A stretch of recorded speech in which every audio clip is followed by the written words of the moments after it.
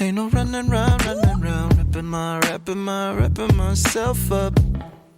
Ay, ay, pulling me back up.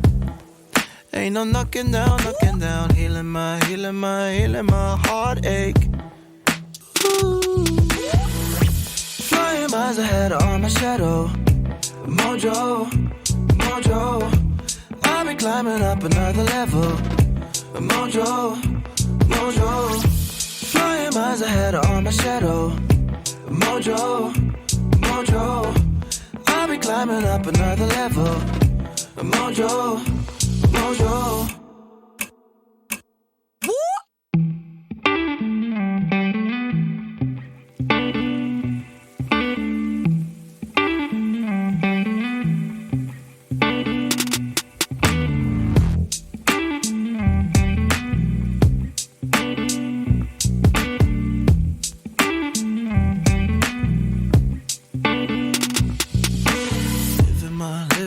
Living my own pace.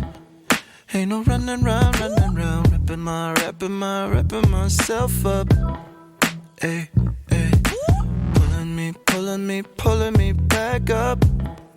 Ain't no knocking down, healing my heartache. Ooh. Flying miles ahead on my shadow. Mojo, I'll be climbing up another level. Mojo, flying miles ahead on my shadow. Mojo, I'll be climbing up another level. Mojo.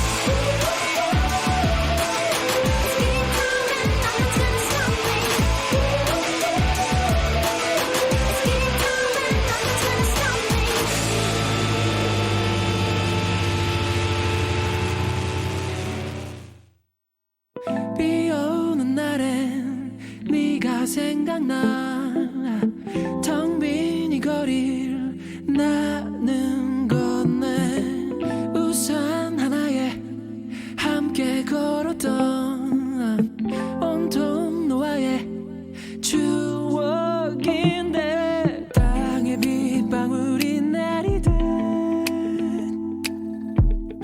가슴에 눈물이 내려 숨이 막혀 네가 없는 텅 빈 거리엔 네가 없는 이 공간 속에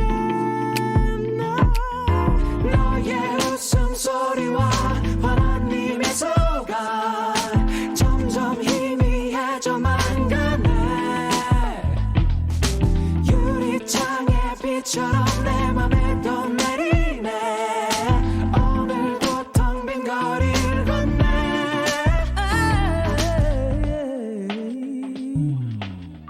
마지막 그날 너의 뒷모습 잊을 수 없어 나도 건네 너의 집에서 다투던 그날 뒤돌아서서 가버린 너 아픈 기억들 지워지고 아름다웠던 기억들만 생각나네 너와 함께한 이 거리에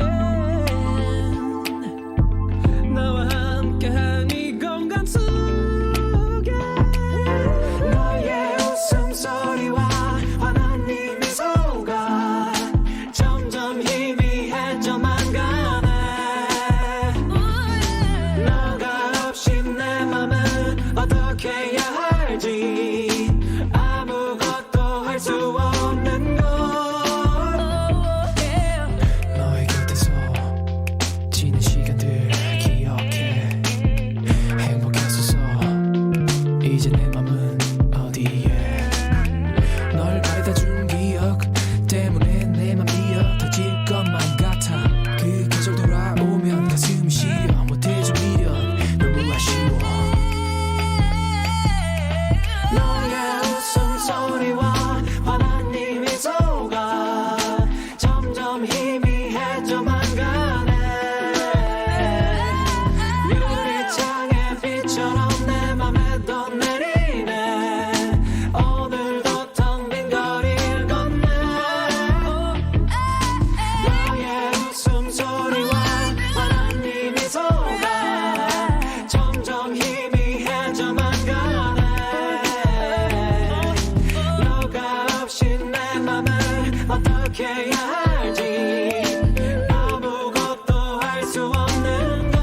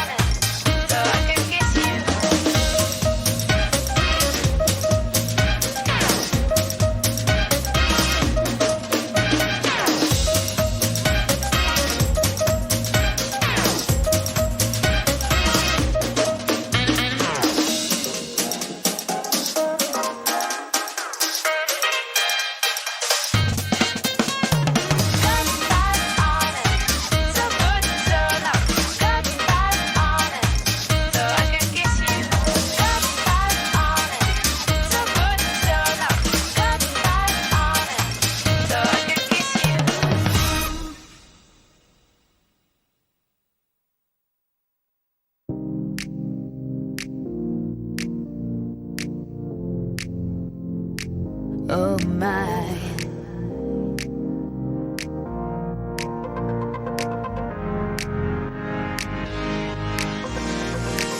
I've been all night waiting for you to come home.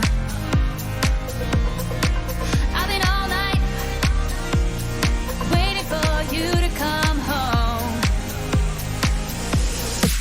Oh my, come on, let's do this dance tonight. I gotta have you, boy, you're playing with my heart. We look around, but we don't see nobody else. Nobody, nobody. Give me your loving, give me your loving, give me your loving. Oh my.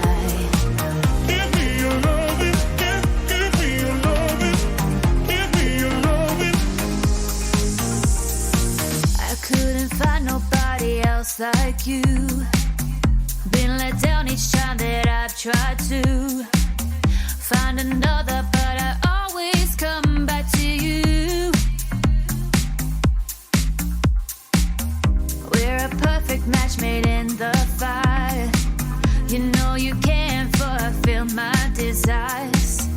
Many try, but I only got you in my eyes. In my eyes. Oh my, come on, let's do this dance tonight. I gotta have you, boy, you're playing with my heart. We look around, but we don't see nobody else. Nobody, nobody. Give me your loving, give me your loving, give me your loving. Oh my. Give me your loving, give me your loving, give me your loving, your loving. Oh my, your loving. Oh my. I've been all night waiting for you to come home. I've been all night waiting for you to come home. Oh my, come on, let's do this dance tonight. I gotta have you, boy, you're playing with my heart. We look around, but we don't see nobody else. Nobody. Nobody. Give me your loving, give me your loving, give me your loving. Oh my. Give me your loving, give me your loving, give me your loving, your loving.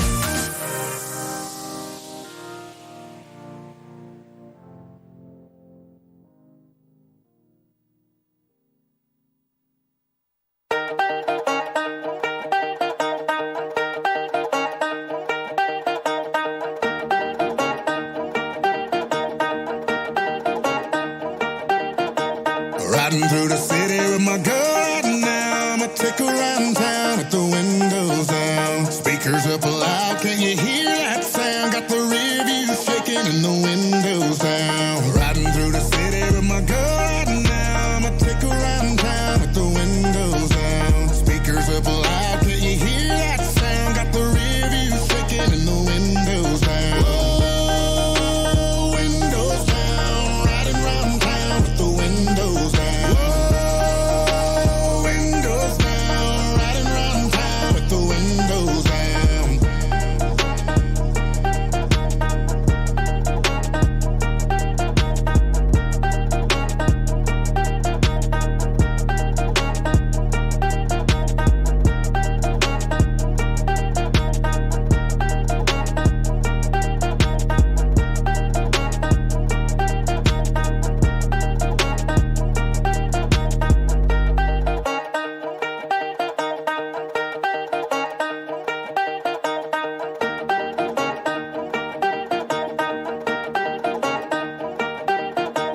Riding through the city with my girl right now. I'ma take her around town with the windows down. Speakers up loud, can you hear that sound? Got the rear view shaking and the windows down. Riding through the city with my girl right now. I'ma take her around town with the windows down.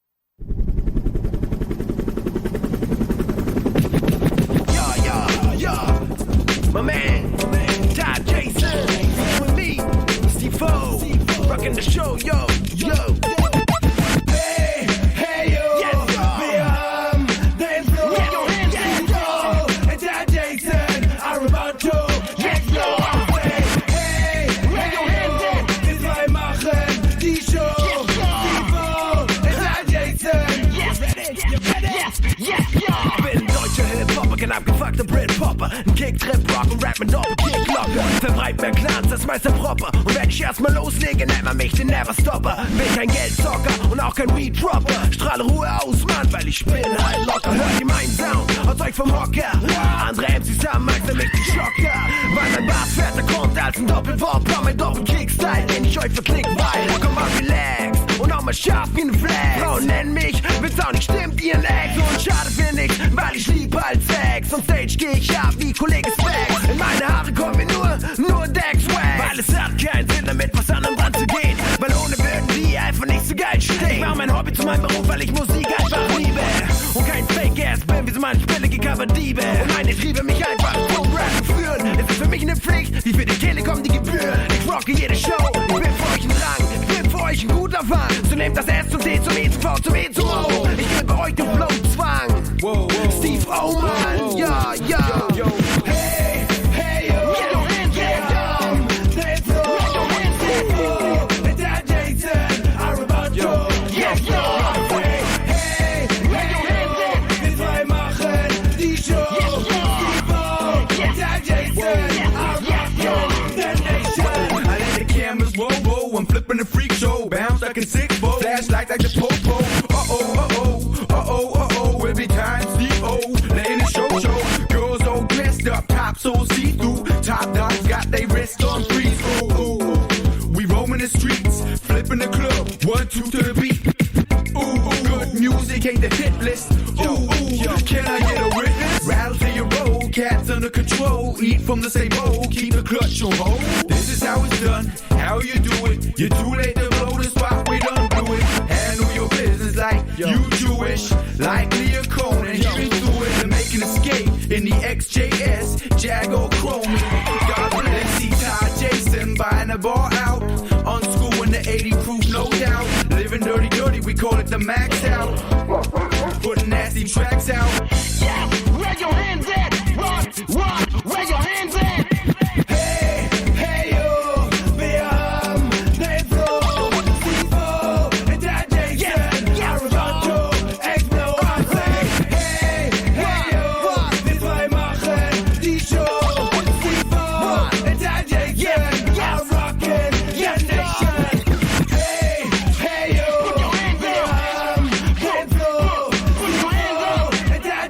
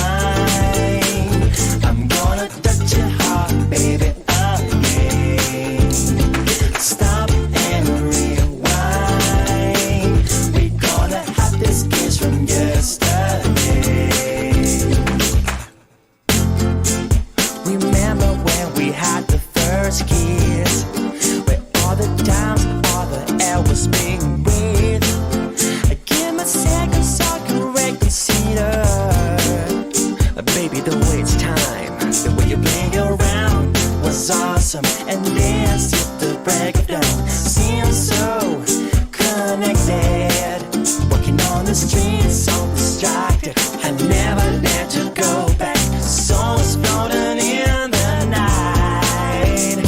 Stop and rewind. I'm gonna touch your heart, baby, again. Like this. Stop and rewind. We're gonna have this kiss from yesterday. Look, baby, what I have found. A little love story to remind us.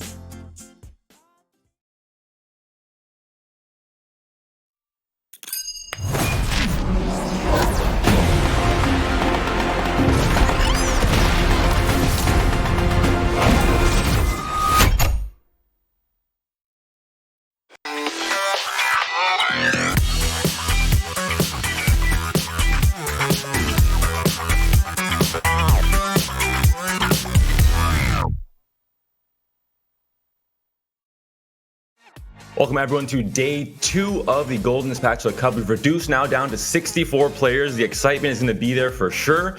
The tournament meta might be a little bit more refined, but just really a great day of TFT coming up for us today on the Saturday. I'm Pitchers Panda, will be the host for this type of show. I'm joined by Wida, who you all know and love, but we have a casting debut on the Rising Legends broadcast team. It is Murnio from the German scene.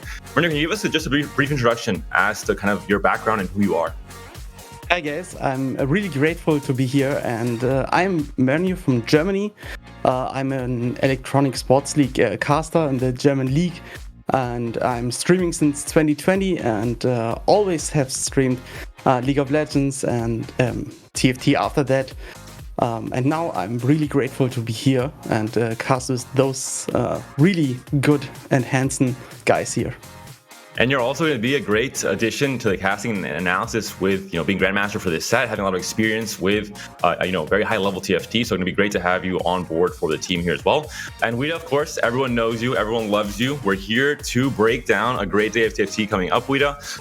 But first, let's break down, what we're actually doing here. What is Golden Spatula Cup? Where are we in the circuit? We've just started off this new set, but can you break down, Wida, where we are and what's coming up maybe after this as well?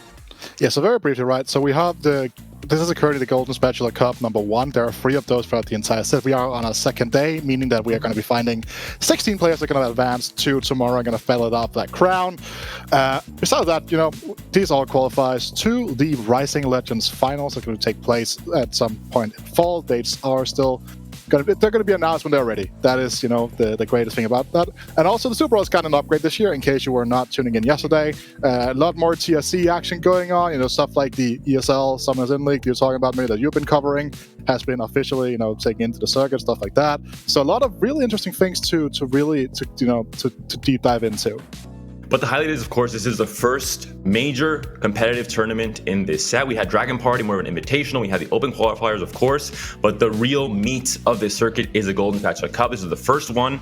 Yesterday already, a lot of hopeful players, half of them were axed. Only 64 made it to day 2. We got to see kind of a tournament meta really develop, and I think some things were expected and we could have obviously predicted. Other things maybe not so much, and results as well I think were a little bit interesting with what countries ended up doing better and what countries ended up doing worse yesterday as well. But we do have a short recap to go over what happened on day 1 and kind of the key moments of the day for you guys to kind of catch up if you missed it, and then lead into day 2 for today.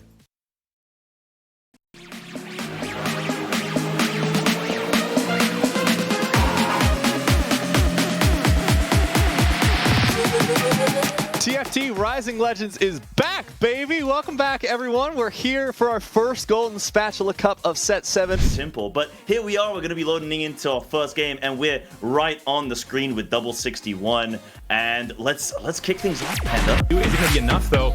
He gets taken down. Zaya pulls her feathers. Everything disappears. Anivia and Soraka versus Zaya with 3 items. Siphon beats Siphon. One of these is going to be the winner. One is going to be the loser. Who's going to charge for the optimal position?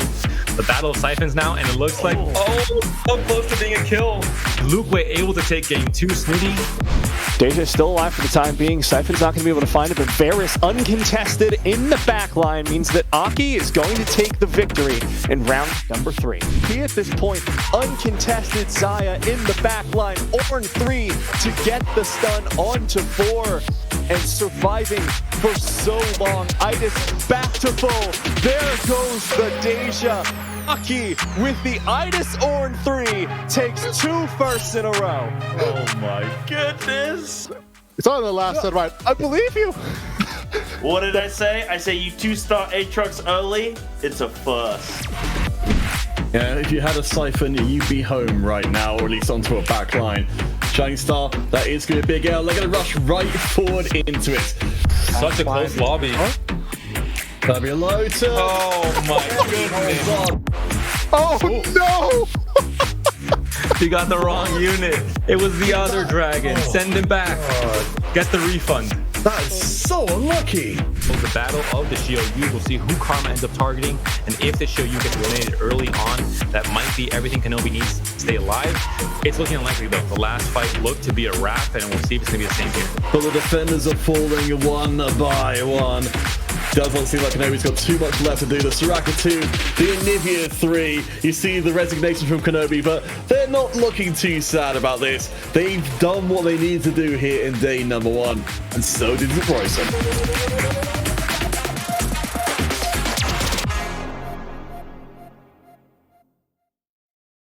Some truly great moments yesterday. We had maybe the usual stuff we expected, but also these very kind of funky moments with Idis 3 and Ornn 3 in one game. We had just very unusual stuff happening in different lobbies all throughout the stream matches yesterday. We also had to see, I think, at the very end, games 5 and 6, Nidalee and Camarero coming into this spotlight as well, and just showing the variety of comps that can be played in this patch. But I want to recap not so much the meta stuff, we'll talk about that a little bit later with all of us here, but I want to recap the players and kind of the broad strokes in terms of nationalities and how they did in day 1.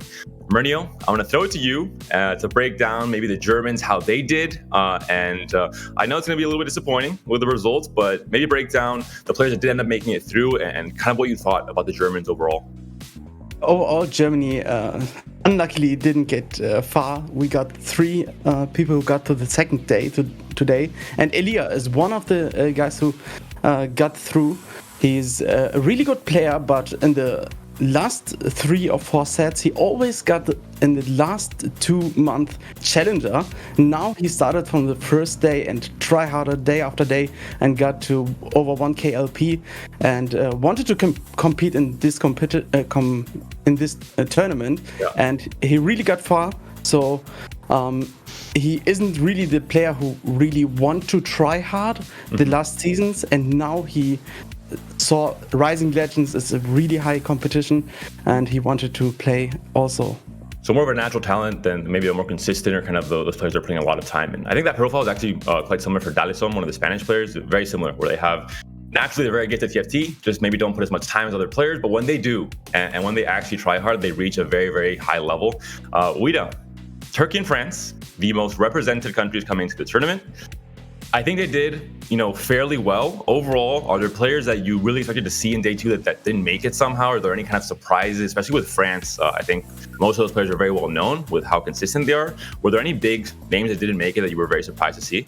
I think the big one is Lakoko, right? Had a very strong performance, qualified for the Gizmos and Gadgets Championship, obviously didn't have the strongest performance there, but was a very strong competitor in our EME Racing Legends finals back in the previous set. Psycho, another French player that has also been a previous championship contestant, a player that we also saw not really find their footing yesterday as well. Sologasang, again, German top-level player here. Everyone's pretty much familiar with Sologasang, right?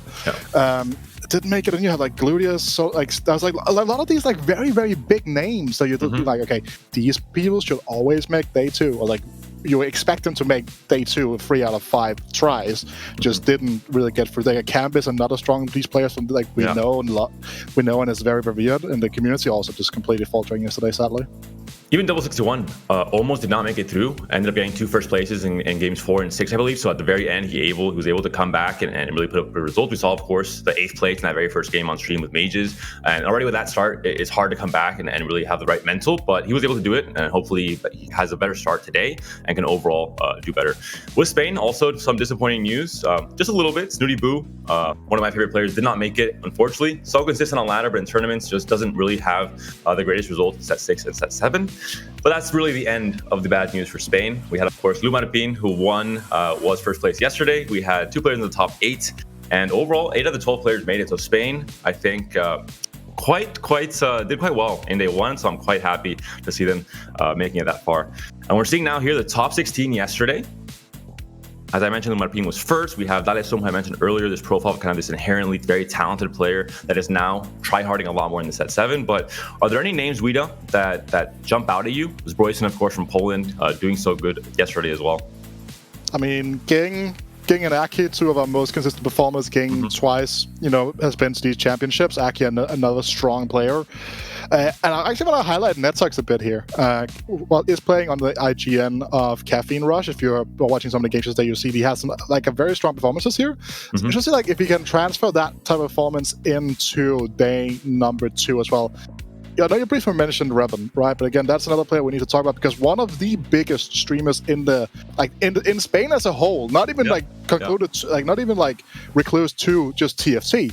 He's just a massive streamer in the Spanish space in general, and seeing him perform well in the premier TFT competition in the region is just insane as well. We do have, of course, the favorite segment of many of our viewers in this type of show, the Socialite Spotlight, coming in, where we can really highlight 3 players that aren't necessarily maybe the best players, in the tournament, but more players that we think have an interesting story or have an interesting kind of path towards this Golden Spatula Cup that it is important to highlight and kind of showcase for the viewers. So I want to start off with you, Murnio. I assume you're going to pick a German player, as we tend to do, the biased picks when it comes to this. But talk us through who your Socialite Spotlight is for this tournament. For this tournament, I take Elia. Not only he's a really handsome guy, he's really good, and I said it before, he always tryhards just in the end of the season, but this time he showed to all people and really played from the first day of the set and tryharded day after day, 14 hours a day, beat everybody and knew, okay, now I can compete in this tournament. And he's a really flexible player. He has a really high win rate, really high top 4 rate, and doesn't just play Nidalee only like other players in this tournament. Whoa. Plays That's really much dragons a lot, and Zarya plays many other different comps, so doesn't think, okay, I'm going into the game getting my bow and running down with Zarya. He takes a giant spell, takes a defensive item, takes sometimes a giant's belt, and tries to play really flexible. That's great to hear, actually. We did a bit of a preview for my Socialite Spotlight. It will be Revan. I think he has a very interesting story. He is part of Koi, which is, if you guys don't know, one of the biggest esports teams right now in terms of just content and just influence in the gaming and esports space. He was picked up at the end of set 6. There was a lot of talk in the community about, did he deserve this? He was a player that did well in set 3, was kind of missing in set 4 and 5, came back in set 6. But he's a player that, again, maybe wasn't super consistent, wasn't super try-hard, didn't put the right amount of time into becoming the best player that he can be. But set 7, he's absolutely been a monster alongside Snooty Boo on ladder. They've been top 10 pretty much the entire set. He did start alongside Gunmei, the Nidalee forcing train in Spain, where they're just doing so well, getting top 4 very often and forcing it very often on ladder. He played it yesterday as well. He got two very good, maybe a first and a second with Nidalee. I expect to see more of it today. And he's a player that overall had a lot of doubts coming into set 7 and really has shut up all the haters and has proven that he is one of the best players in Spain and hopefully one of the best players in Europe as well. Yeah, moving on to my spotlight pick, is going to be Lu Kuei, a player that, just look at those esports achievements. He has just been doing an absolutely magnificent job in these competitions overall.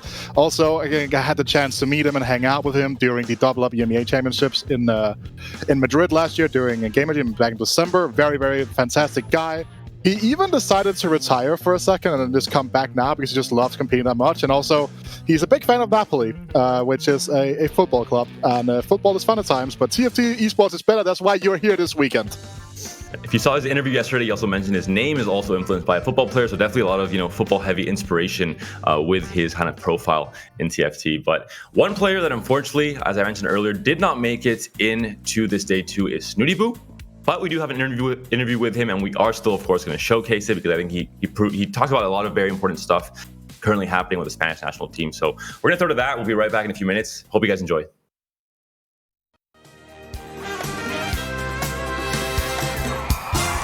Hello everyone, I am Impetuous Panda, part of the Rising Legends broadcast team, and today I'm joined by maybe my favorite player in the entire EMEA region because he's Spanish and I'm also Spanish, and that is of course Snooty Boo. Snooty, how are you doing? Can you give us a little brief introduction as to who you are?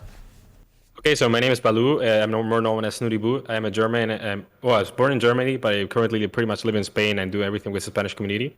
And yeah, that's pretty much me. And you're kind of the face of Spain right now in terms of not just on ladder, pretty much always in the top 10, also making it to tournaments, of course, but also when it comes to streaming and consistent streaming especially. So how do you feel? Do you feel there's a pressure on you kind of being the face of the entire country in some ways in TFT right now?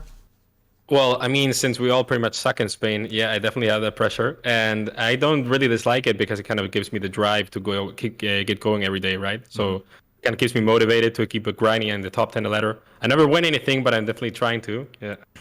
Hopefully this set will change because I think you do deserve that at least with all the ladder success you've had, translating that to tournament as well. But this is, of course, a new set. Dragonlance just came in about a month ago. You've been streaming and playing pretty much nonstop, working hard on those snapshots, making it to top 10, pretty much every single one until now, if I'm not mistaken. How are your first impressions? What do you feel about the set in big picture, but also maybe like the balance patches, just the general idea you have of the set right now? Okay, so the balance is a bit of an issue because all of these triple synergy champs, right, they're just so problematic overall because if it's not a dragon, it's a 2 cost, it's a 3 cost, and we're definitely noticing that they're having a little bit of difficulty with that. But overall, the set is pretty cool because augments are my favorite mechanic of all sets of all time, and they kept that, and they also added some new kind of spice to it, right? Because these dragons are kind of like a chosen type of unit, and I really like how they did that. People seem to be happy as well, and the hype overall is growing, so I mean, I'm pretty happy for TFT right now. You have the Golden Spatula Cup coming up right now. Obviously, that's, I think, the number one goal you have right now, short term. But looking at, past that tournament, looking long term, what are your general ideas that you want to achieve, maybe as a, competitive player, but also maybe as a content creator for this set? Do you have any kind of big goals you want to get to? Okay, so as a content creator, I'm pretty satisfied with where I'm at right now. And as a competitor, I really would like to go to a world championship once at least. I don't even need to win it. I just want to be there once. Yeah. Hopefully this set is a time for that, Snooty. Also wanted to talk about Spain in general because there have been a lot of developments in this set compared to set 6 even. We have a national team now led by Manute with all the best players in Spain, traveling to France as well. You've had already a boot camp in Madrid. Also, you're currently boot camping with Iguana, another great Spanish player. There seems to be a lot of developments in the Spanish community itself. Can you tell us a bit about how you feel with all these different things that are happening, and do you think it might kind of help grow the Spanish scene even more and make them even more competitive? Yeah, so the original idea is that we were kind of jealous of the French people, right? Because they were always working together, and that's probably one of the reasons that they're at the top. So we're actually kind of close overall, but we just didn't really use that to get better at the game, to meet up and to share ideas or whatnot, right? So now we're doing that more than ever, and we're also enjoying it because, of course, there's a little bit of personal enjoyment in these activities, and we're really at the top this set, at least the people out there, and I'm really looking forward to the results coming up. Yeah. And, I have to ask, do you think Spain will compete with France? Do you think in terms of players qualified to tournaments, in terms of results, do you think Spain is going to get to that level in this set 7? It's not going to be a head-to-head kind of thing because they've got so many good players, but I think that 1 or 2 are definitely going to be up there. Yeah. Okay. Well, let's hope it's true. As we're both Spanish, we both have that bias. I definitely hope it's true. Finally, I want to ask you, Snooty, do you have any shout-outs you want to give to maybe the players that you have grown with, that you've learned from in the past few sets even, maybe your fans and your team as well that you represent? Just anyone at all you want to shout out, even if you want to do it in Spanish, I think that would be a great idea. Oh, en Spanish. Well, muchísimas gracias a toda la gente que me ve, por supuesto, en el directo todos los días. Soy todo lo importante para que esto funcione. Muchas gracias a Manute y a toda la gente que me apoya a diario y, por supuesto, a la maravillosa comunidad que tenemos en España, que sin ellos no tendría sentido. Thank you so much, Snooty, for your time. No problem.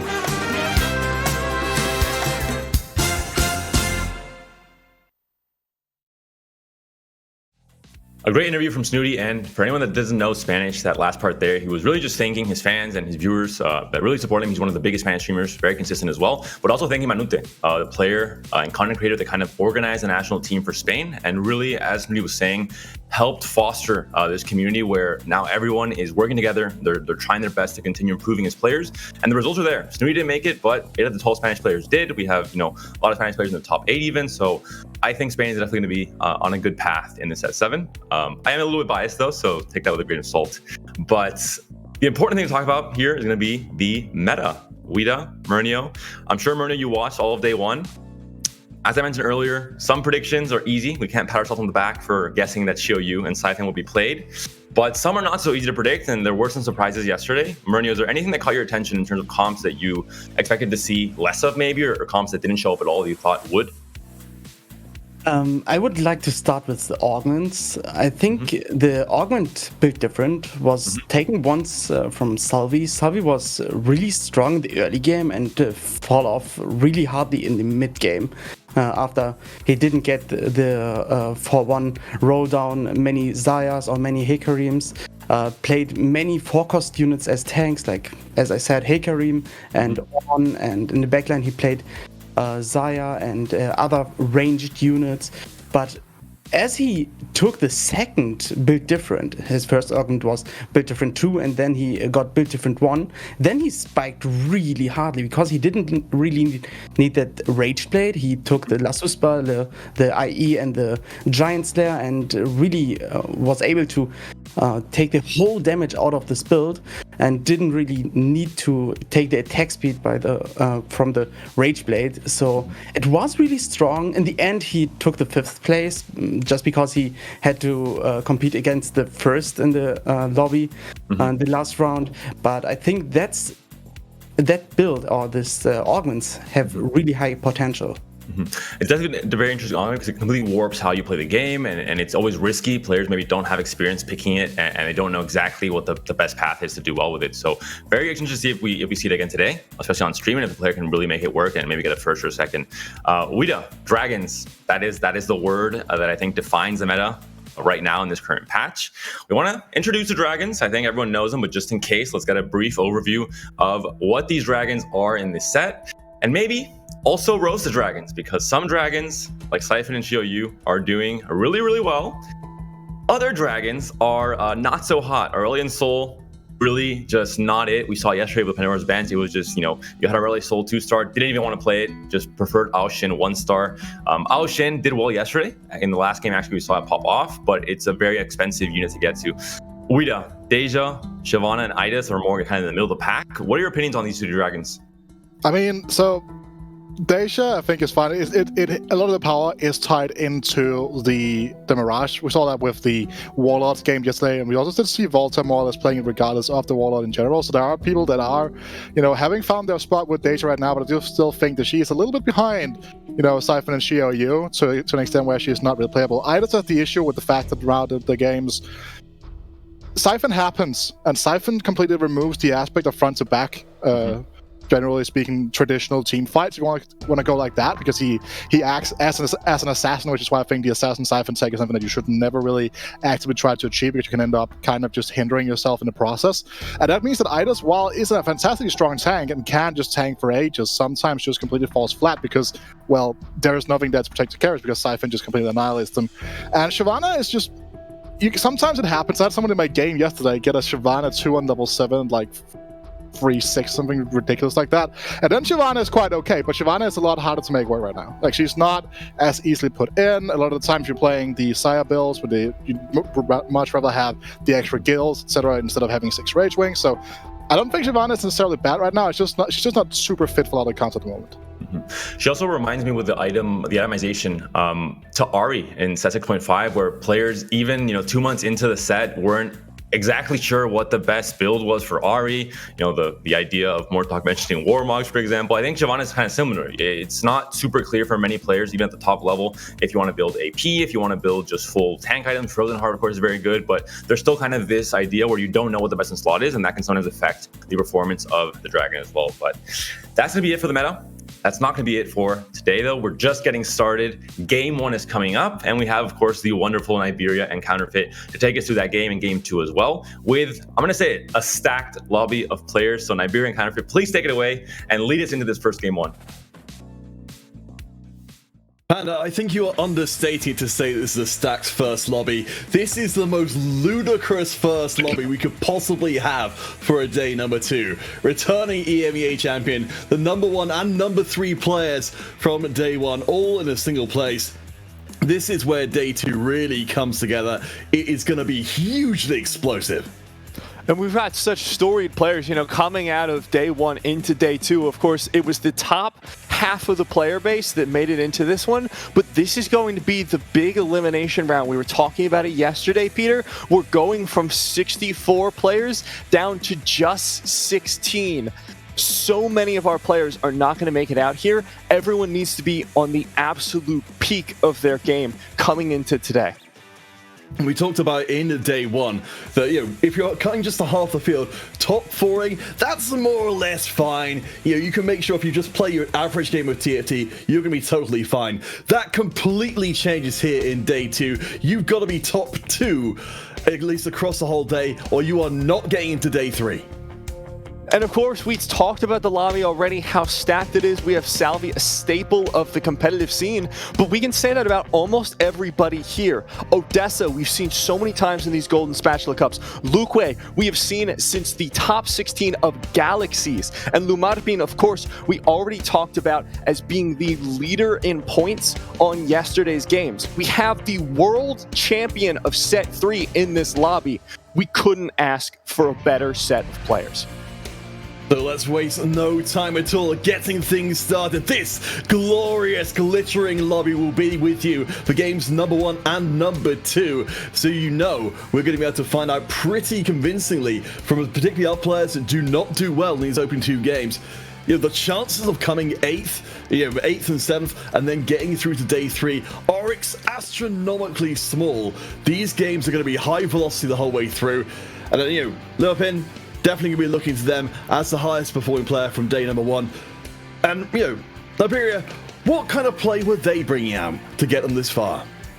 It was actually really impressive. There's a lot of flexibility coming out from the builds that Lumarpin was running. We even saw a Siphon 3 come out during one of the games. We saw Dragon Alliance. We saw Shyvana 2. Everyone was trash talking my girl, my favorite dragon, but she can still show up. She can still knock it out of the park if she's given the tools. And Lumarpin has been playing for those absolute top-end compositions. And remember, guys, while we're discussing all of this, if you want to join in on the conversation, you can tweet at TFT Esports EMEA if you want to tweet at our official account, or use the hashtag TFT Rising Legends. We'd always love to hear from you. Yeah, there's tons of great things to see on the Twitch account as well. As we said in day 1, we're upping our meme game day by day, so hopefully you'll come and help us out with that. But please, of course, let us know in the chat who you are here to see battle for the crown, the chance to get through to day 3 and a guaranteed place at the EMEA finals lying at the end of this particular rainbow. This is high pressure play for every player today.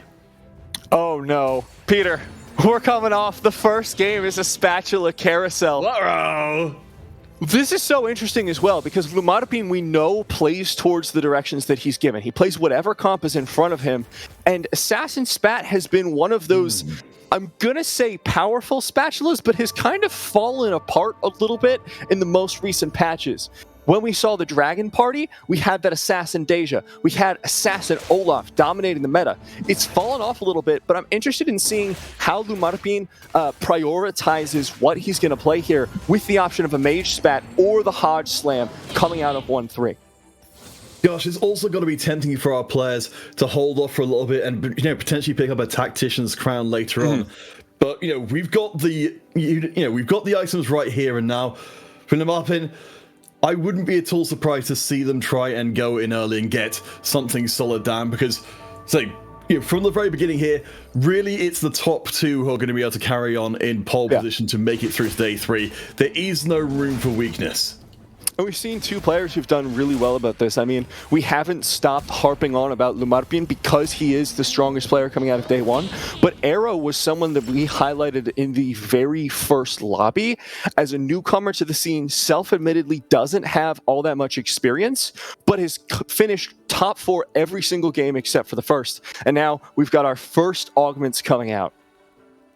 Oh my gosh, I know personal training is a personal favorite of mine, but Better Together, we saw a ton of this in a day one. Even if you're just using it to pump up the power of your Locket of the Iron Slurry, it's such incredible value. Lumarpin, they've got the units that are leveling up early to make sure they can get the best value out of this. I love this board early on. And now you're going to have so much early game power to start it out. Going to start with that win streak. Even going to slam the Hand of Justice onto the Yone to get this started, get him a little bit more aggression. And I'm wondering across the board where our players are landing on that. And it's going to depend on those augments that they've picked up.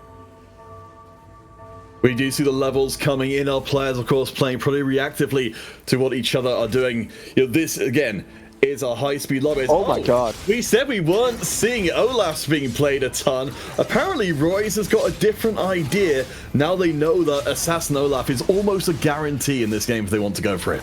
Yeah, I mean, to be honest, Peter, the thing is, most people don't get 2 Olafs off the PvE rounds.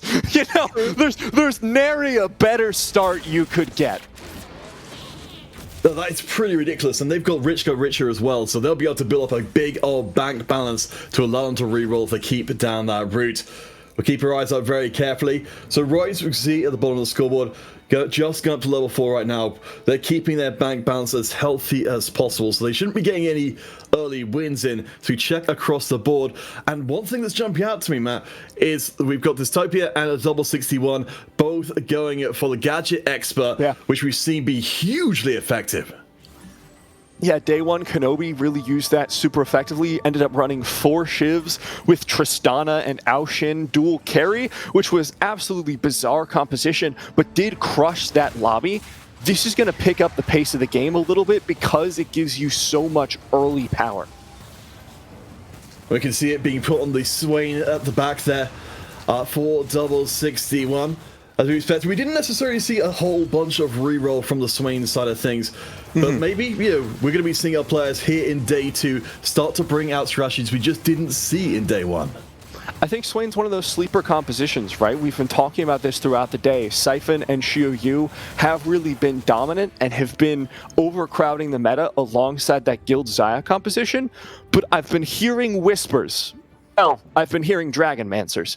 And Swain is still a very strong carry if you can get it executed, if you can get that 3-star. So I'll be interested in keeping an eye on if it's a pivot later on the game, but an early Swain pair is a good sign for that comp. So we'll take a look at our early game economy here and see how the streaks are setting up. Of course, we can see not much streaks as of yet, but Roy's, of course, you mentioned there with the Rich Get Richer from before, they've put together a very healthy bank balance indeed. And this is going to be great for him, right? If you're going for this Olaf composition, what you want to do is you want that Olaf to die a ton early through stage 2. Once you hit stage 3, you're going to start leveling. You want to get to 7 and then start slow rolling for that Olaf, for that Diana. And this is, once again, a fantastic start. So a lot of our players starting up strong as we see Dystopia with that Shiv, with that Rage Blade on the Ashe. Yes, aka Odessa.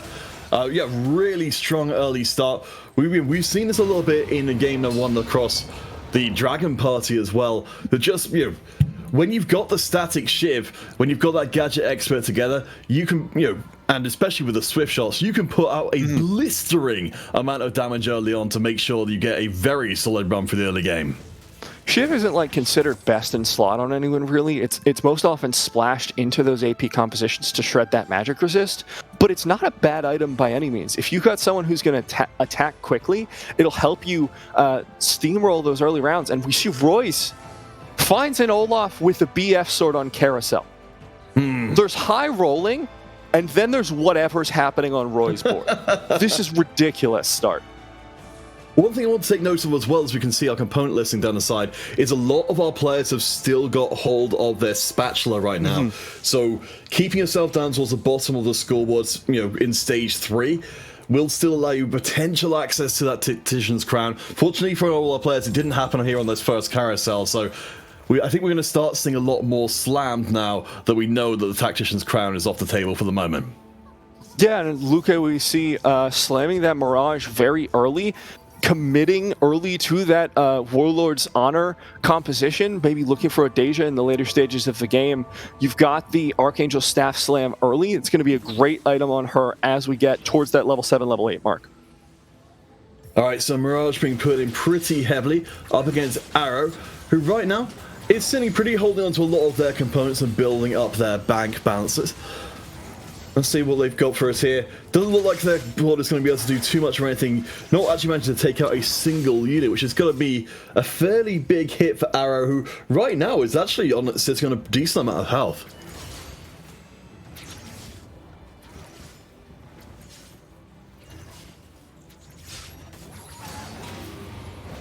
There's the hit, and Arrow will slip down a little bit further.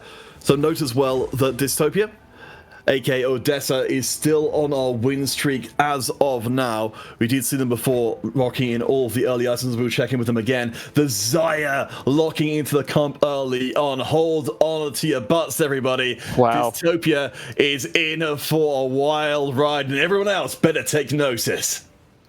Yeah, so we've talked about the Stage 2 Dragons, right? We've talked about how important those are and like how game-changing they are. Stage 2 Zaya, pretty good too. Gotta be honest, you know. I call her a dragon to herself. Yeah, a little baby dragon, a dragonling, we'll say. And I think this is going to do a whole lot for this board early on. Of course, we did see Lumarpin streaking all the way into 2-5, but was shut down. On the opposite end of things, we see Dystopia win streaking all the way into Krugs, 20 gold, 5 win streak, fantastic. Bottom of the board, we see Humish, aka Lalana, who you may remember from Fates qualifiers, having a rough time, just 66 HP left. Yeah, that's going to be a little bit difficult to deal with. Of course, we've always got the general concern of TFT, or strong early doesn't necessarily translate into strong late. Yeah. We mentioned before, the static shift not going to be best in slot, and perhaps there will be some people who do have best in slot setups who'll be able to overtake later on. I'm looking forward to this PvE round here for Roy's because, again, that Spatula is still open. Could find the Infinity Edge as well if he wants to prioritize that over the Assassin Spat Olaf. But it's going to give him such a power spike either way. And this Olaf has got to have a ton of AD built on him after the losses all the way through 2-7. And Roy's is already 49 gold, almost guaranteed to hit 50 off of this PvE round. Sitting pretty. What we don't have so far is the actual Assassin Spatula coming through. So Roy's decided not to pick up the glove from the carousel, assuming, which I think is fair enough, that they would be able to pick it up later on. But they might eventually, if they get a little bit unlucky, end up having to pick it up from the Treasure Dragon later. Oh. We'll see how they do.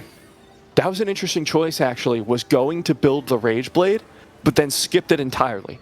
Sold the Senna and was waiting for it. So now we see Double 61 going for what I assume is going to be very much a placeholder comp now that there's a Zeke's on that Swain, but should give him a little bit of that strength. All right, Dystopia slamming in the second static shiv. There is nothing this player won't do to keep their win streak going here in stage number 3. Of course, they're up against Double 61, who is in the same mindset, but they're just not reaching the same level of absurdity. Well, wait for that Swain. He's hanging in there for a while, but looks like the pull back from Zaya won't even be necessary. Those shivs are going to drop off in the later stages of the game, but with how well Dystopia is doing, this is going to guarantee the win streak, guarantee the econ, so that it's maybe not going to matter. You can cap out this board with something like a Shyvana, which will by herself give you so much more board strength. So this is an interesting augment coming in here. I think this is another thing people are holding out for. The Earth's Grab Bag. If you haven't used up your splash as of yet, then you are guaranteed that Tactician's Crown. I think that might be what we're on line for here with Double 61.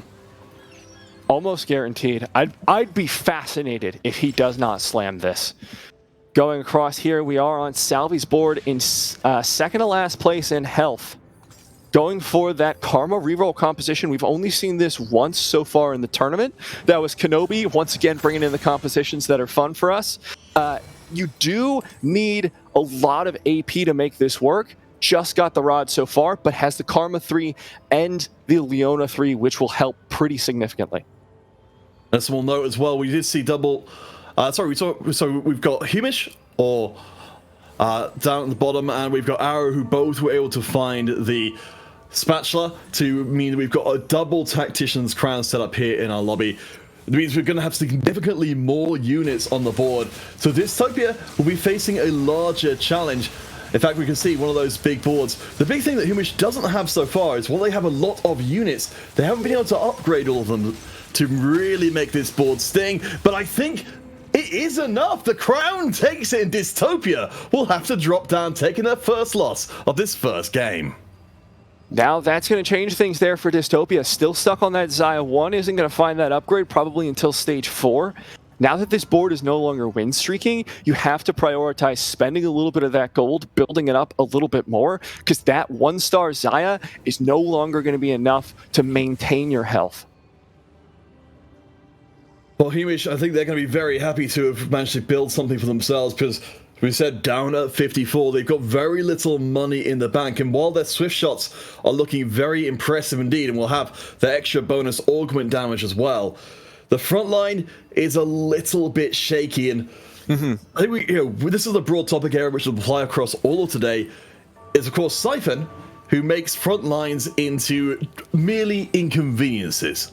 Yeah, and I think this is a really great composition to transition into a Siphon. That's why I like it. It's flexible. You can either stick with that 4 Swift Shot version, or you can go into the Siphon Varus reroll, where you get that Siphon frontline with an Alawi, and then have Varus in the back providing DPS. It's so strong and caps out incredibly hard, but you do have to roll for the Varus 3.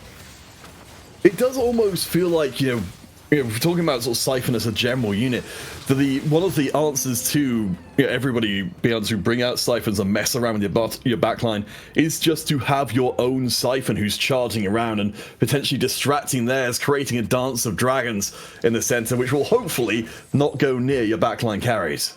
And speaking of the rerolls, I'm actually kind of fascinated that Salvi opted into the Karma reroll, which is a 1-cost reroll. Obviously, that means you can hit it sooner on this stage 3, but the power you get from that compared to going for a reroll of something like the Varus, it's such a massive gulf in power, because that Varus board can carry you all the way to the late stages of the game. With this Dragonmancer Karma, you're really depending on getting that cap from a Shioyu.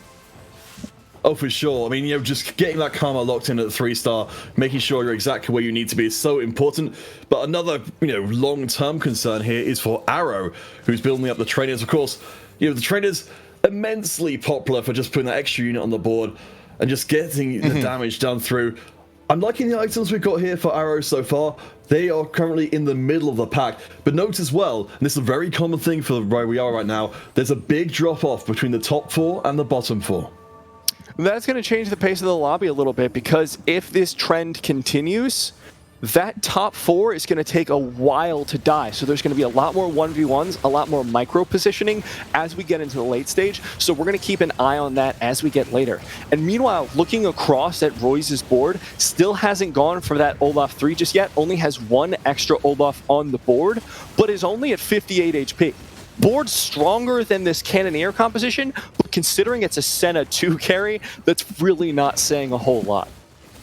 Yes, we really would like to be looking towards the Corki later on, but I'm liking what we're seeing so far from Roy's. While they are in the lower half, and of course with an Olaf carry, they're not going to be having that huge dragon spike we see elsewhere. Oh my god. Wait a second. I think we've just had an unexpected visitor, Niberia. What? Just picking up the random Bard and Zoe off level 7. Be interested in seeing if he runs her. He will not opting out of splashing that mage into the trainer composition, which is possible if you opt into the Heimer. Instead, staying dedicated and finding a Yasuo. Just want to check. I just want to check. Just hit. What the odds are on hitting a legendary unit at this stage. My eyes do Peter, not deceive me. I believe that says 1% down there. Can you confirm? Well, there's no zeros after that, are there? No, it's not 10%. In fact, it is 1%. Hitting it nonetheless, and with this Bard, now it's already at 2%. So if you want to really look for a late game capped board, having a Bard at 3-6 is a great way to do that. All right, so let's reset ourselves coming to the end of stage number 3. Double 61, EMEA champion. It's on top of the heap. And of course, coming to this lobby with the first and third place finishers from day one, Lumapin and Arrow. There certainly felt like there was an air of challenge being thrown onto Double 61 to show that they are still top of the heap. And I think it's unsurprising what we're seeing happen here with the win streaks. Both Double and Lalana are the ones streaking. Those were the people that built that Tactician's Crown. So they've got options there. And we're coming back onto Lumarpin's board. Remember, this was the person who got the most points on day number 1. And he is building one hell of a Yone, I gotta be honest. Hand of Justice, Infinity Edge, and the, I believe it's even called Infinity Force. Lots of infinites here. But that Ornn item is going to have a lot of power here early, but I'm expecting a pivot. It's just Yone 2, not holding on to a whole lot of spares or finding many, in fact. Yep, there it is. I see what you mean here, because we haven't committed anything in terms of items. Siphon, of course, notoriously able to just carry whatever you want to throw on his back. This is a very heavy hitting Siphon, though, that we're seeing coming in. But from this point forward, no backlines are safe. Yeah, and I mean, running into the perfect composition for it. Unfortunately, Siphon, oh no, he actually found the right angle, and there he goes directly onto the backline of the Karma.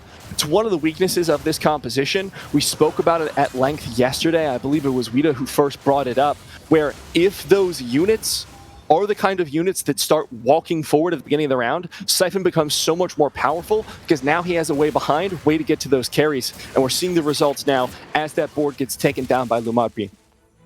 Now, this is extremely bad news for them. I fully expect to see them drop down even further as we get our last augment coming in. This has been a fully gold lobby, so no big spikes or surprises to throw off people's initial game plan. Honestly, it's not a bad way at all to start day 1. And of course, a lot of players will have their rerolls available to make sure they get the perfect augment to cap out their comp.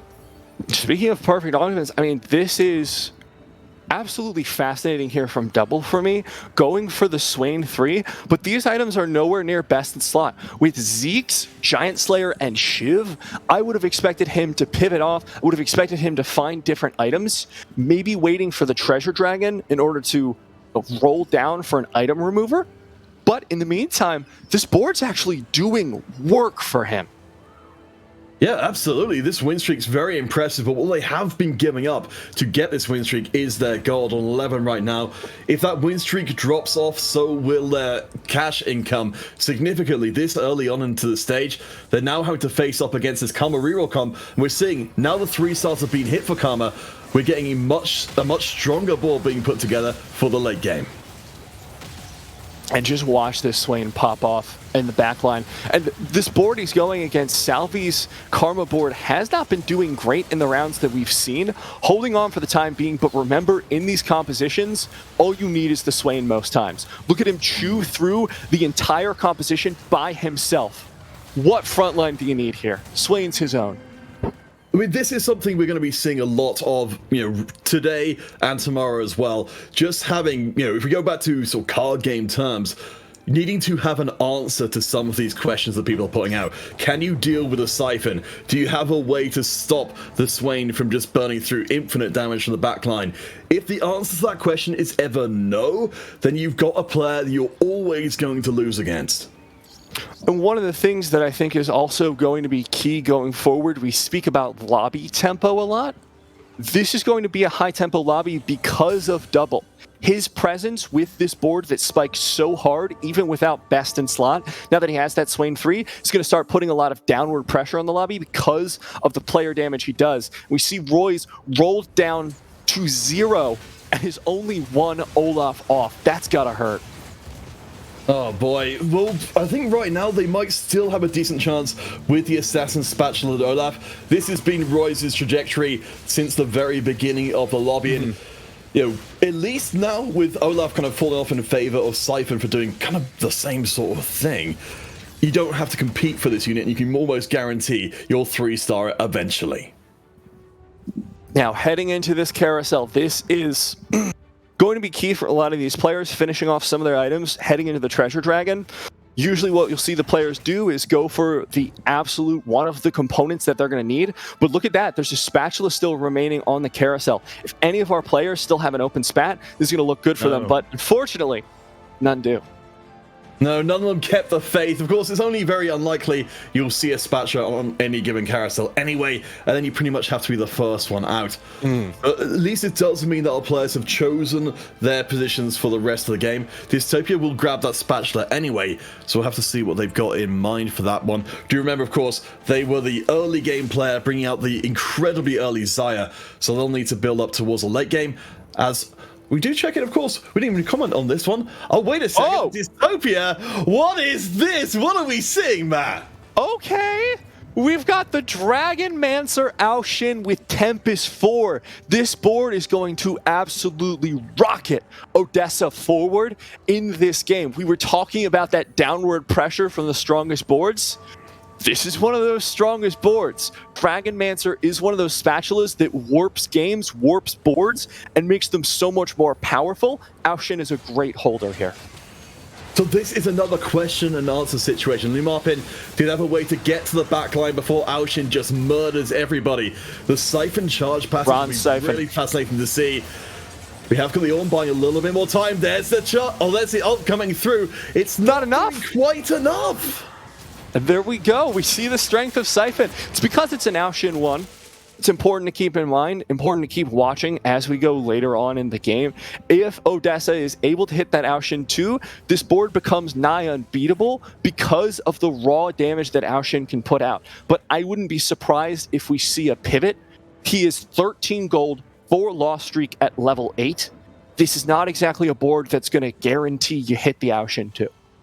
This is going to be one of those situations that I'm so, off of the reservation in terms of what I'd be expecting here, that that I could well just be completely off base.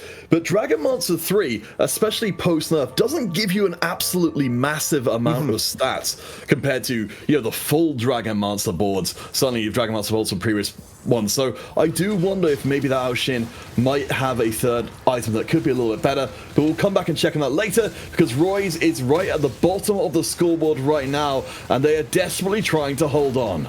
This could be their death coming for them. Not going to slam that BT. Swain left alive on the board. We've seen what Swain can do 1vx.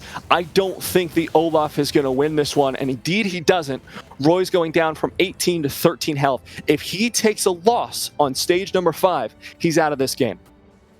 This is something that Admirable, who was on one of our previous broadcasts, really brought to mind, is whether you've got inevitability on your board. The Grinsius Rageblade. And now, if we see this one being taken, this Treasure Dragon being taken here, the Infinity Edge for the Olaf together, they can create that kind of situation. But I don't know. I don't feel like Roy's is in the best spot here, because this is the big thing about this patch, is against Assassins, you can always just clump everything in the corner, and the Assassins will just jump and land away from your carries. Odessa did roll down and find it and gave up on a Shio U2. Now, looking across, Arrow has built out this board, found the Corki 2, found the Sona 2 as well, and has good items on her. This Bard has been working his little butt off getting the stacks here, but it seems like it hasn't really done a whole lot. We don't see a lot of high-cost boards coming out, high-cost units. No, I think that's maybe some way towards what Arrow's working there. You can see they've got a 3-win streak and 26 gold. That's a decent amount of money, though it's not double 61 money.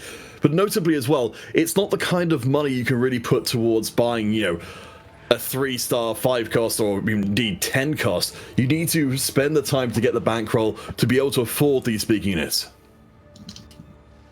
Now, looking for this Deja 2, can lock the shop here for Luque. Running down 29 HP, can take 2 losses here, but is really in rough shape with this composition. All right, double 61, still on the back line. with the double Giant Slayer setup on the Swain, hitting like an absolute truck up against Deja. Deja we did see coming in towards the end of day 1 on screen, though it had been played across the board elsewhere. You can see the ults are huge, but sustained damage isn't quite there, and certainly not enough to deal with that massive Swain.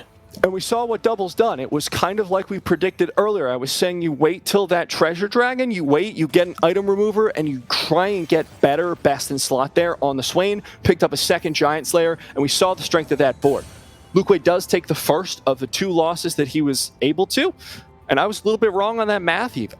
So 20 HP left, found the Deja 2. This is strength that he was sorely missing, but level 7 on 5-2. This is going to be tough to stay alive in this lobby. And Luke doesn't have the money to be able to come back in. They're having to rely on their loss streak to keep them economically afloat. And the one thing they can't afford to really trade too much more is their HP for gold. Now, this is going to be a crucial fight. This is against not an incredibly strong board here from Arrow. This isn't completely capped out, but it looks like the Corki's doing a fine job. The Bard ult making a lot of work happen. There comes the Ascension. So this could be where Deja pops off, and indeed it is. Wow! Should be enough to take down this board. Arrow takes a loss, and Lukway, for the time being, is going to stay in this game, as is Royce. And what we are seeing in the lobby overall is the collapse of the differentiation between the top 4 and the bottom 4. You can see Humish now is down on 31, which is not very far away from where Salvi and Royce are at the bottom. Double 61, they are riding high. They are above the flood. But for everybody else who needs to be hitting at least top 3, if not top 2, this is a hugely wild situation. And I've got no idea who's coming out ahead. I really love this Guardian onto the Shio Yu, though. I was watching some Grandmaster games yesterday, and this can tank so hard with that Bloodthirster. This is going to give Salvi the top end that he desperately needs. The question is, will it be enough against Lumarpin's Siphon? And we can see that Siphon fully itemized for damage, and Terra is tearing through. They're not even taking any damage so far. But of course, once the big dragon goes from Salvi's side, it's just a matter of time. Surely the charge is ridiculous. Whispers always have that inevitability. They're building up every single time. At least Salvi keeps themselves alive. But for Royce, we cannot say the same. That is our first 8th place, and a player very unlikely to make it through to day 3. But like you mentioned, 18 health difference between 2nd place and 7th place. This is anyone's to play for. And I'd like to point out, Lumarpin's board 1 there. He's still on Siphon 1. He still does not have a 2-star. It's 5-4. He just has not been finding anything. Needle in a haystack, and still won that fight. Still 3rd in the lobby. If he finds that Siphon 2, dude, smooth sailing to the top 2. And a small note coming out of that last carousel is Double 61, the gadget expert you might remember from before, managed to actually grab themselves another static Shiv to go into this late game with. So they are going to be absolutely ridiculous. Frozen Heart will be coming in from Lumarpin, though. Certainly an item that has been attracting a lot of attention recently. Looking at this Bard pickup, and I'm wondering where you put it, because this is a pretty well assembled board here from Lumarpin. Looks like he's going to opt not to put it in just yet. He's got a couple rounds left, but running into Double, this is not the matchup you want. 77 HP, massive win streak from Double. Not going to be particularly easy matchup here, unless the charge lands on the Swain. Unlucky. There's too many bodies in the way. If we're talking about honorary dragons, it's not maybe the Zaya, but the Swain themselves. Lumarpin is sent back in disarray. Look how much of the board was left there. That wasn't even a little bit close. Now, going to be rolling down, trying to find this Siphon desperately. Selling, has finally hit after selling the Alawi. Slots in the Bard instead. This is Lumarpin finally finding the spike that he's been looking for this whole time. And a Mage Bard to boot. Oh boy. this is the kind of thing you see in your ladder games, and you start to curse someone's luck. This is the kind of thing you see in your nightmares, Peter. Not more than once, though. We are still in a very strong elimination day. Salvi is still alive. I think one of these two is almost certainly going out here, and again, being denied the chance to get through to day 3, almost certainly. It is only about the very bleeding edge of players, the very best under the most pressure, who are allowed to proceed. Deja firing away, still has not been pressured, and with the Bloodthirster on Nunu, he's staying alive for so long. The Cavalier buff really carrying him to victory. Salvi knocked out 6th place, but Lumarpin on the bottom of elimination, even with those upgrades, even with that massive hit that we saw him take, he's in danger. Oh my gosh, so we've got 2 players on single digits, 3 players on barely anymore, and Double 61, our EMEA champion, coming back like a bat out of hell in this first game of day 2. I think we all had our doubts that maybe this wasn't going to be a Double 61 set, but I think he's certainly put pay to that idea in this first game. Absolutely coming back. He had a rough start. Day number 1, didn't top 4 any of the first 3 games. I believe it was 6-6-8, 8-6-6. Mixed it up, got it completely backwards. But then he finished off strong. First, 4th, first. So he's coming in with that energy, with that momentum. Dystopia looking for the Aoshin, will not find it. I feel like the dedication to the Aoshin, the hard committal, and the unwillingness to pivot may have been his downfall if he doesn't make it into the top 4. It's so tricky, especially with having 2 Aoshins right now. The temptation to stay in place is incredibly strong. At least we have got 6 Dragon Masters. Luke up to bat.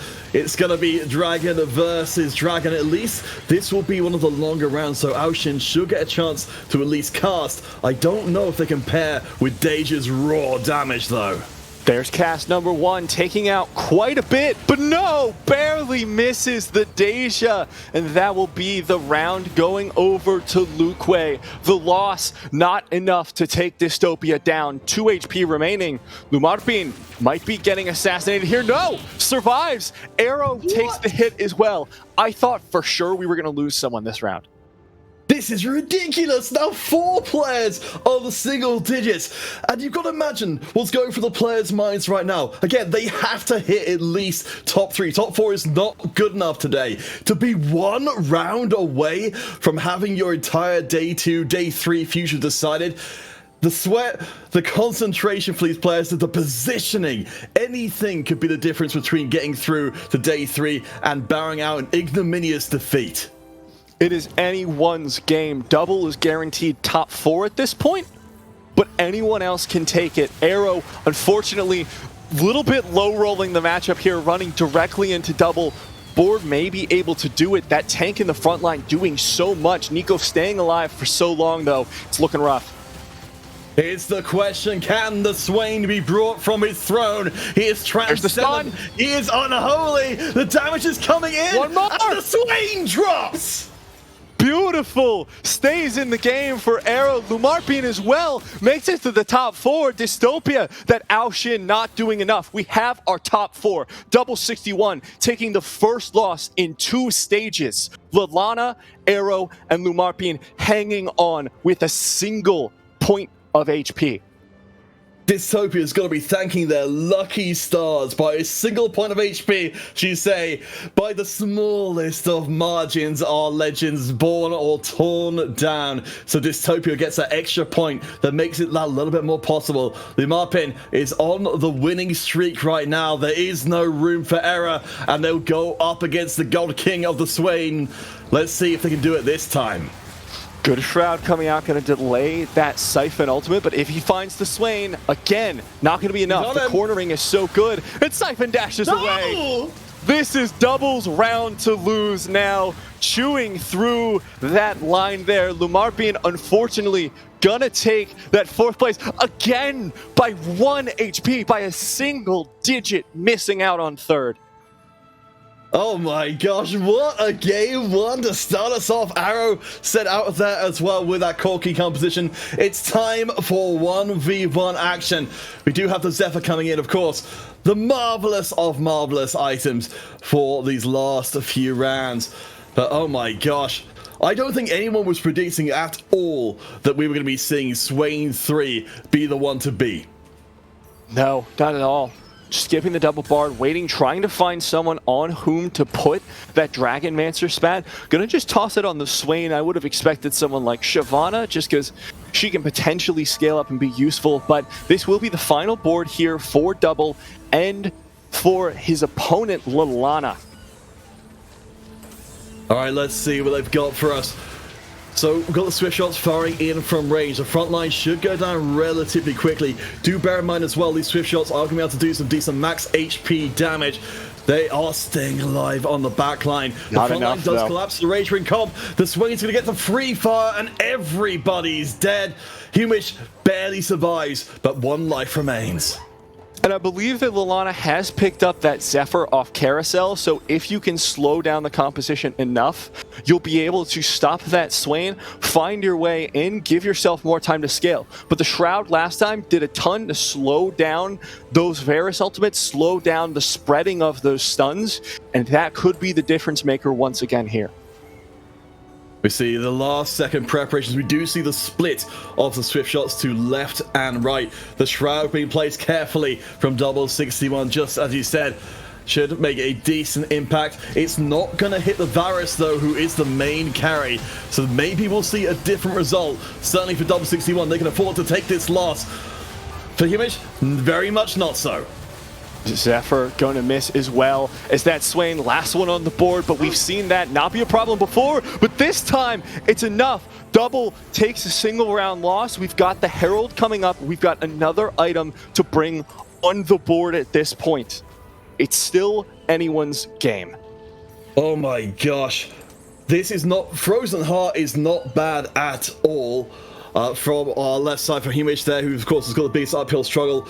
The Jeweled Gauntlet on the other side doesn't seem like it's going to be able to accomplish the same level of power, because unfortunately we don't have its old favourite friend, the Infinity Edge, to really make that a major damage concern. Frozen Heart though, maybe it's enough. I'm not sure though. I'm not super confident here, Peter. This is going to be an uphill battle for Lalana, especially because Double has so much gold to roll with. Level 9 has the advantage there. It's 10 units versus 9. Never a spot you want to be in. Shyvana too as well, with the Morello, with the Jeweled Gauntlet. Such a strong unit to find in the last moment. I think this is Double's game. Okay, well, if you wanted a home for your Jewel Gauntlet, you have absolutely got it. I think that's going to be a real, heart-sinking moment. At least we do have the Zephyr to make sure Shyvana is not knocking up the entire board immediately, but it's only a matter of time. Last time, Varus was able to get the job done. I think this time it's going to be a whole different story. The Flames broiled Varus. It wasn't even close at the end. Lalana takes the loss. Double 61 win streaks in the Gadget Expert Composition Tactician's Crown. Beautiful play from our world champion. Oh my gosh, I mean, yeah, there is a reason why Double 61, we're coming out of the EMA finals with, with Double 61 as champion. We were all behind them, we were fully prepared for them to go forward and dominate the Gizmos and Gadgets Championship. Unfortunately, it didn't ultimately end up being that way. But in this, in this environment we're seeing right here, I think Double 61 is showing us that a strong early game can lead to an absurdly dominant late game as well. I think it's also interesting to see the meta that came out during this game. Remember, yesterday was dominated so much by playing around that Siphon, looking for that specific composition, maybe Xayah and Xiao Yu as like second chair. This game, we only saw one person going for Siphon. It barely broke top 4. It was not the strongest composition. It's no longer the most contested. And this meta shift is promising to me as someone who was told, as someone who was guaranteed by the pros, by everyone, that this was just Siphon's day. I think, it has been, certainly in day one, we were seeing an absolute ton of it. But I think you're right. In this different environment, we're seeing so many players, iterating on their normal play. it was noted in the desk before that we've had so many amazing players not even make it through to day 2. I think some of that reason is we've got our own meta developing here, where people are finding the countermeasures, and they're finding countermeasures to those countermeasures. It's countermeasures all the way down. Countermeasures at this point, counterfeit measures at some point. And I think the interesting thing here is going to be seeing the adaptations coming in. Yes, there were some people here who took an 8th. That's awful. It is rough to be bottom 4 in a competition where you need to be in the top quarter of players to qualify, but nobody's out just yet. It's a first round, the most crucial thing. We spoke with Lumarpin yesterday about that in the interview. The most crucial thing, don't get tilted.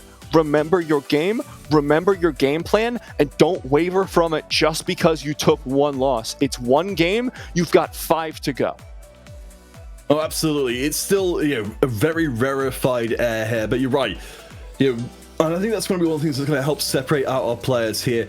One of the defining factors of playing in a tournament rather than just playing it on the ladder is you've got that kind of different situation here where, normally if you have a bad game, you can take a break and say, you know what, I'm maybe going to come back to this one tomorrow. In this case, you've got no choice about the matter. You need to have that kind of mental discipline to reset and say, while my chances of making it through to day 3 are really small right now, they're not 0. So coming low in your first game, you've still got that small window to try and crawl through if, and only if, you can pull off an incredible game 2 all the way to game 6. And this is where we're going to be looking, right? Like the mental of the players who got top 2, like Lulana and Double are beaming with joy at this point. There's a guarantee that they're feeling good about this. Everyone else, the lower you get down, the more chance that they're going to be tilting. We know these players have experience. Odessa has been in almost every single Golden Spatula Cup, has been in every single open qualifier at the very least. Lumarpin, we already talked about as being a very experienced player, but I'm looking at players like Arrow, who are new to the competitive scene, Royce as well. These are the players that I'm worrying about. These are the players that I want to see have that mental fortitude that allows you to be a strong pro player and not just a strong ladder player. Absolutely. So do remember, we are coming back in with our first table of death, we might even call it, as we see a returning EMEA champion, 1st and 3rd place, all in the same lobby. Of course, for the rest of today, our lobbies were getting mixed up based on performance. So, while you need to do well in these first couple of games to be able to stand a chance of getting through to day number 3, it does also mean you're going to be facing up against increasingly tough opponents as you go. Double 61, of course, reigning world champion, EMEA champion, winner of the last lobby. A lot of pressure riding on his shoulders, but also with a 1st place finish, it's a little bit diminished compared to what you'd expect. But coming into this, we were wondering, does he still have it? Is this still going to be Double's tournament to lose? Is he still the best player in EMEA? And he's looking on track to be able to hold that title still. All right, so yes, as you said, it's a new dawn, it's a new day, it's a new game for these players here. Certainly, from what we saw before, playing with a very distinct game plan from the beginning worked out very well for Double 61. We don't know this time round if they'll get an augment that lets them make that kind of choice from the early going, though. Ooh, double trainer in the shop. You'd have Tristana and Heimerdinger pairs from here. That's a massive start. That is massive direction here for Double. We'll see if he sticks with it, but getting it before 2-1, pretty strong sign you should keep it. As we were talking about yesterday, does have flexibility. You can play it in a mage comp. You can play it in that cannoneer comp as well. That's really where it's core. But you've got options from here if you do decide to stick with it. All right, let's see if we can switch. Well, of course, we'll be switching around as we do make you guys aware that the Mirage will be Pirates for this one. So we might actually be seeing some of our players bringing in the early Mirage just to get themselves an economic head start. Hotshot, a potential pickup here, and it will be the pickup, finding that Tristana too, off the given Tristana from that augment. This is a full committal here from Double. I mean, it certainly seems like it's going to be worth it. No level up as of yet. It looks like they're going to fill the board up. I do like, personally speaking, I do like having the extra, focus on the Cannoneers, because we saw it before. While it may not necessarily be the comp that will take you all the way to a top 1, you're certainly almost guaranteed to have a strong early game, strong mid, and a decent finish at the end. Double knows how to pivot out of compositions later. Double knows how to play flexibly. We saw him commit very early last game. Seems to be doing the same here, but I'm not worried for him if he starts to not hit. He's such an experienced player that he's going to be able to find his way out of these rougher situations. Meanwhile, we're looking on Roy's board. We were talking about him earlier. As a newer competitive player, his mental is going to be important here. Running for the Electro Charge and the Morellonomicon Slam, which we haven't seen a lot of. No, definitely not a very popular item, especially since it got changed around to be one of the non-universal items in the set. Certainly, though, that's going to be a good spread of damage around the place, but Roy's, we saw going for the early Olaf. They got their direction early on. Unfortunately, it didn't ultimately pay out for them in the finish they would have liked. It looks like, what I'm liking here is a Dragonmancer Jade initial position here for Roy's, which can lead to a whole bunch of different avenues. And important to point out, as we were seeing on Luque's board, that is Titanic Strength, so that's going to be signaling going for either Siphon or Olaf, but that is a full committal with that augment. It really doesn't do a whole lot if you've just got Ornn. I promise you, I've tried it. Yes. I mean, when you look at the amount of stats, it was certainly pre-nerf that it was giving Siphon, it was ridiculous. I think very much a worthwhile nerf there, but still a decent setup. Roy's, along with Arrow, going to be towards the bottom of the table. As it looks like we are going to be seeing a lot of our players dropping in at these early Jades. Makes a lot of sense. A solid early board you can transition out of later, if, as it turns out here, you've got a lot of other players doing the same thing. Yeah, we have a couple players I'm going to be looking forward to keep that 100 streak going into the next couple rounds. Double, importantly, has already taken a loss. This is surprising to me. Trainer is one of those incredibly strong early synergies, especially with that Tristana too. It's not exactly a great sign as we are taking a look at Lumarpian's board. Have to see what he's running. Has Thrill of the Hunt, great early augment, slams the Hand of Justice once again, going for that strong early game. Yeah, I really like seeing Thrill of the Hunt from our players, especially when there's a lot on the line here. Because, you're only getting paid off a Thriller Hunt if you're getting kills, and ideally, it lets you focus much more towards playing aggressively, because if you get the kills, you're getting back the whole heap of health onto your units, and so you don't need to have as much defensive there. It works extremely well with units like we're seeing here with the Dragonmancers, where they've got a lot of health to work with in the first place. Looking across the board, we are going to be seeing an early committal here to this Karma reroll, but it makes sense from this position for Lilana. Battery plus blue buff. There's not a whole lot else you want to be running. Unfortunately, in the early game, the damage is a little bit lacking into the Guardians. I mean, this is what Thrill of the Hunt's going to be doing for you, though.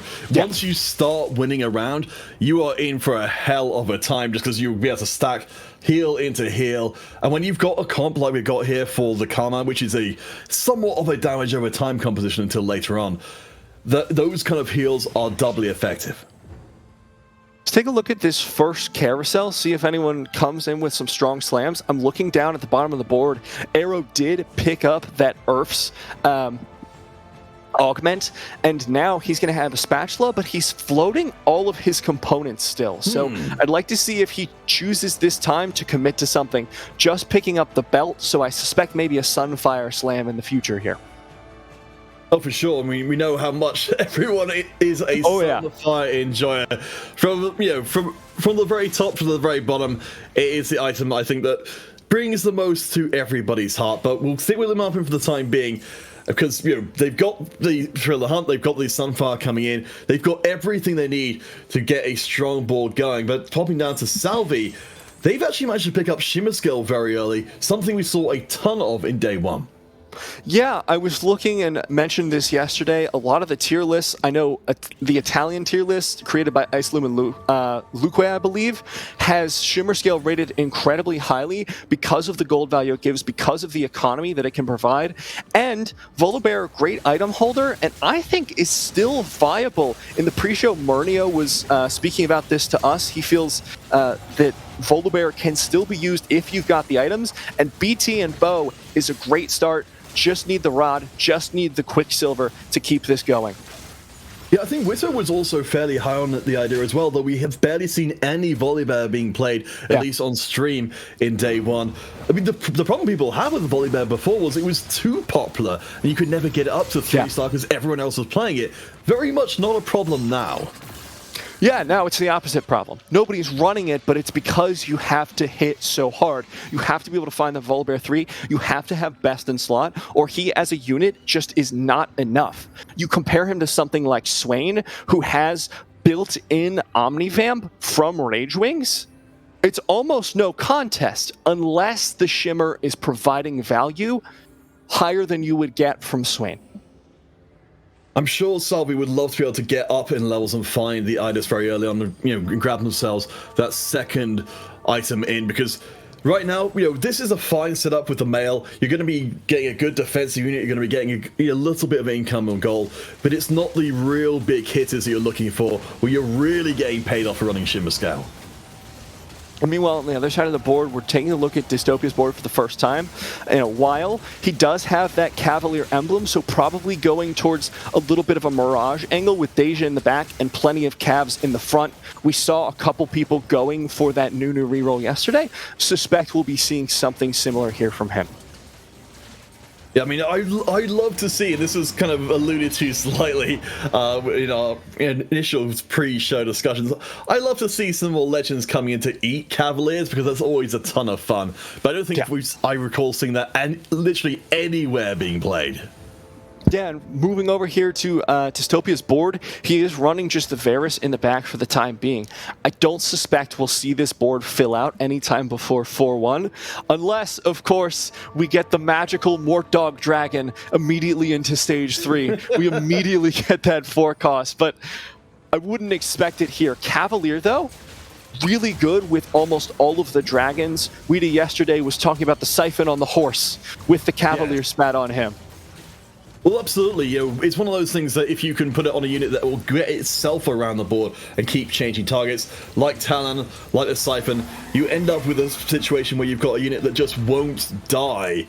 And I love that, as much as people are, a little resentful of how strong Siphon is, that is one of the parts of the unit design which is really interesting to play with, is, the positioning, the moving around the board, and also, the defensive or offensive itemization, both of them are totally fine. Yeah, he just has so much base damage that it's going to give you dividends no matter what you're building, pretty much. So we're finally coming back onto Lilana's board. Has been having a little bit of a rough time finding these karmas. Only has 3 to his name, so we're not going to be seeing that hyper roll down at 3-1 that we'll see in a lot of these compositions. No, and I think this is the consequence of what we saw before, that a lot of people are just treating this initial Dragon Mancer Jade setup as a decent, starting comp, which will then turn into something else. Salvi, though, is having a little bit of trouble here, and this will actually be Humish breaking their loss streak, which maybe they weren't actually hoping for. Yeah, you lose that econ, unfortunately, and at 30 gold, not a terrible spot, but you're at 78 HP, as is Salvi and Arrow, actually. So we'll have to see how Arrow's game goes. Is going to be a win. We have 4 people at 78 HP going into 3-2. Oh my gosh. And we're going to be having preparation. A relatively low power setup here with the Augments. As you said, preparation great for your reroll compositions. Just allows you to cap out these rerolls just a little bit stronger by having those individual units effectively end up with a 4th item. But no, they're not going to take it. Band of Thieves there put on the Ash. Let's take a look at Arrow's board. Has the Band of Thieves option as well. And is going to take it. Just give that little bit of extra power in the early stages of the game, and saving that Spatula for later still. Don't know what he's going to commit to, and I'm not sure if he does either yet. This board is filled with strong early game units. You've got the early Cannoneer, you've got a Twitch for the attack speed, but as a whole, it's not leaning towards a specific direction just yet. Maybe heading towards a Xayah as we get into the later stages of the game. It does sometimes feel like all roads lead to Xayah. But let's take a look at the the lobby overall and where we are. Of course, for anyone who is tuning in, Double 61 won out the first game with a swing gadget expert setup. Lumarpin is currently doing very well in this game, and they kind of need to because they hit 4th in the first game, which is fine. But as we know, in day 2, 4th is not good enough to get you through to day 3. You need to be amongst the top 2 of players pretty damn consistently. 100 streaking this far is a good sign, though.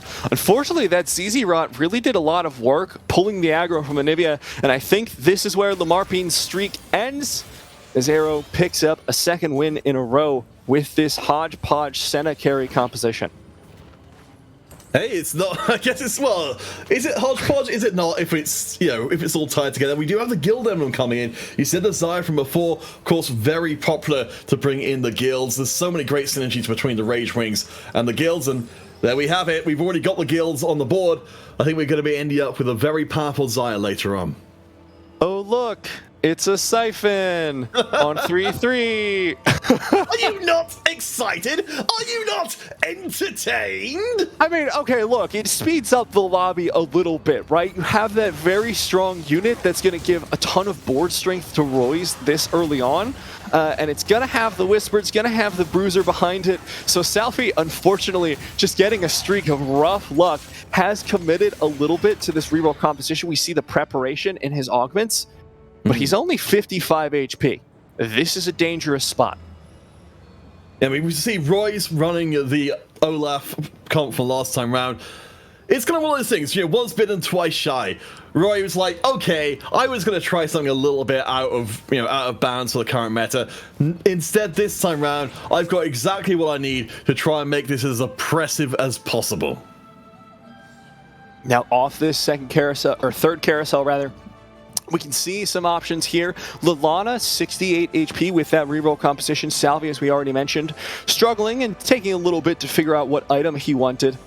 Aero still has an open Spatula. Interested in seeing what he picks up here. Potential Assassin Spat on the horizon. Or another Thieves Gloves if he's really feeling spicy. I mean, we've seen from our players so far that they are always feeling spicy. I am most concerned, though, coming out of that carousel for Salvi. As you said, way below the rest of the field. We saw it in a previous game. We had the big separation between the top 4 and bottom 4 for a while. That hasn't really been the case here. Most people, Dystopia aside, have been taking some amount of damage so far. Dystopia no longer on their win streak, but they are building up for a second win streak if they can get away with it. Yeah, I never thought I'd say this, but this Tahm Kench is a little bit terrifying. Cavalier Spat Sunfire Warmogs is a lot of tankiness here. Gonna rush towards the front line, and you'd expect to see this kind of thing like on a Nunu who would do a whole lot more damage, but the Tahm Kench himself, look at how beefy he is. Those Karma ults doing nothing, just laughing them off. I mean, this is one of the things that Humus has got to contend with here, is that Karma's great at putting down, a lot of small instances of damage. The Tahm Kench is just, shielding up each time the shield drops, getting with max HP, and I really want to see the Karma comp do well, but it doesn't feel like it's in the right environment for it to thrive. No, and he's not finding anything, right? Like, that's the crucial aspect here. At 4-1, if you don't have that Karma 3, you're in a bad spot. Period. At stage 3 in this lobby, not having the Karma 3 already feels like a death sentence. He's closer to Ash 3 than he is Karma 3 at this point. And thanks to our observers as well for showing us a damage block there. We can say that our friend Tahm Kench blocking nearly 5,000 damage in that last round is just beyond belief. So we keep an eye out. But Roy's, the fallen hero from before, has now got their first item on a friend Siphon. Now they have got a way of cutting through. Whispers just does it by itself. Yeah, that 40% armor and MR shred is really going to do a number on the Cavaliers here. Tomcat's still tough to chew through, but there's not a whole lot of damage left in the backline thanks to that Siphon charge. So this will be a loss taken here for Odessa. Still has that 50 gold of econ, however. This is something we were talking about back in day one in TFT 1-on-1, is can Cavaliers survive in an environment, when their entire essence is built up of building resistances, and Siphon, the most meta of choices, destroys resistances, or at least cuts them nearly in half by himself. Let's look at across the game at this point. Lots of people are hitting that 50 econ mark. Even Lalana, who has not felt the pressure to roll down fully at this point, it seems. Dystopia at the top of the ladder with 56. We have 5 people over that 50 mark, so this is a pretty rich lobby.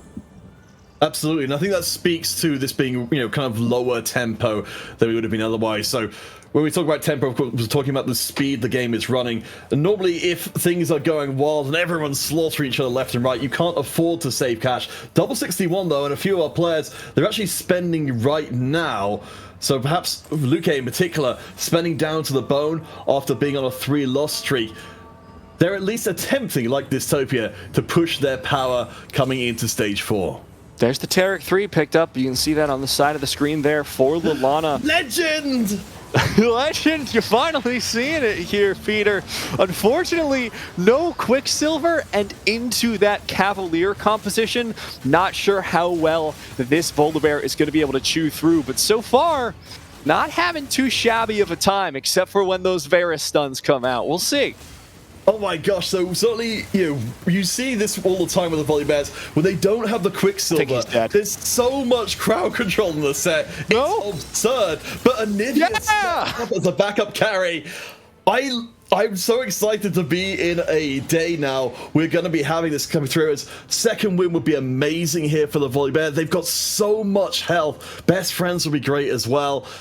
Oh, I'm so excited to see what this lobby and Legend, how they interact with each other. We were talking about it as well. You can see once again on the side of the screen, Lalana has been rolling down, so Humish there is going to hit the Karma 3 finally. That's going to be the big power spike to keep this board rolling, keep him in this game. And I think he just found the Ash 3 as well. Yep, there it is. There we go. Oh my gosh. So Humish is one of the, I believe, the 3 remaining players from the United Kingdom in the competition. And as a Brit myself, I'm of course horribly biased towards them, but very proud of a country for actually managing to put out a decent amount of players here in day 2. As someone who has questionably legally watched a lot of BBC shows, I'm a fan of the UK region myself, but there's BBC America, so I have plausible deniability here, Peter. Well, Your Honor, this VOD right here. Let's see how Salvi does against Humish. Kill the bot! Kill the bot! So this is what you were talking about before.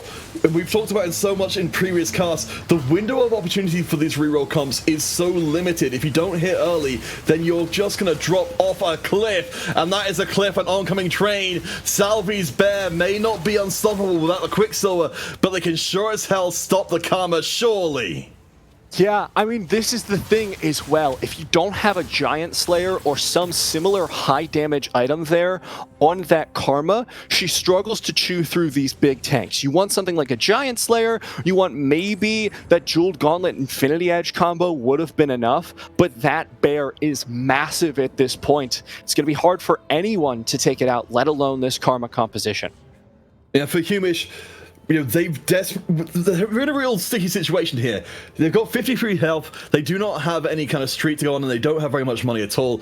You mentioned the later game for this Karma composition is bringing in Xiaoyu, and ideally, that's where you would find the Giant Slayer, to be able to deal with some of these bigger targets. But right now, as we go up against our friend Royce here, who is, of course, got a Giant Slayer of their own, I think the result is going to be pretty much the same. The charge in, and Karma, while she's dealing really well with these small units, she's going to struggle. Actually, I might have to eat my words here. I think she's got it. I think she's going to be able to find her way through. Not enough tankiness, not enough damage there, and the Siphon did not find the charge through. Will point out, though, for Royce, that Bard is a huge pickup. That is going to do so much for accelerating this game, give you a higher chance of hitting those siphons. That's really what it's all about if you're going for a siphon comp. You want that too as much as possible. We can see from our component list from BlitzGG down the side how much our players have committed in here. We've got, and notable as well from the side, on our scoreboard right now, the spread between first and last in this lobby is nowhere near what it was in game one. We also do want to give a shout out. We just got a massive host from Bebe. Thank you, Bebe. Hopefully all the viewers will be enjoying the EMEA League, not Korean solo queue, but I think we can provide at least as high game quality here. Oh, thank you very much indeed. And you're here at the right time. This is going to be such a defining lobby for the rest of the day. We'll have players in position to take it through to day 3 as our top leaders. And we'll also have a whole bunch of players being knocked out. Leon Pin gets the 2-star Xiaoyu in. They have not come to mess around. It's a really good board built up here by Lumarpin, who was taking that early win streak. Also across the side of the board, you can see Dystopia hitting that Alawi 3. Big power spikes coming out across the board. And even with this Cannoneer composition, we see Double having a little bit of a struggle. Third currently, but this is not a lot of damage versus a Xiaoyu 2. I mean, this is the thing. We've got a heavily, aggressively itemized Xiaoyu against a fully defensive Siphon. And that does mean that if the round doesn't go on forever, the Siphon can't be the major damage threat we've seen before. It falls to the Cannoneers. And as we can see right now, those Cannoneers are currently not up to the task. This kind of feels like a David and Goliath story where Goliath had a tank. Just like an actual military tank. It's just like, well, little Tristana, I'm so sorry, but you are going to get absolutely destroyed in half a second. So Lumarpin's board like is civilization games. Exactly. It's just, it's playing the science victory, the tech victory, and then being like, you know what? Feel like going for military instead. So Lumarpin has so much damage on this board and has ways to cap out further. He's got the Jade emblem, of course, and he's got that Anivia, who doesn't have any items at this point. You're level 7, you hit your 2-star Xiaoyu, you can kind of just free ride all the way into stage 5 and look for that level 8, look for that pushing levels. So we can see Dystopia here, presumably looking towards a Zaya later on, but right now is making do with the Varus. The Giant Slayer, of course, we have already talked about how essential it's going to be when there are so many of these dragons around. And as we can see, very quietly, Varus is plinking away at the Xiaoyu, and even with the fully stacked Titans, doing a decent amount of damage, but not enough to keep the wolves from the door. Yeah, decent is not enough to take down this massive Xiaoyu, but I'm wondering if Lumarpin, as a result of seeing that round, is maybe going to look for prioritizing a Gunblade there on that Anivia to do a little bit better of a job of keeping that Xiaoyu up, or if he's just going to look for the raw damage on her to support Xiaoyu's damage in the later stages. I mean, the concerns we got here for Lumarpin, is, do we need to prioritize getting through more frontline or more tank? As we switch across to check out what Arrow has been up with. Bear in mind, Arrow did come second in the previous game, so if they do well here, again, they are well positioned for the rest of the day to be one of our day 3 16 competitors. We are quartering our field of competitors here, so there is very little room for error, but what there is room for is a big old bear. Finally hits that 3-star end of stage 4, so it's time to start rolling through this lobby. I'm not sure if it's going to be able to beat some of the other capped out boards, but Salvi's already been doing fairly well these last couple of rounds, 35 HP, so in danger, but the Volibear 3 is going to make a lot of headway there with those stacks he's gotten from his augments as well. And what I particularly love about this as well, looking at the bench for Salvi, is that while they're currently towards the bottom of the table, they aren't that far behind everybody else, and they've managed to actually hold onto a champion duplicator at this point, even while going for Volibear 3. That takes an incredible amount of discipline, not to just snap take that and say, I'm going to go all in on Volibear. They've got a late game plan. Yeah, I'm wondering if this Anivia is going to stay. Of course, you do have the legend on her, but not a whole lot to take away. And we can see already the power that this Volibear 3 has provided. That extra tankiness is doing so much. How do you kill him? Look at him. He's just chugging away. Even the Varus taking a lightning strike to the face. So this is one of the things that's really interesting about the comp as well, is not only do we have a unit that is the biggest unit in terms of HP, but we've also got backline access from the passive that's chunking through that chain lightning. It means if you're trying to run a front to back kind of composition, your backline is getting damage a lot earlier than you might otherwise expect. You're in the same sort of situation you would be with a Siphon, where you can't rely on your backline damage dealers at all because they'll just get chunked down. Now, moving over to Royce's board. Oh, boy. Look, I'm not going to say Aoshin's a bait. I am going to say last time it went very, very poorly, so I am concerned. We've seen it do well yesterday, so I'm really hoping here, because I love the unit, but especially into this Cavalier Alawi 3, I'm not feeling too hot about it, Peter. I mean, I appreciate from Royce's side of things, they did not do well in game number 1. They have to find something a little out of bounds here to try and get back in, but it wasn't it. Royce goes out with quite an earth-shattering kaboom. So that's 2 8s in a row. They are pretty much eliminated from the possibility of making it through to day 3 now. And even looking at Lalana's board, we were worried about him early on because he was not hitting for so long in the game. But now that he's hit, now that he's found a top end to his composition, he's slotted in that Itis. Of course, he still has the Ashe 3. Apparently, it's enough to keep him rolling through this. Oh, I'm not feeling comfortable about what we've got here for Lana or Humish. Because while we've got some money coming in from the Itis, we don't have the Itis 2. I don't know if the damage is going to be enough. I mean, I've certainly been wrong about what this comp can do from before, but I think we were in a very high velocity part of the game, and I don't know if Humish is going to be able to get, survive long enough before getting swept away. Okay, I'm worried here. If we're looking at the side of the board, we see Double as well on 22 HP. Last round, he was 50 HP. He took a massive loss. So, we're going to be a little bit concerned about him. He could face elimination here if it goes too poorly. He's going to stay in. And speaking of staying in, this Karma's doing a damn fine job against that Cavalier Alawi.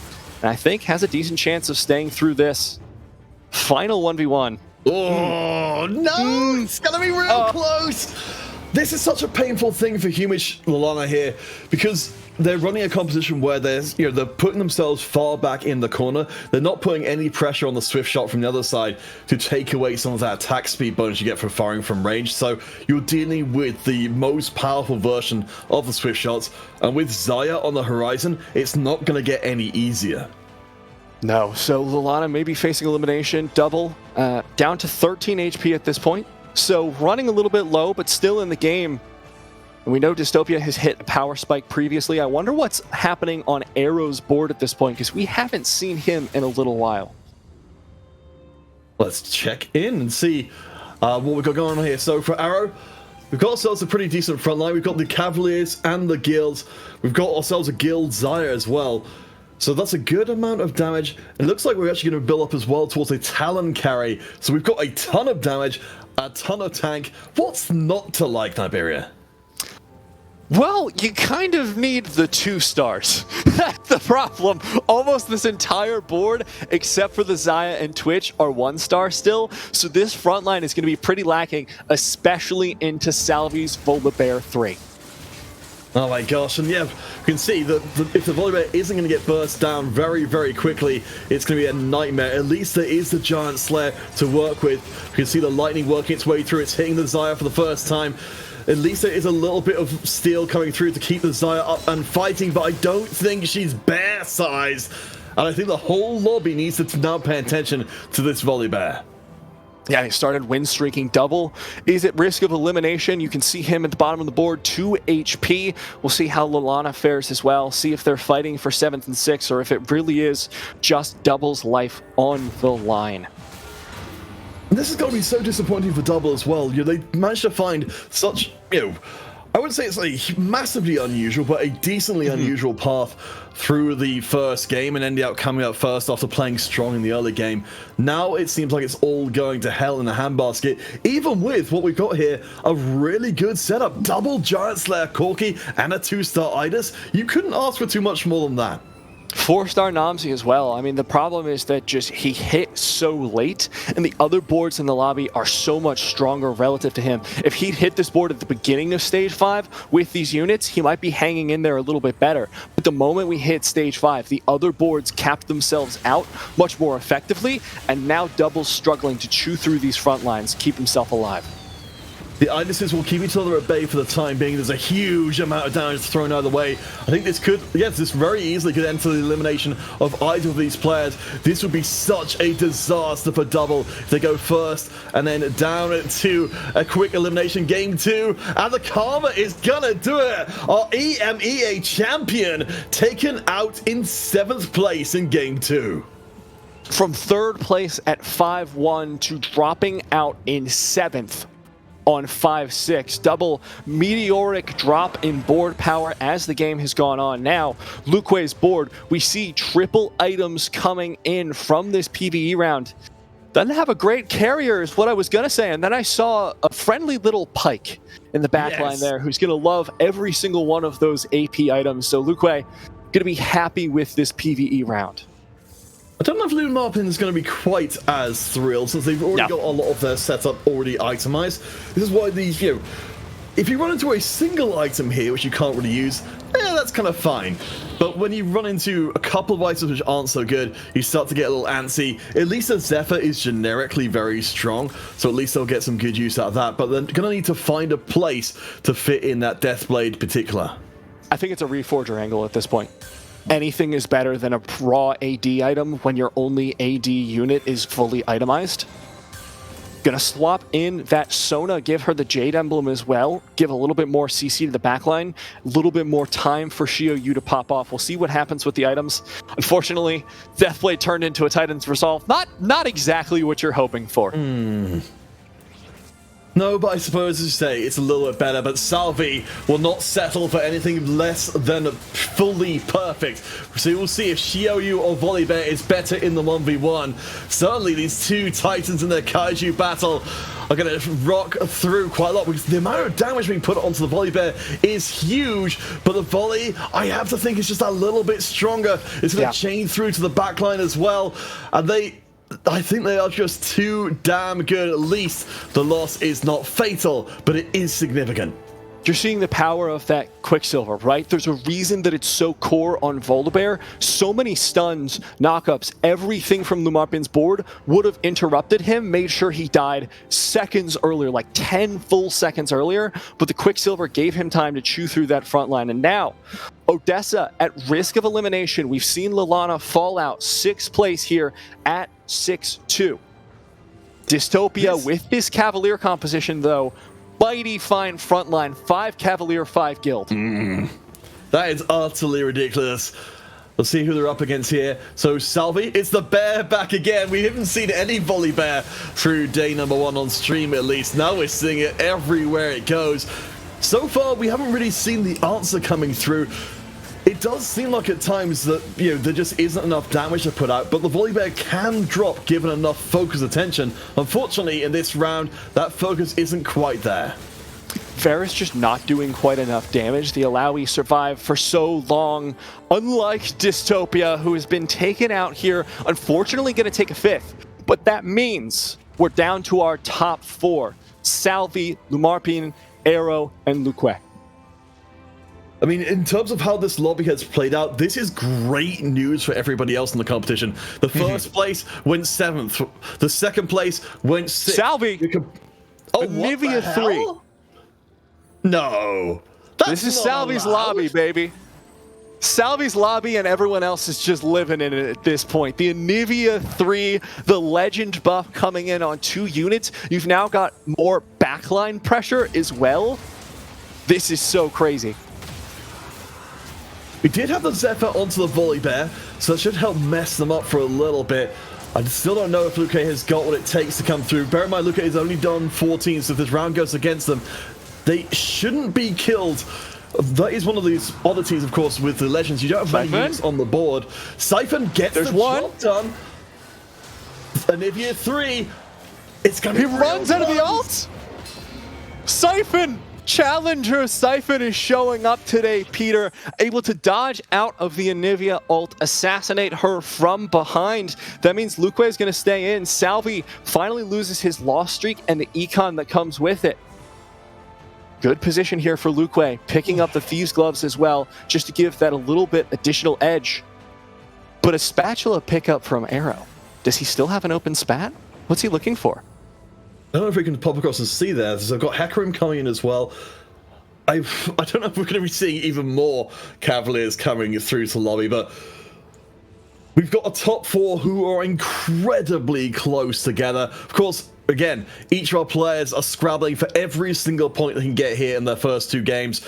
After this point, they will play 4 more, but only our top quarter of players gets to play in day 3 for a chance to call themselves Golden Spatula Cup #1 champion and commit themselves in to playing in the regional finals.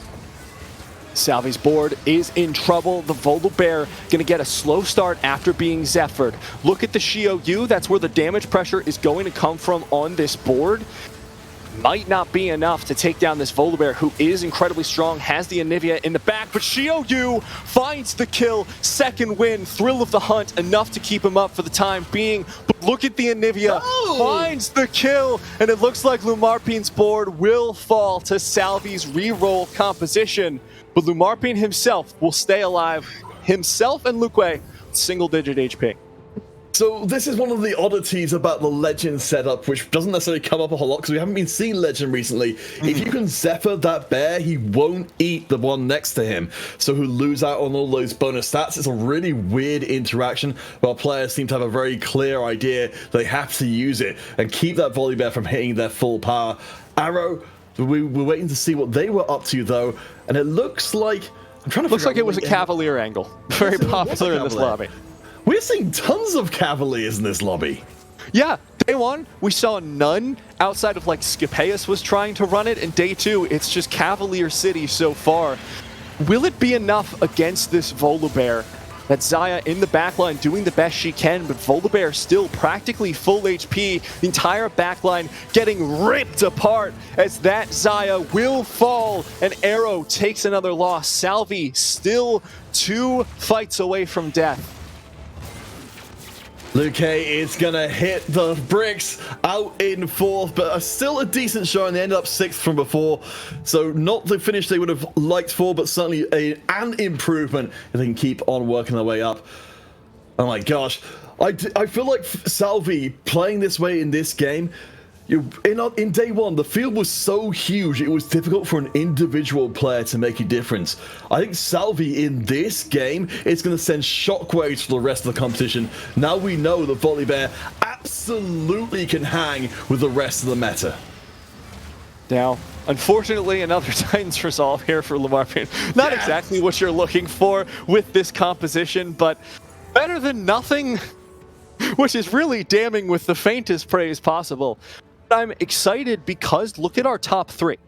We have Lumarpin, who came in day number 1 with the most points out of anyone in our lobbies. Arrow, new player, 2 Rising Legends, coming in top 3ing once again, looking incredibly strong. And Salvi, a staple of our scene, but early on, he was one of those players where it's like he's a fantastic ladder player. When it comes to tournaments, he's not quite able to make it. This time, Salvi's out for blood. So Arrow and Lumarpin, one of these 2 is going out in this round. Salvi can be smiling to themselves knowing they're guaranteed to get through to that top 2 at least. The birds will of course be the word from either side of the field. Arrow building up for that big Xayah tear through. The damage is huge, and I do not think Jay can stand. Lumarpin takes the hit and goes out in 3rd.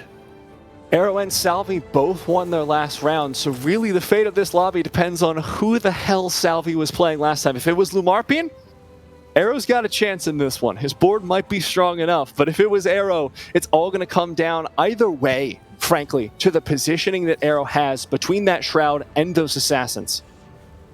Notable that there is no Zephyr here for Arrow to be able to disrupt the legends from before. This will be a full strength Volibear with all the fury of the storm going straight into the face. Arrow has only got one life left to play with. Legends are coming, and Arrow has to face the full fury of the storm. Watch the Xayah. Her damage is going to make or break this game. If she can get through the Volibear, it's the win. Otherwise, Salvi will take the lobby. But the Volibear, so high on HP, Talon does nothing. Xayah does nothing. Nobody can stop the 3-star bear as Salvi finds his way to the top of the lobby.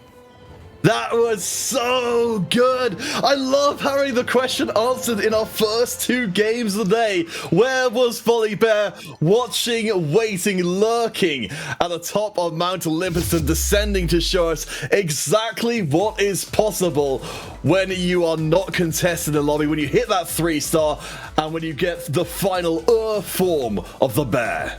That's what we were hoping for, right? We were hoping to see a little bit more compositional variety. You and I were talking about it where it's just like, okay, we saw the Swain last game. We know that Dragonmancer composition is still viable. Is the Volibear still in the meta? Can he still hang with the rest, as you said? The answer, unequivocally, resoundingly, absolutely. And what I loved about this game in particular as well is, how much of a passing of the torch it was here. We had Double 61 coming in. We wondered about this tournament. We were just going to see the same names coming in and perform ludicrously strongly as we've seen them do before. Or would there be room for new players to come in and start building their own legend, if you pardon the phrase? It seems like that possibility is here to get new names. Your new favorite TFT player and streamers can emerge, particularly if they get through to day 3, and especially if they can win the whole freaking thing. Salvi on a streak to do it. He's got fans galore, the German representative, and we've got a special treat for you. We're going to be tossing to the analyst desk after a short break, but during that, you get to hear from the man, the myth, the legend, Salvi himself. We'll be right back with that interview and the desk.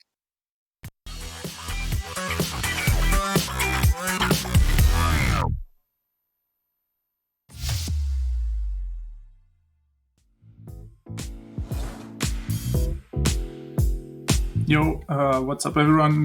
Most know me as Salvi. I'm from Germany.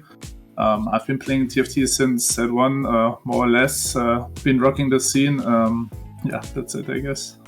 It's actually from World of Warcraft. When I was a younger guy, I played an undead priest named Salvation, which just became Salvi because it's shorter.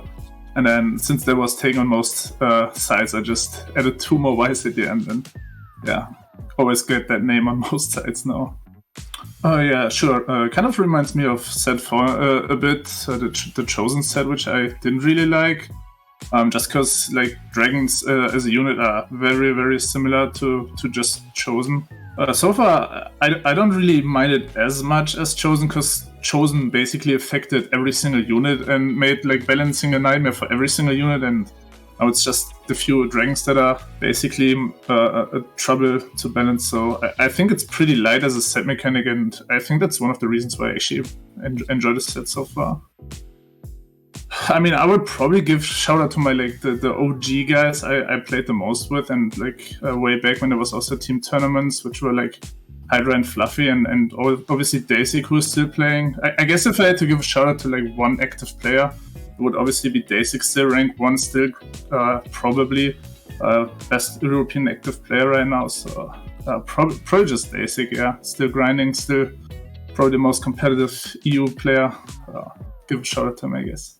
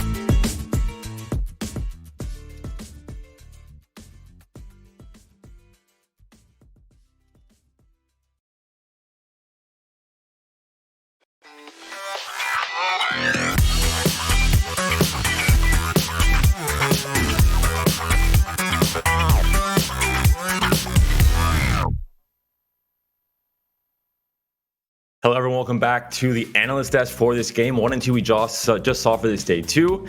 And we promise this tournament is not scripted. It's not, Salvi interview, Salvi winning the game, playing Legend, a comp we don't see very often. Volibear carry has fallen off a bit.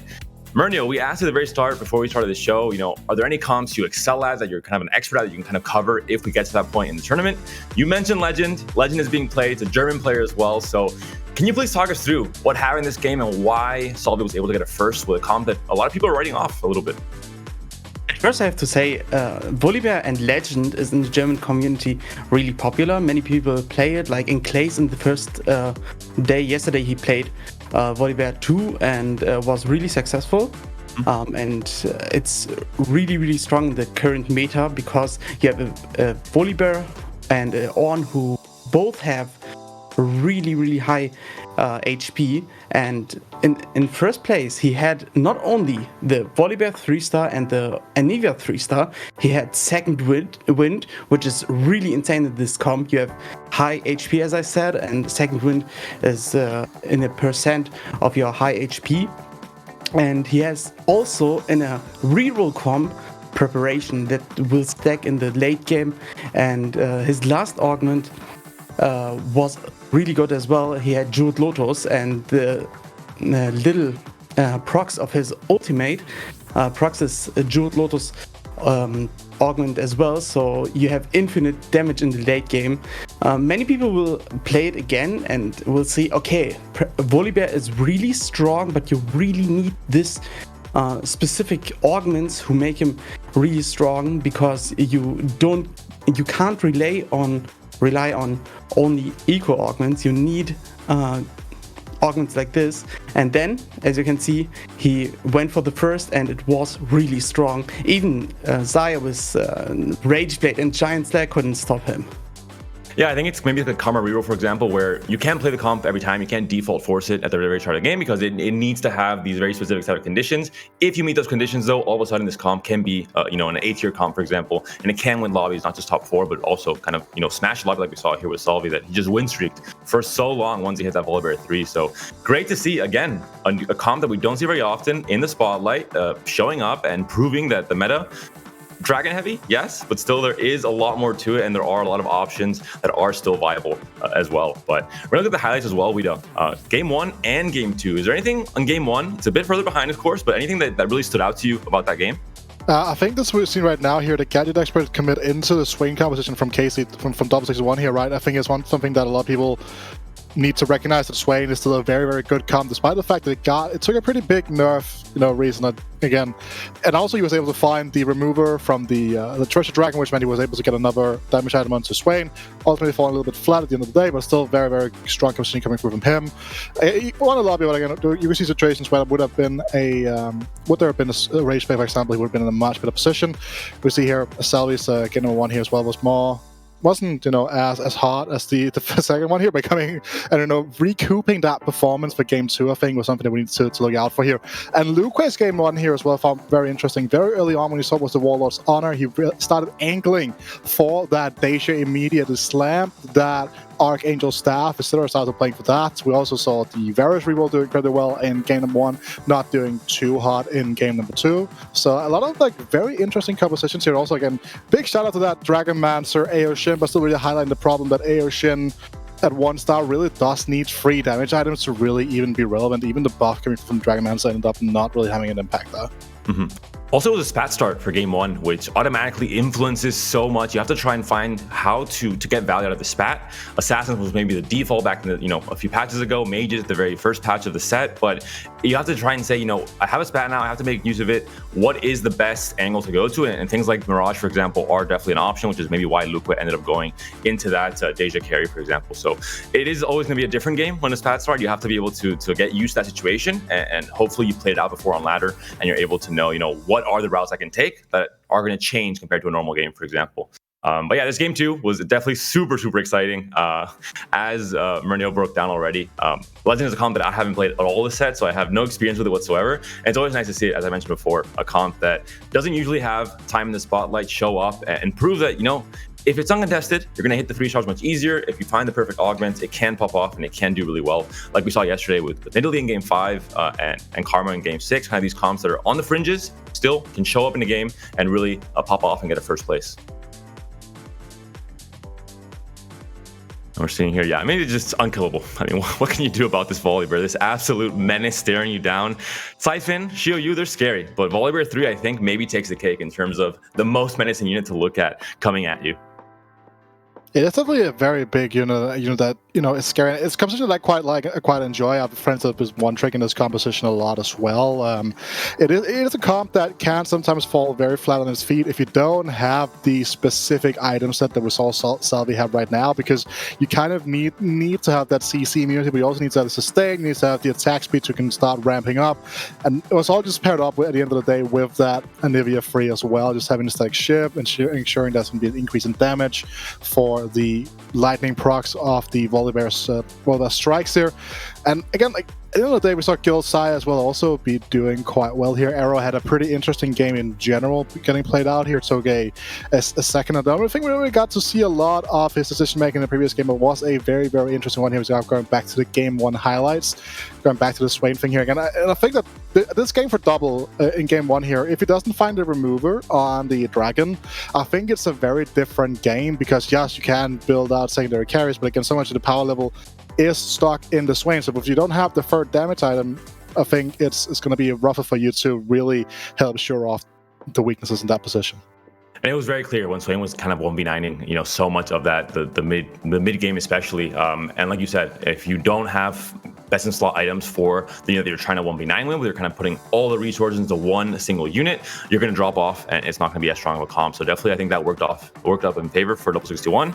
Was able to start the game 1 and this day 2 the complete opposite of yesterday. Yesterday was in 8th place and then maybe came back a bit at the end of it. Today might be the opposite. You started off with a 1st and then now a 7th in this game 2. So gonna try and be consistent. And as Counterfeit mentioned so many times during the cast in these first 2 games, it's not just top 4 today. It's not just half the players making through. It's only 16 out of the 64. And this requires a much higher average with your finishing points. You can't just be content with the top 4. Players are getting top 4. I'm seeing their VODs and they're disappointed. They know they have to get that 3rd, that 2nd, and that 1st place to really be in contention.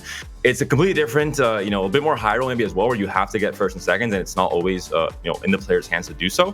But Murnio, is there anything that you would say, as a player, comps you want to look to specifically when you're aiming to not just get top 4, but get that 1st and get that 2nd? I'm actually grateful that many comps were played today. Yesterday we have seen much Siphon and Xiaoyu today as well, but we have seen many 3-cost rerolls like Varus, like Swain, like even Olaf the first round. And I think if more players play stuff like this, I would be really grateful for it. Also seeing... Go ahead. I think for me right there, like you can say that, and what these comps have in common is that their pressure points tend to fall much earlier. And the thing is that if the dragons were regular 4-cost carries, those pressure points would matter much, much more. But the fact that a single dragon at the end of the day will tend to stabilize you a lot more than, let's say, a single Sire or a single Corki, those are real compositions. While they are still fantastic, their quote-unquote advantage in terms of hitting this early just kind of tends to go missing to a certain extent, because you will almost end up losing boards. So like some boards will be more stable, that don't do as much damage to those boards, just because of the fact of how strong hitting a single Siphon can be. We are waiting for all the games to finish up, the games that are off stream, to get the overall standings and see how, after 2 games, 1/3 of the day already over, how the current standings look and what players are kind of in contention for those top 16 spots going to the next 4 games. One thing I want to mention, I was watching Revan, my Socialite Spotlight player, in his game 1. He managed to get a Siphon 3-star. It was an absolute spectacle to watch the chomps. I think it was 45k damage in 1 round from Siphon. So if Siphon 2-star scary, imagine Siphon 3-star. He did get 1st, of course. I think that goes without saying. And I think he got a 4th in game 2. So definitely one of the players that is on track to maybe be among those top 16. Hopefully a few more Spanish players join him as well. And hopefully for Murnio and your bias today as well, some German players can do it. Salvi, a good game too. I hope so. And definitely a player that he's been around for so long. You've been around TFT a long time. You know Salvi from way back. And It's so great to see players still being so consistent, still having great results after 7 sets playing at the highest level. I think actually with Sal, right, I think I caught some of them saying that he didn't really have strong tournament results, more as a ladder player. If you go back and look at some of the initial tournaments that were posted by third parties, Sal was actually one of the best tournament players. Just did not really have outside of a single set really where he's shown through in the official Riot circuits most of them, because like if you look at the third-party events, Salvi has a slew of fantastic results behind him. So obviously he's a very, very strong tournament player, and you know this as well, Myrnia, right? Because he got very decent placings in some of the German leagues as well, if I recall correctly. In the regional league, Salvi went through a high qualification.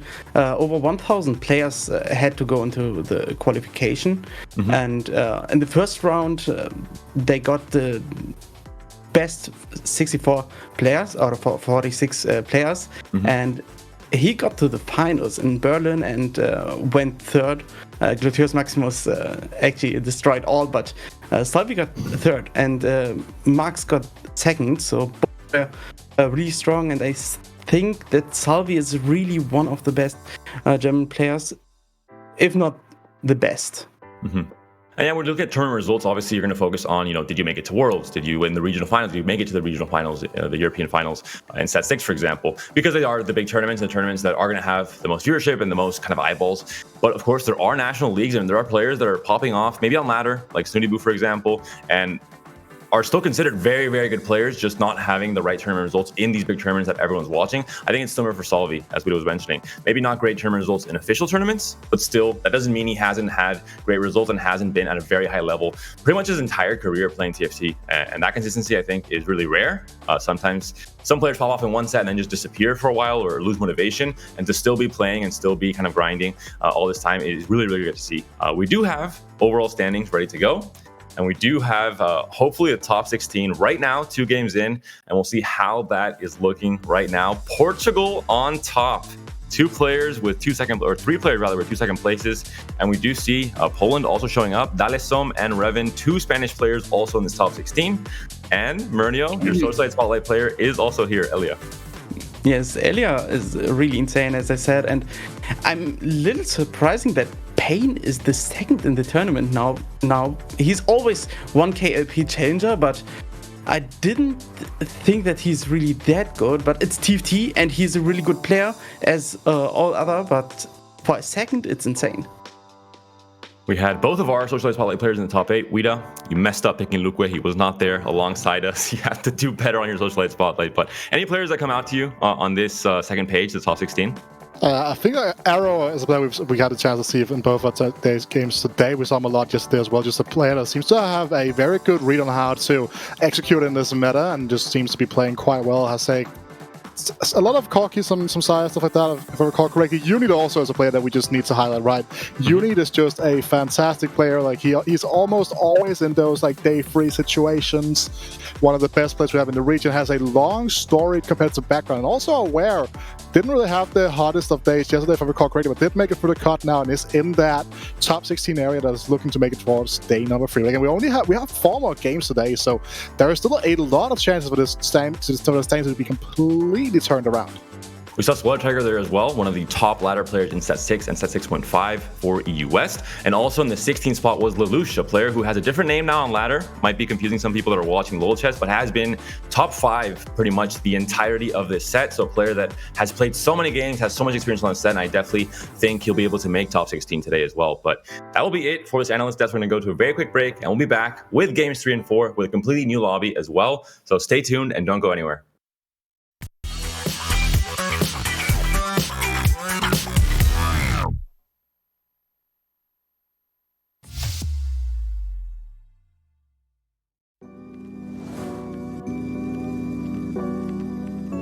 My name is Luca. I'm 27 years old and I'm from Italy. I'm streaming TFT since it started, and I'm really enjoying the game. And yeah, that's me. I mean, my in-game name is Luque, which is similar to my name, I guess. The real origin is like a footballer whose name is Albert Luque, but yeah, it's like my name, so Luca. I really like the set, especially because I think it's a big improvement of the last set. I really like the fact that you can roll the augments. I really like the new armory, the dragons are really fancy, and yeah, it's really fun. It has been gone, I think, really good at the start. Then like I was, I think, top 10. I even reached like rank 7 lately. But like I lost some games, but I think I'll be back in a few days. At first, I think I want to play like all the tournaments, so I want to take part in all the Spatula Cups. Then I want to probably win some Italian tournaments because I think I can win there. And I for sure want to play the European qualifier, and then we'll see how it goes. Shout out to Italian community and my brother Balotelli. Italian Blender Mafia is ready, I guess.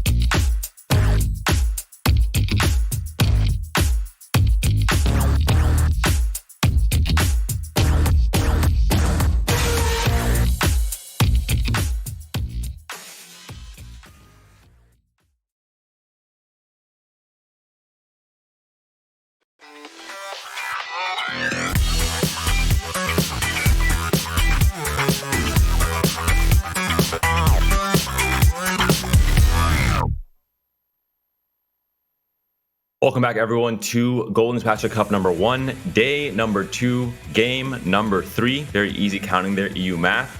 We have the same squad that started off the top of show here for games 3 and 4 as well. Murnio and Wida are joining me here. And we have a great stacked lobby of players. The top 8, of course, will be the lobby that will be showcasing in these next 2 games. We have 2 Spanish players for myself. We have 2 German players for Murnio, and the rest, Wida, you can take them if you want. Some Turkish players also doing really well today. Some players are doing incredibly well here. I think that is something we need to look out for here, right? I think Ersen is a player we've seen he was also relatively high in the standings yesterday, so I'm interested to see where he's going to be taking us from here. Shirimi was a player we saw yesterday as well, also have a couple of good games. We believe some Varus reroll was in there, if I recall correctly, Panda?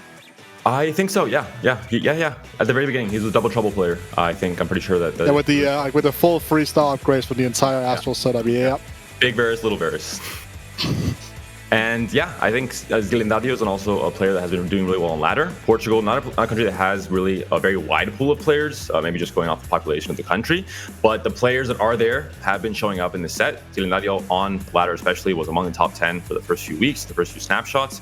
And Shirimi yesterday showed up in the games that we saw on stream, seemed to be doing really well. And today, continuing that, getting that first place going into these first 2 games. Not just good in terms of the points you get, but also the mental. You know, you're getting really good results the first 2 games. Your momentum, your confidence going to the next 4 is really good. And mental and TFT are 2 concepts that do get intertwined quite a bit in tournaments, and it matters quite a lot. Murnio, from your experience, kind of dealing with kind of tilt and all these different things that do affect a player, how important do you think it is to start off a tournament hot on a day like this where you need to be top 16?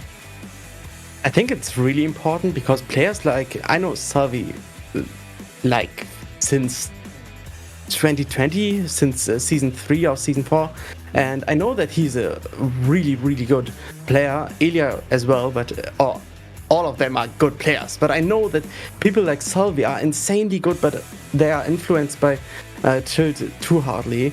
I knew it in set 5. He quitted the whole set because it was just too tilting. The meta wasn't really balanced, and he thought, okay, I'm not gonna play this set again.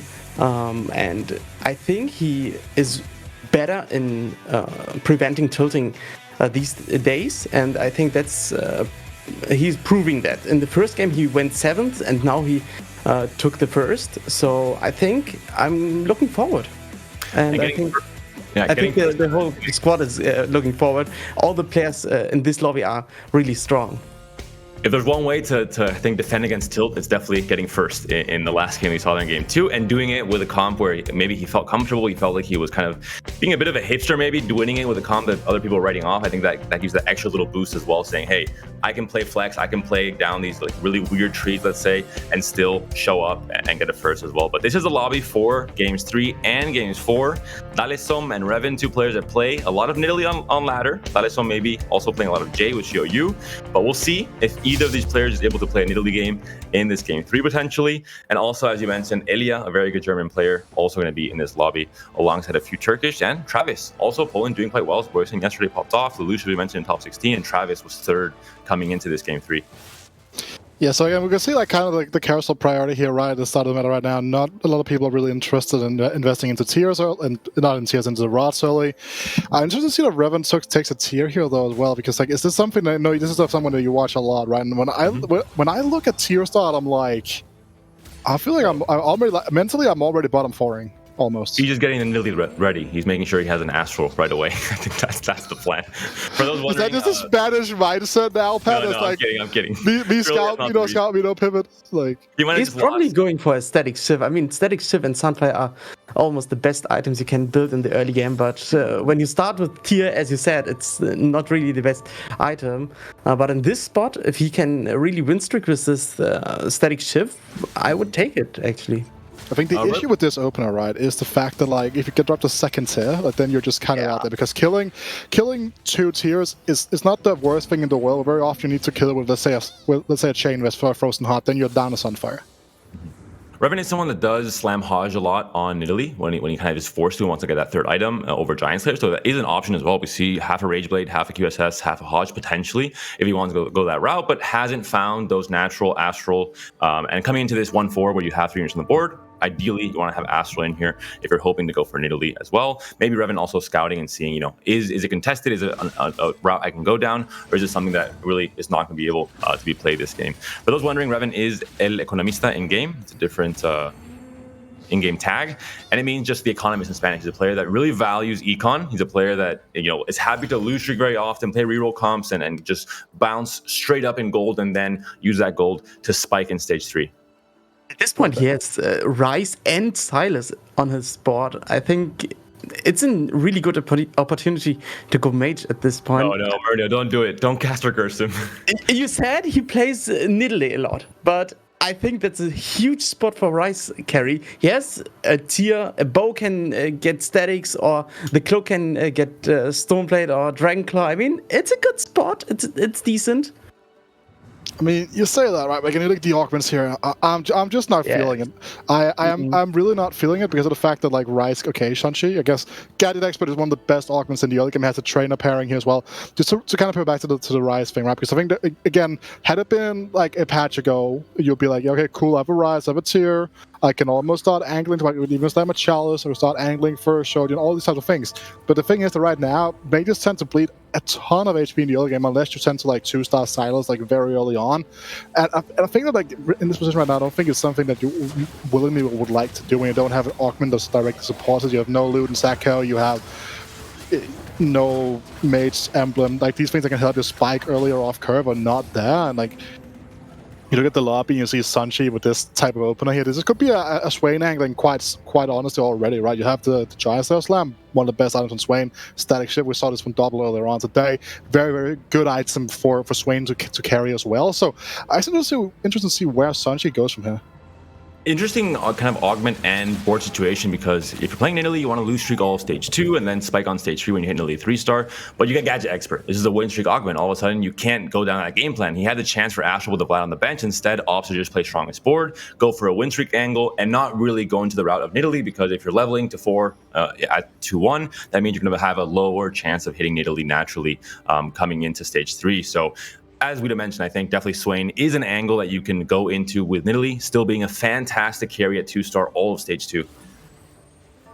As we can see, Jeremy gets the Varus with bow and 3 Astral. I think at this point, he can really force this comp. I mean, it's really easy from this spot, and he has everything. He needs really much gold, and he's at 10 gold in 2-2. He has 2 Varus, has many units on the bench, so I think in this spot he can go for it. And this is just carried by Freezer Company as an augment here, right? You look at it again. Freezer Company probably gave him like one of the Varus he might have gotten a couple from a drop. Here just means you can start going into that very heavy economic investment you're mentioning, right? I think that is the really big thing to note here. This is like an augment diff where you just get heavily angled into it, because you didn't find any of those in the natural shops because of the fact he stayed level 3, instantly makes it 20 gold here as well.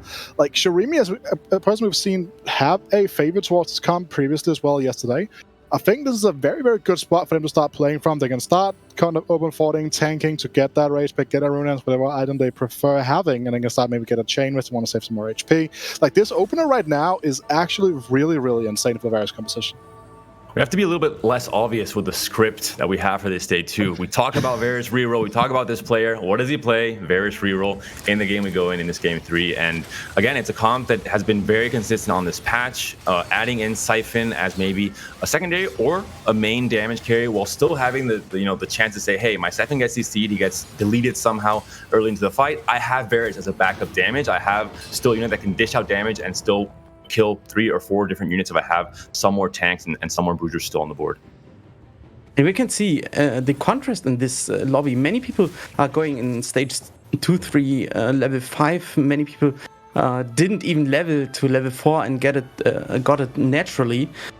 We have many who are going for Astral and want just to lose streak, and people like Pain, who gets level 5 and slams this Rage Blade on a Senna who's really strong.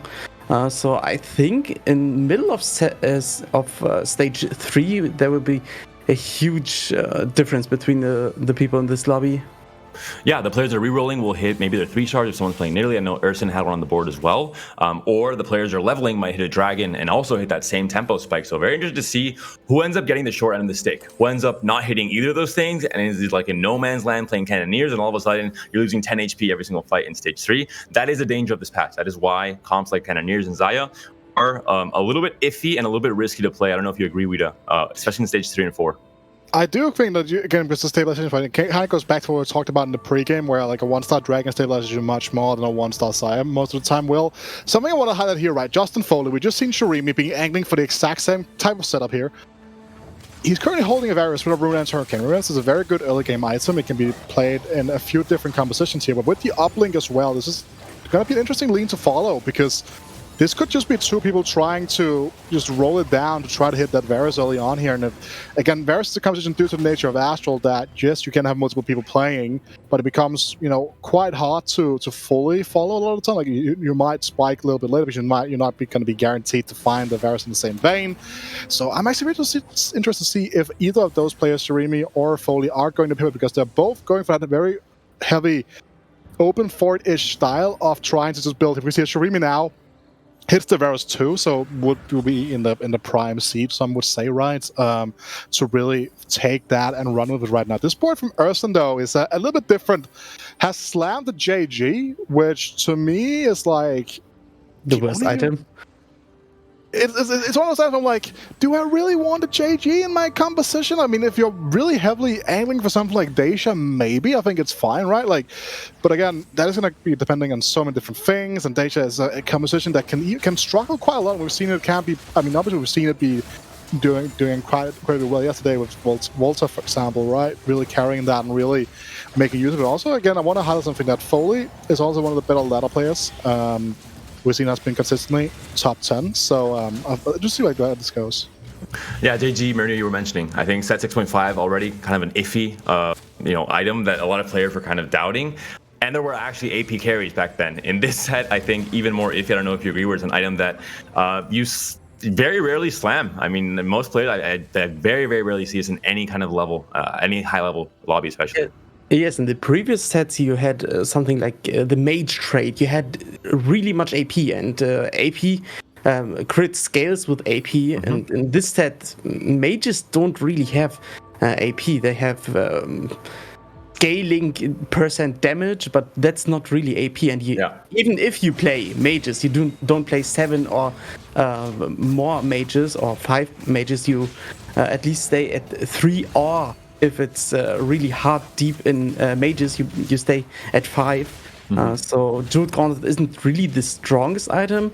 If you play Deja with Jeweled Gauntlet and Archangel, it's still possible because you get this raw AP from Archangel, but it's really specific in this early game. Dalesom has not found a dragon, but he has found a Corki very early on. One of these units that even at 1 star can do a lot of work, can put through so much damage, and can really be a unit that can dish out damage that usually you don't see in stage 3. Usually the 1 and 2 cost carries, if you have a 2-star tank with items, that's already a big deal in stage 3.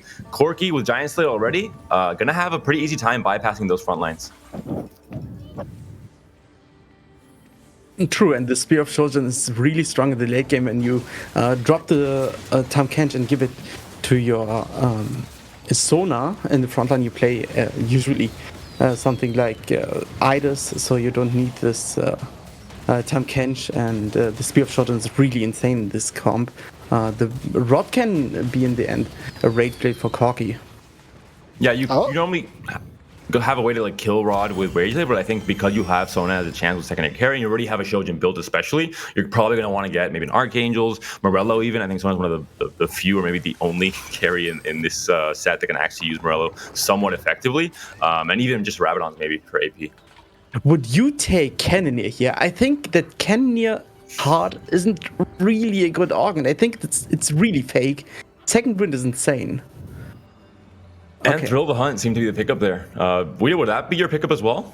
I'm probably leaning either or. I think that when we have a setup right like this one where you are already very heavily looking to play units with less HP, right? Because if you're playing this setup, you're mostly going to be looking at something like the Idus frontline, most likely. You're not going to get as much second win value. Whereas I think when you have units like Sona and Corki that can often just multi-kill with a single cast, there's so much value in having something like Thrill of the Hunt. It also is making you a lot more stable. Well, Urson is just the best player on the planet. This JG doesn't matter.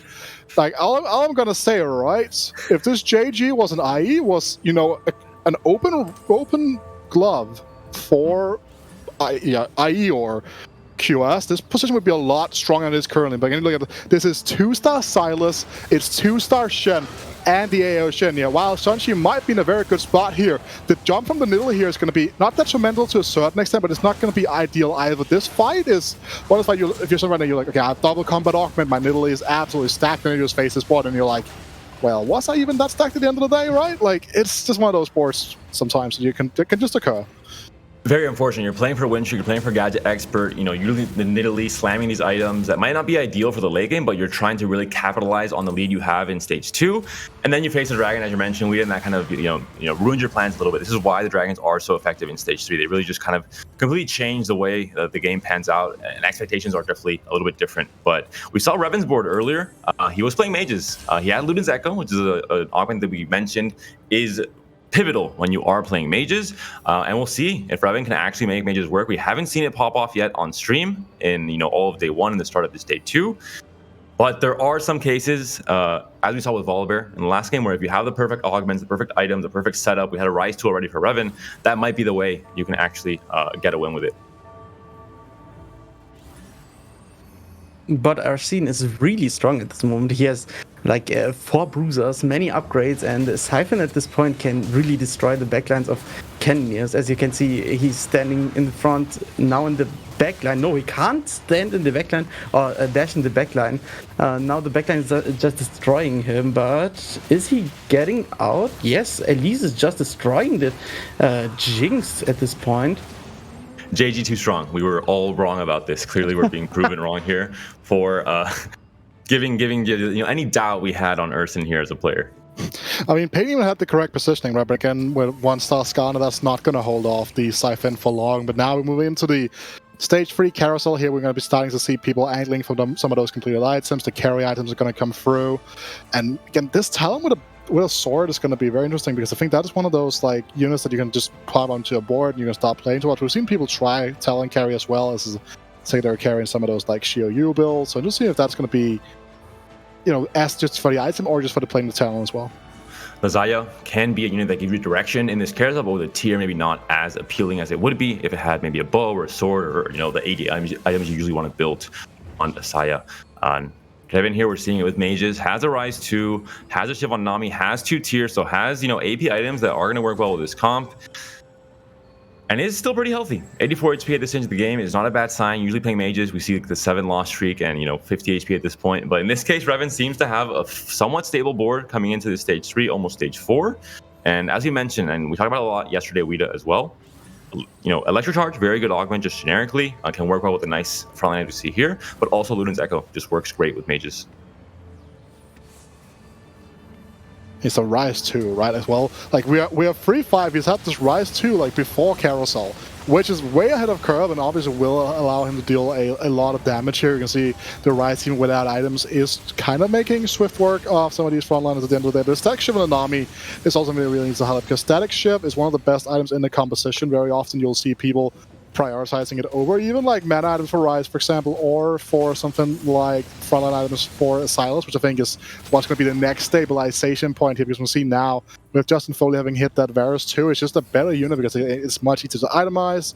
The angling for it is more heavy, and again, it's kind of a double tier situation here, deciding to not spam a second Static Shiv to preserve HP.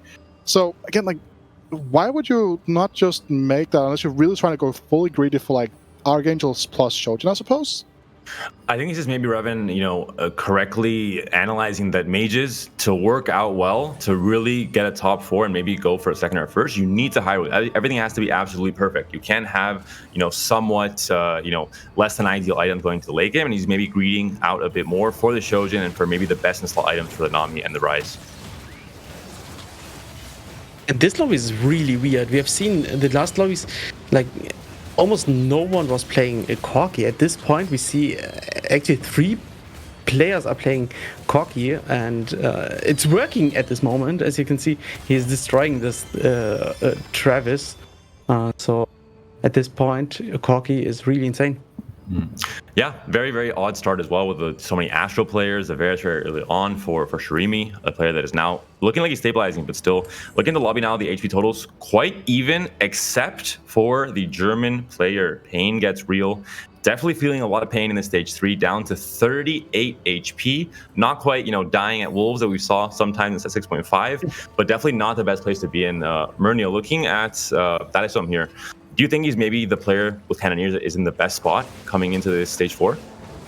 I think he is, because with Cannoneers you really need a huge HP diff to enemy players, because in the early game, when you have something like Senna, like Jinx or Tristana, they will carry you with the Nomsy as well. And in the late game, Corki is depending to the item of Idus, so they are rolling down and they will see if they hit him. Now he hits him. Let's see what's the Shimmer Scale item. Okay, it's fine. I mean, it's not the best like Draven's X, but it's still fine. He's getting some resistance in the front line. I would say it's among kind of the top or the better half of the Shimmer Skill item, especially when you're trying to just get immediate stabilization with kind of diamond hands. It can be very good, of course, but you have to go through those 7 rounds and getting this Idus at stage 4 maybe a little bit too late. But Mogul's Mail, immediate impact, immediate defensive item that you can slam right away on Idus to make sure you have a good front line going to stage 4. So I think definitely not a bad spot to be in coming into this fight here. But another Deja player, Wida, we saw this with Luque in game 1. We're now seeing game 3. Again, Mirage being chosen here. How do you think this board is looking right now? I think the board is obviously going to be pretty strong. We'll start looking at the fact that it's a 2-star Deja and 4-1. Hallucinate is also fantastic. Pandora's Bench, if you want to be really greedy and start angling for that 3-star Deja, right? Like that's going to be the ultra greedy line, if that's the one you want to end up choosing. If you can see right now, has the Sunfire board and also has the Band of Thieves. Has been more board power centric in terms of their augment choices. And Deja really likes time, and Hallucinate buys you a ton of time here. We saw it played yesterday as well, and it did get top 4 with Hallucinate as the augment, just because, again, Deja continues to scale, especially if you build a Rage Blade or an Archangel that we see very often on Deja, and that lets you kind of, stall out the fight even more and allow Deja to really carry and pop off. As soon as you take the Deja 2-star in stage 4, you really don't want to take Pandora's Bench. So at this point, a combat augment like this is actually super good for him.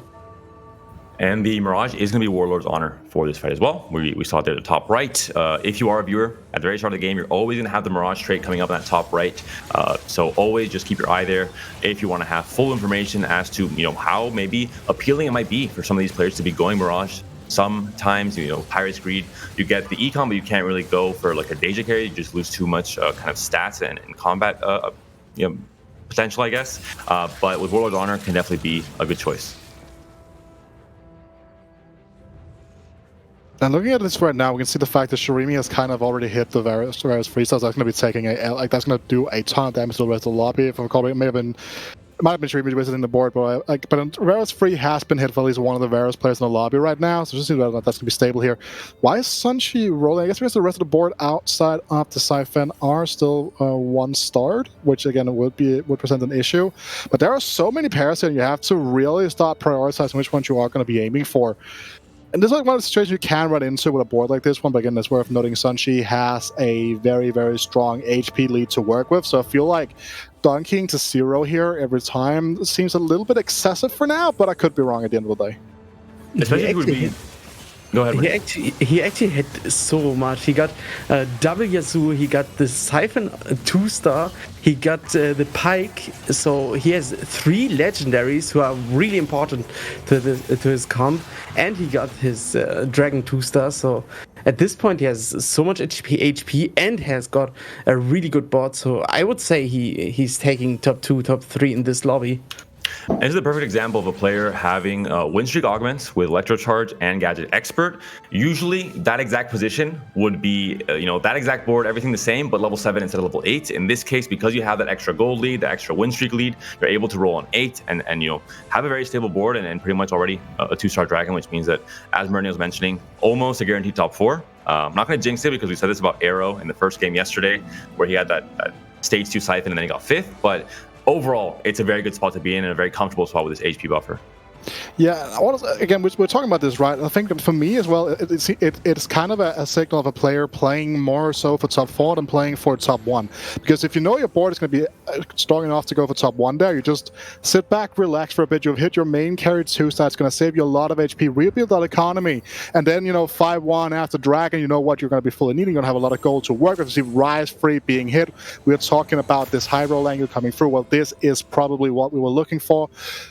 It's just one of those things where it's like you just need to be cold-blooded for a second, take an overall look at what you get. Again, but if everyone is contesting you, a lot of the units are going to be looking for a outcome out of the pool. So it's a bit of a double-edged sword, I suppose. And we talk about the importance of augments to really not just make a comp very good and go for first, but just to make it even viable.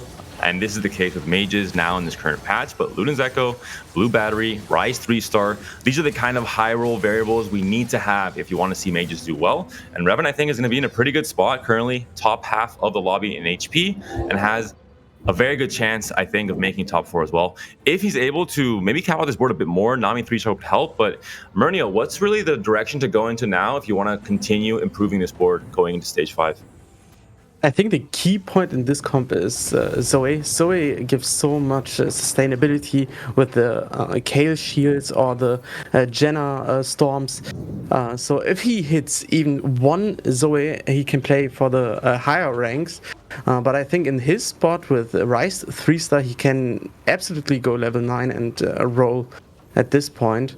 But I think he will stay at this point for Eco. Dalesum in a tough spot, Wida. No IDIS 2 going to stage 5. Had a very good, start with Corki very early on in stage 3, but 4 loss streak here, really not much gold to work with. Do you think this game is solvable here for Dalesum, Wida? Well, it kind of comes down to what at the end of the day, because again, these fights are going to be coming down to a lot of the matchmaking. You can argue that with him being on the 4 loss, a lot of harder matchups in the pool are out, but he's end up hitting something like Travis here. Again, at the end of the day, had the Corki not been eating every single Deja ultimate, that might have been a different fight as well. Again, those small pushing, that could have been a 50-50 at the end of the day. And now here, it's got what's going to be solving the game, because the thing is, the lack of frontline items in any way, shape, or form is what is right now the biggest issue for Dalesum, who has been forced to roll a lot on level 7 to kind of stabilize here. Meanwhile, on the other side of the field, you look at Urson, who's had that Siphon 1 since stage 3 too, more or less. And with Siphon 2 as well being, massive spike, has that champion duplicate on the bench as well. He's so close to spiking, but just not quite there just yet. And Sunchu, we saw there, still looking very strong. Pain, one of the players that is in trouble. We're seeing now Dalesum and Pain both playing Cannoneers, both at the bottom 2 spots in the HP totals right now. Going to show that, Cannoneers can be played, but if someone's contesting you, if 3 people are playing Cannoneers, as Murnio mentioned, looking at stage 3, it can get difficult because IDIS, it's going to be harder to hit the 2-star, it's going to be harder to hit Corki 2-star, and you get a massive spike when you get these 2-cost units, especially, importantly, your frontline and your backline carries. As I said, go ahead. As I said, I think Cannoneers really need a strong early game to scale in the late game, and now we are on stage 5-1, and no one got Corki 2, or Pain doesn't have Corki 2-star, so he will have a really hard time this game. Most Dragon-centric comps, if you hit, a Siphon or Shiryu, even 1-star, you're looking pretty stable. But with Corki, if you don't hit Corki 2-star, if you don't hit IDIS 2-star, if you don't have, as you mentioned, a good win streak, that means a good econ to be able to roll at 8 and guarantee the 2-stars, you're going to have a hard time going to stage 5. If you don't have your upgrades, you're going to start losing a lot of HP every single round. And with so many Siphon players as well, all of a sudden, Siphon, we're seeing here, boom, into the backline and can just insta-kill pretty much any one of the damage carries in the Cannoneer comps.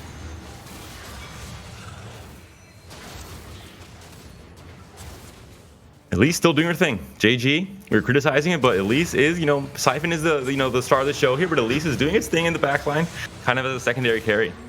I mean, acting like this JG really had an impact on this game outside of just this Siphon showing up. Let me have my copium, please. Yeah, but again, right at the end of the day, this is kind of what it boils down to. Again, like, this JG will be better as pretty much any other item right now. Like, that is more or less the truth to a certain extent, right? Like, am I being too wild when I say it like that? Because I feel like that's more or less where it's at.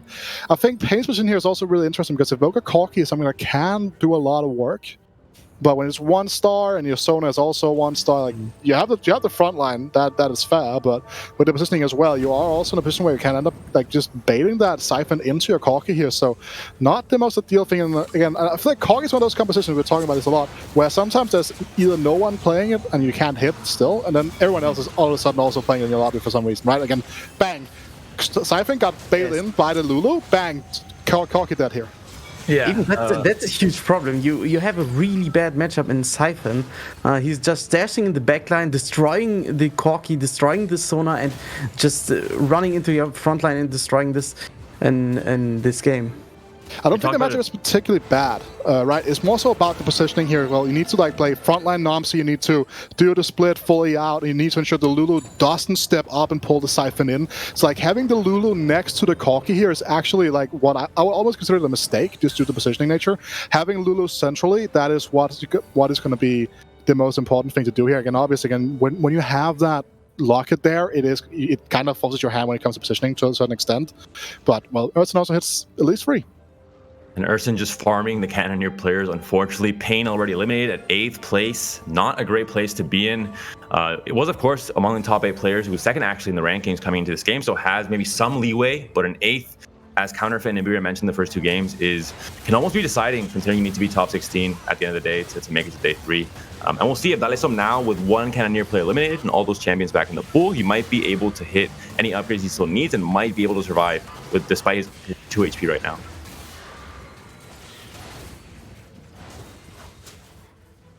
Varus is strong, but is he strong enough? It looks like it might be the case, but at least coming in, Siphon as well. It's going to be a close one. Varus able to take the win here. And Shirimi, the Portuguese player, first coming into this game 3, decided to go Varus at the very start of stage 2, and the decision seems to be bearing its fruit here. First place, win streaking, 62 HP for him. There's a Zoe. We talked about it earlier this game, and Zoe is really strong in the mage comp. Did Justin play it, or did Shirimi play mage? It would be Revan. Oh, yeah, Revan. Revan, true. Okay, Revan. That would be a game changer at this point. I was hyping up the Spanish players, but they're not backing me up here. That is, so I'm currently 7th, close to just getting eliminated. Really, any loss here would do it with only 2 HP. And Revan, because he went mages, maybe having a hard time now in stage 5 at really trying to cap out that board and contest for those top 4 spots. Looking at this board, Wida, Xayah, still very strong. Harder to stabilize if you're rolling at 8 especially, but when you already hit your upgrades, is this going to be a good spot for Justin Foley? I mean, this is a decent spot, right? He had to kind of lean to a different angle when you realize like how heavily he was contested with the Varus angle. Hitting that Pandora's Bench gave him a bit of econ, also gave him, just the ability to hit those forecasts. But you can hold any forecast, you can kind of start hitting the ones you're going to be working for. If you look at that 2-star Hecarim, 2-star Talon, 2-star Xayah, the damage here is going to be coming through. It's going to be pretty surreal. The Cybernetic uplink also is doing a bit of the work here. Like, with just Revan's board being as strong as it is, like it has base augments pretty much outside the electro charge, which, to be fair, did help him get through the early game to a certain extent. But again, I think Foley could be in a decent position. He just needs to get to that level 8 position so he can start getting in that final unit to stabilize himself, get maybe a Cavalier in, stuff like that, to really help himself. But yeah, gets Kiana too here, I suppose.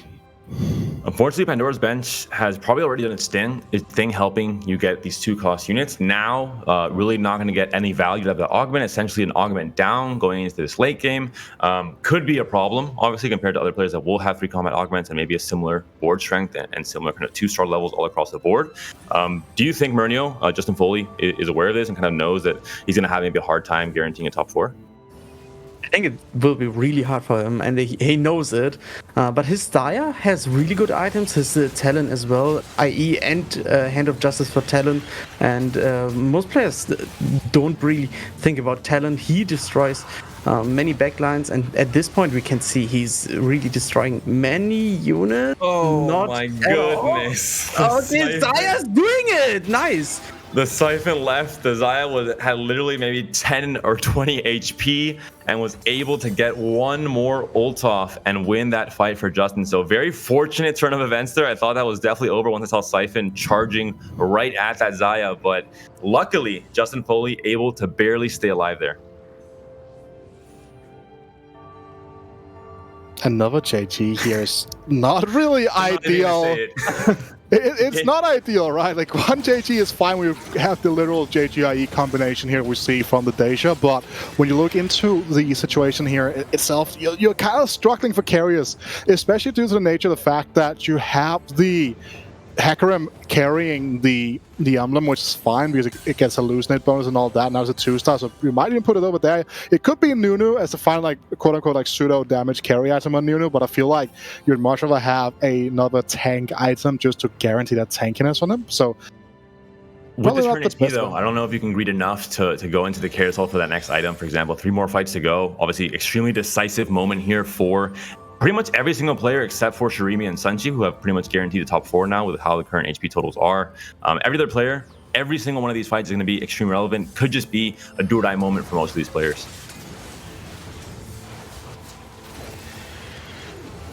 You'll have to see it. 3 JGs, stage 6 on this board. They just seem to be doing its thing. Siphon trying his best, but not going to be quite enough to take on the Deja. And that will be Travis staying. Elise coming in, but can't quite get the one-shot there. Urson stays alive.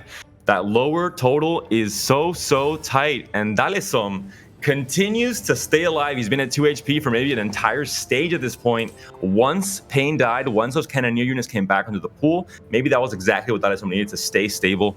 And maybe, if he's lucky enough, some of these players might be dying in these next few fights. He can maybe squeeze into the top 4.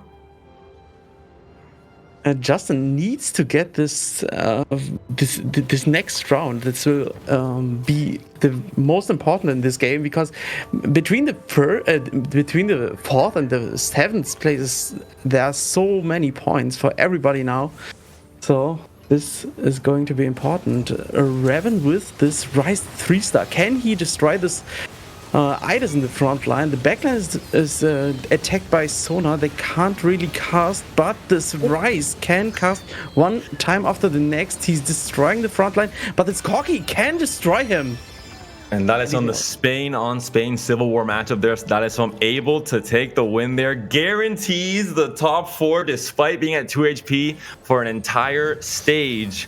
And we saw the Rise there. The side shuffle dodging the Sona ult wasn't quite enough. There was enough of a front line to really stall out and allow all the backline damage carriers and Cannoneers to stay alive and end up winning that fight against the mages. Look at the standings here, right? -8, -8, -14. There's an entire round of destruction here. And you look at Urson, right? With okay, Urson is fine, he's stable. Again, at the end of the day, had a really good board. But like when you're at these low life totals, one single bad matchup tends to completely shape just like whatever is really going on here at the end of the day. Now, Dalism also has the fully upgraded Nomsy. Is positioned pretty much away here. The Siphon should charge bottom left. Yes, it does indeed, which means the Sona and the Corki is just going to be completely untouched for a long time here. Goes back into the front line as well. And again, massive positioning difference right now. Sanji not positioned for this particular matchup. Have the freshman a different side. Had the Siphon been over there instead, they would have pulled out the Sona, which would have pulled into the range. And this is just why positioning with these compositions are so important. And when it's a 50-50, sometimes you just lose to 50-50, and that's probably what happened right here. From 7th to 2nd for Dalism, I think, in his wildest dreams, when he was at 2 HP, he could not imagine this would be a top 2. I'm not going to say top 1. I think that's maybe too far away with the HP buffer Shirimi has. Any kind of fight RNG that goes slightly in Shirimi's favor, that will be it. Dalism, of course, is on 1 life and has been on 1 life for almost 2 stages at this point. Both are win streaking, both are super strong, and it can be really the last round in this game. Varus 3-star, we have the Ilaoi 3-star against this Corki. We talked a lot about this Corki, and we said it's gonna be really hard, but at this point he's top 2, and the last round could be now. Comes down to the Siphon and where he ults. I think that's the most important thing. Weeda, you know all about Siphon positioning. I think you can definitely do the best at kind of narrating where the Siphon might be going here. Actually, I'm not fully... because no units really stepped up here, so it's a bit of a 50-50 thing. I'm actually not completely sure about this, but it's not as... Like, I want to highlight something about the positioning that Shirimi had here. With the double Banshee's Claw, the positioning Siphon is going on Corki, he's destroying him, and then Varus is just firing in the backline. Siphon just jumps in backline, and now Dalism wins this shit. That's going to be it. Shirimi takes the lobby. First player coming into this game 3 gets another first, continues to capitalize on this lead. We're halfway through this day 2, and Portugal is on top. Spain second as well, so the Iberian Peninsula looking strong in this game 3. You're all over with the copium whenever something, like Mr. Worldwide over here. Next thing you know, oh, hey, the first pro player from Antarctica takes it. Oh my god, I've always rooted for Antarctica, I'm actually 0.05%. I will let you know, I speak Portuguese, so my biases have they're fundamented in something. I actually do speak Portuguese, so I have, some connection to Shirimi as well. I'm going to take all these top players and find ways to make them mine, essentially. Anything you guys want to talk about with that game? I think maybe the most exciting thing is Dalism going from 7th to 2nd, but Shirimi had a game plan from the very start of stage 2, stuck to it, saw he wasn't contested on that Varus, and was able to, again, have a very consistent showing with Varus, one of the comps that I think is the easiest to kind of guarantee a top 4 without having to depend on high rolls, early dragons, etc. You can still do well with the Bruiser frontline without Siphon and not really have to depend on that Siphon until maybe level 7 or level 8. I think it was really unlucky for Idis. For Pain, he got Idis 2-star in stage 4, but this Corki, he wasn't able to get him 2-star. Even 3 were taken. There are 12 4-cost units in the shop, but he didn't even get 3 for himself. He got 2 and then got deleted. So it was really unlucky for him, but in the end, Corki isn't really the strongest unit in the late game if you are not win streaking, but he got the second, not Pain, but at this point, Corki, the second. And I think the top two, I think you can be very happy with that result. With how Cannoneers was looking, with how both Pain and Datasom were looking. I thought both players would go 7th and 8th, 100%, but that completely changed the outcome there and managed to, again, every single one of those fights at the end, with the HP totals being so close, I think there was a 10 HP gap between 2nd and 7th. There's that much more pressure. When you lose and the next player has 50 HP above you, you feel like you couldn't do anything regardless, it's whatever. But when there's HP totals so close, and between finishing 2nd and 7th, which could be, the result that matters the most and making it to day 3, there's so much more pressure. Every small positioning decision you make in those final fights could be extremely relevant in your final result in this game 3. We'll look now at, well, I guess the winning comp, we definitely know it, Ferris. We're going to see a lot of that all throughout today, I think. One thing I wanted to talk about that we saw a little bit in game 1, Bernie, I want to go to you with this one. Do you think the day 1 meta and the results on the top comps will kind of dictate what we're going to be seeing in the rest of this day 2 as well? Do you think kind of everything was already solved for most of these players? Do you think there's still a chance to kind of adapt with what you're seeing in this tournament? What we have seen much more on the second day today is 3 cost units. We have seen much reroll. We have seen 2 times Karma reroll. We have seen many times Varus reroll and several times something like Swain, which was really strong in the late game. So I think people are just talking about those dragons who are really strong, but throwing Siphon in and playing a reroll comp is really strong at this moment. Yeah, definitely. I think there's something that's also worth noting here, right? So again, the center meta would always be a little bit different from the ladder meta, because when you're playing on ladder, even at like GM plus at the end of the day, there are just going to be people that, climb that 400 extra LP. I'm not throwing shit out towards you, Panda, but like playing one specific comp, right? Like that was you with Talon last set, right? Like again, and if that playstyle that they have, that will be extremely just only just like 7-1 for wanting it down for a dragon, for example, right? Again, in tournament play, these players are much more well-rounded. They're much better at navigating these openers, playing these different outs instead of just, being like, okay, I'm just going to roll down, I'm going to hit Siphon or Sheer You, and bang. And that, again, that's why I think we're seeing a lot more different compositions. People are easier, they're much more able to find those open spots to play from and stuff. As a quick reminder, we're going to be going to game 4 very shortly as soon as the lobby loads up and all the players are ready. Same exact lobby coming to this game 4.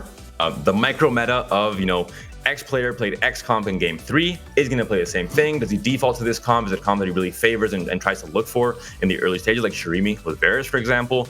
Do I try and contest? Do I steer clear of that comp altogether because I don't want to be contesting someone else and maybe both of us doing badly and holding hands in 7th and 8th? These are all things that do end up mattering. These kind of 2 game cycles into these lobbies, there are developments where, these players learn things from each other in one game, and in the next game, in game 4 in this case, they might keep some of these points in mind, and it might dictate what they end up playing or kind of what decisions they make in the early stage, especially with the direction of their comp and of their game as well.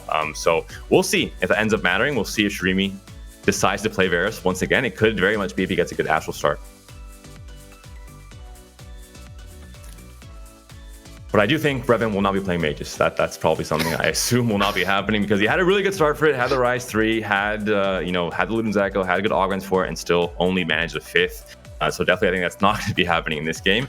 Maybe it's time for Nidalee. Revan, please hear my prayers. Bring out the Nidalee. You need it now. You need to get these first and seconds. I mean, it's worth knowing, right? We started looking at it in a stretch of the imagination again, where it is also about the fact that Rise 3, while it's good, again, how much extra HP would Revan have saved? Just land the extra ship, for example, right? When you're looking into those positions, when you are already heavily angling towards the reroll thing, again, you might not have the optimal items, but you need more time to hit your 3-stars to get that spike, which should make up for the lack of items. Stabbing that second ship onto the Nami means more magician threat, it means more damage, and might have been difference, for you winning an extra 2 fights. It might have saved you like that bit of HP that would have saved you to the top 4 and stuff. Looks like we are not quite ready to go into game 4 just yet, but a quick reminder on the players we're going to be seeing here.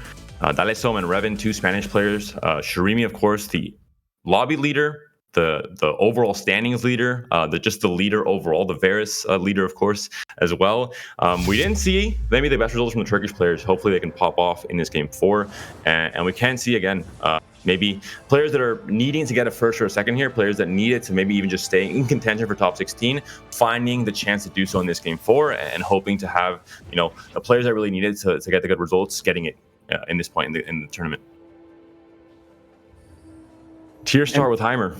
Yes, it's the next player who starts his tier. Last game, it wasn't that good. This game, maybe not. It's fine. It's an uplink, Heimerdingen with uplink and tier is the most broken thing in the world. His permastuns, everything. It's, it was actually one of the more hidden carry aspects of the Mage comp when it was still, very, very strong and very present in the meta. I think that's something that's also worth noting. Kama and Ezreal here is an interesting thing if you want to start looking towards that angle. You can hold both of these and you can start looking into maybe you get a lot of gold here instead, stop another decon, hit that blue battery, and you can start angling for that. But doesn't necessarily look like that is what it's going to be right now. I think that the big issue as well here is that you haven't really gotten any pairs that is really well. There's not a Tahm Kench pair here in this shop for now. If there's not going to be any gold dropped here, I think Shirimi is going to be having some issues because there's not really going to be a lot to work with here. This is actually one of the worst spots right now to be because you're lacking a slammable item and you're lacking gold to pick up pairs. That's the biggest thing with slammable item. I mean, these are 3 components that do not work well together in the early game. You can't really slam Archangels, you can't really slam Morello. I mean, you can, but they're items that don't get immediate power on the board as they would maybe in the later stage of the game where you have units that use them much better. Murnio, is this what do you look for when you have these items? Is it maybe a Nivea and looking into Jade with a Karma start, for example? Something I found out the last days was playing Jinx or playing. Oh my god! Okay, I think he's playing Anivia with Archangel. No, I mean it was an opportunity to play Anivia with Archangel or Morel Nomicon and play Volibear at this point, but I think he have not the same thoughts going for Portable Forge. I think Eternal Winter is insane, but returning to the items, it's so hard. Sunfire would be insane. Morello is not the best item in the early game, but you have Anivia. Anivia can carry it really well. And with Eternal Winter, maybe Redemption is also an option to just kind of fully stack onto the tank instead and just try and work for a very good front line coming into this stage too. It looks like Archangels will be the choice here. The belt can go, immediately on Tahm Kench just to make use of that extra health from the component. And not a bad start. We were talking about Anivia as being an angle you can go to. It's usually one of the units that are harder to hit in J. They can have waiting to find that in the shop naturally in stage 3 maybe to really have your board kind of set up.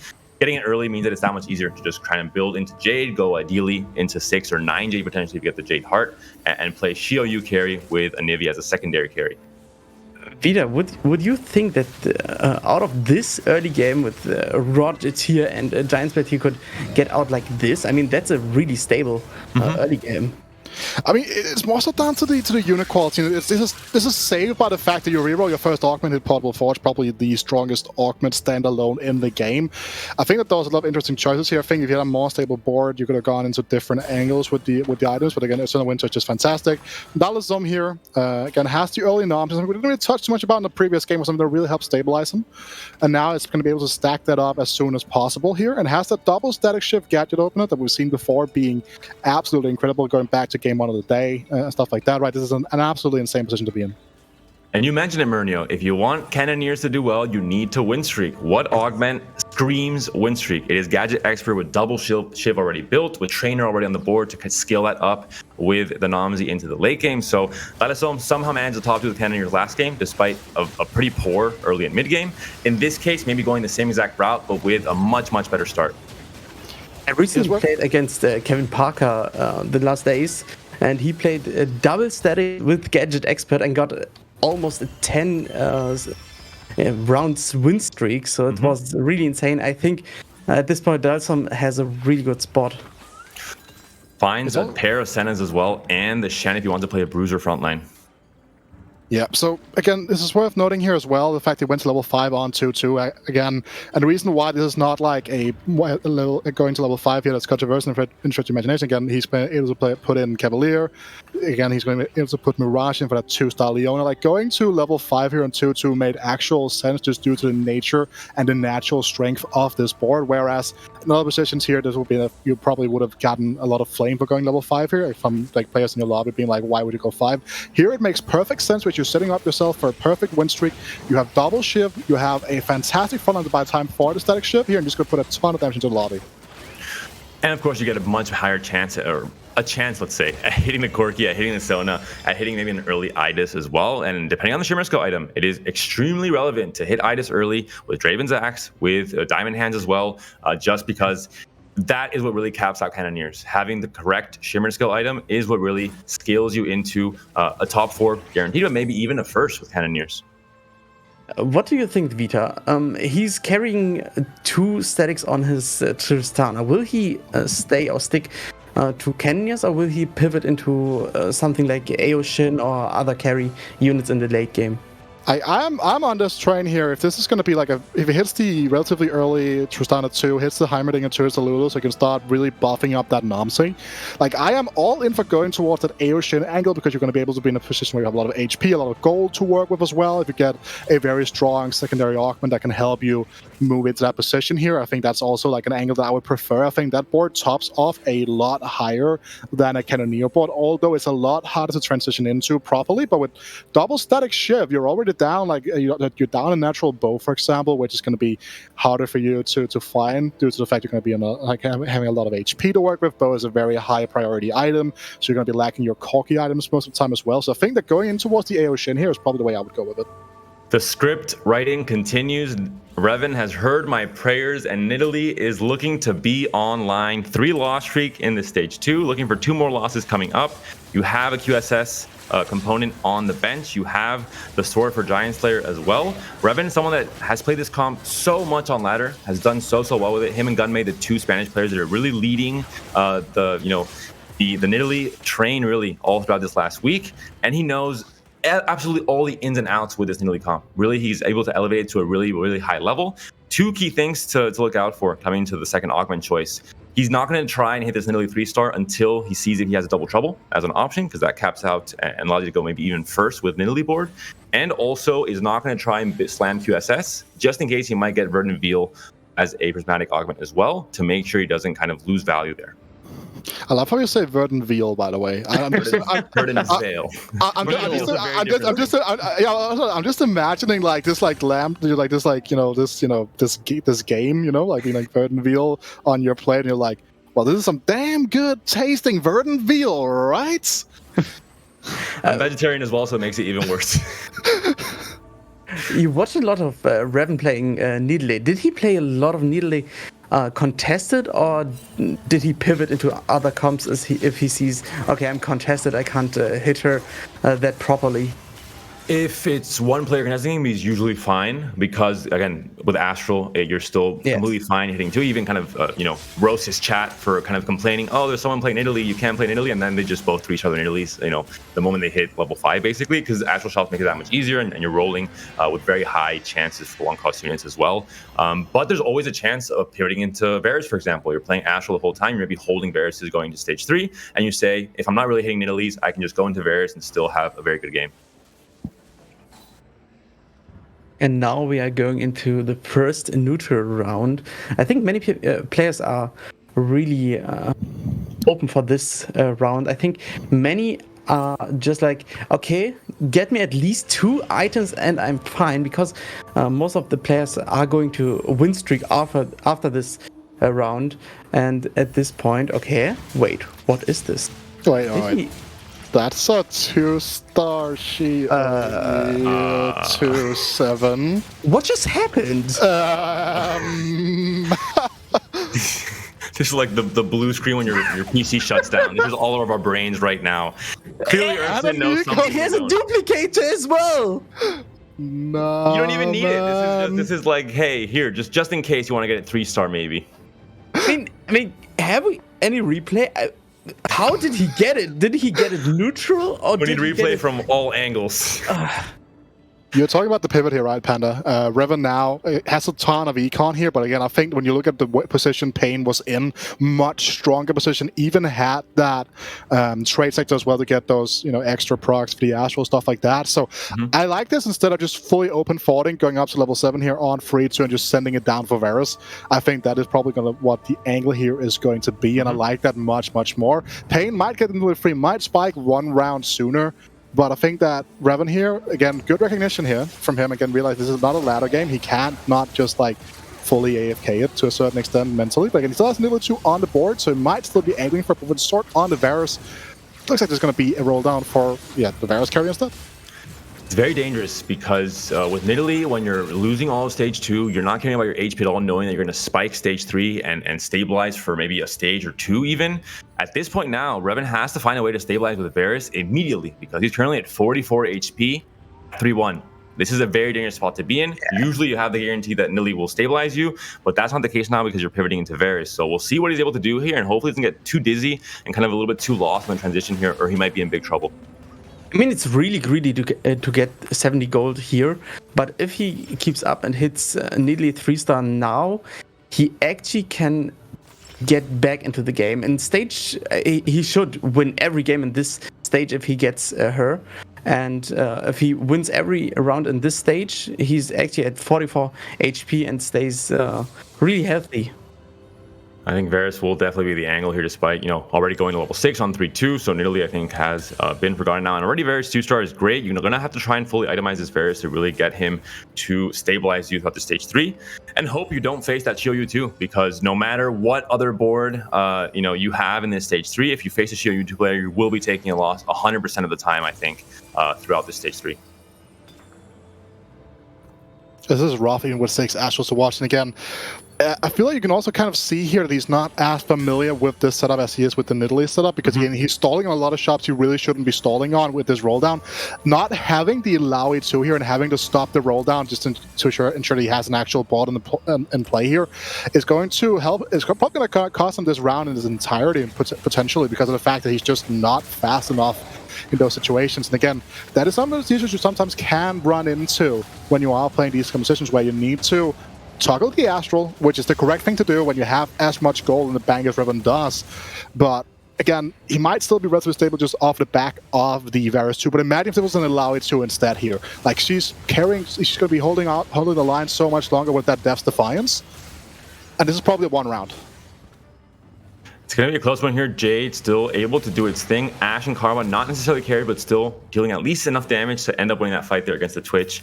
And the Varus, we saw it was a Jade flex board for Travis. So one more player looking to get Shio U's.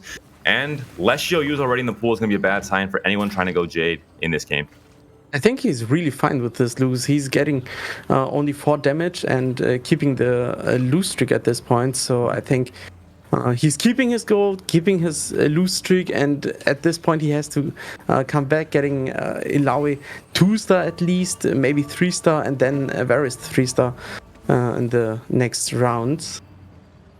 I was about to say, facing off against Shio Yu here. Daleson, a player that was kind of all in on this win streak, doing everything he can to continue the streak going, and probably the player that hated the most to see that Shio Yu 2 coming up in the end of stage 2, because it means that his win streak is now over, probably, with how strong the Shio Yu can be with Infinity Force as well. I mean, we talked before about the double statics and gadget expert. It's really strong, but is it strong enough to kill Shio Yu? Obviously not. Also worth noting here, Cybernet uplink being the secondary augment here is a very good uplink. It's a very good uplink indeed. Yes, it's a very good augment if you want to start leaning in towards that Aoshin angle we were discussing, Mario. Right? Like, it's probably best in slot on Aoshin. Yes. The bow is picked up there by Revan for that Varus. We saw before, only had a sword on it, needs to find a way to get those items slammed on Varus right away. And ideally, you want to hit this Varus 3-star very, very soon. 40 HP for Revan, he's in big, big trouble. We're seeing the items here on the left. Most of the items have been slammed.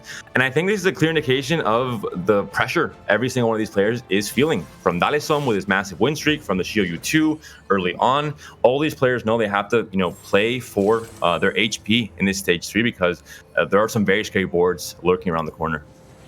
And we've seen in the carousel, no one went for the Spatula. It's actually insane how close this lobby is. Everybody is just going for his comp, tunneling into it. Shio Yu, Nidalee, Varus as well, and no one is just like, okay, I'm keeping flexible, I'm going into several comps, pivoting from comp to comp. No, they are tunneling into their comp, and that's why they are not going for the Spatula.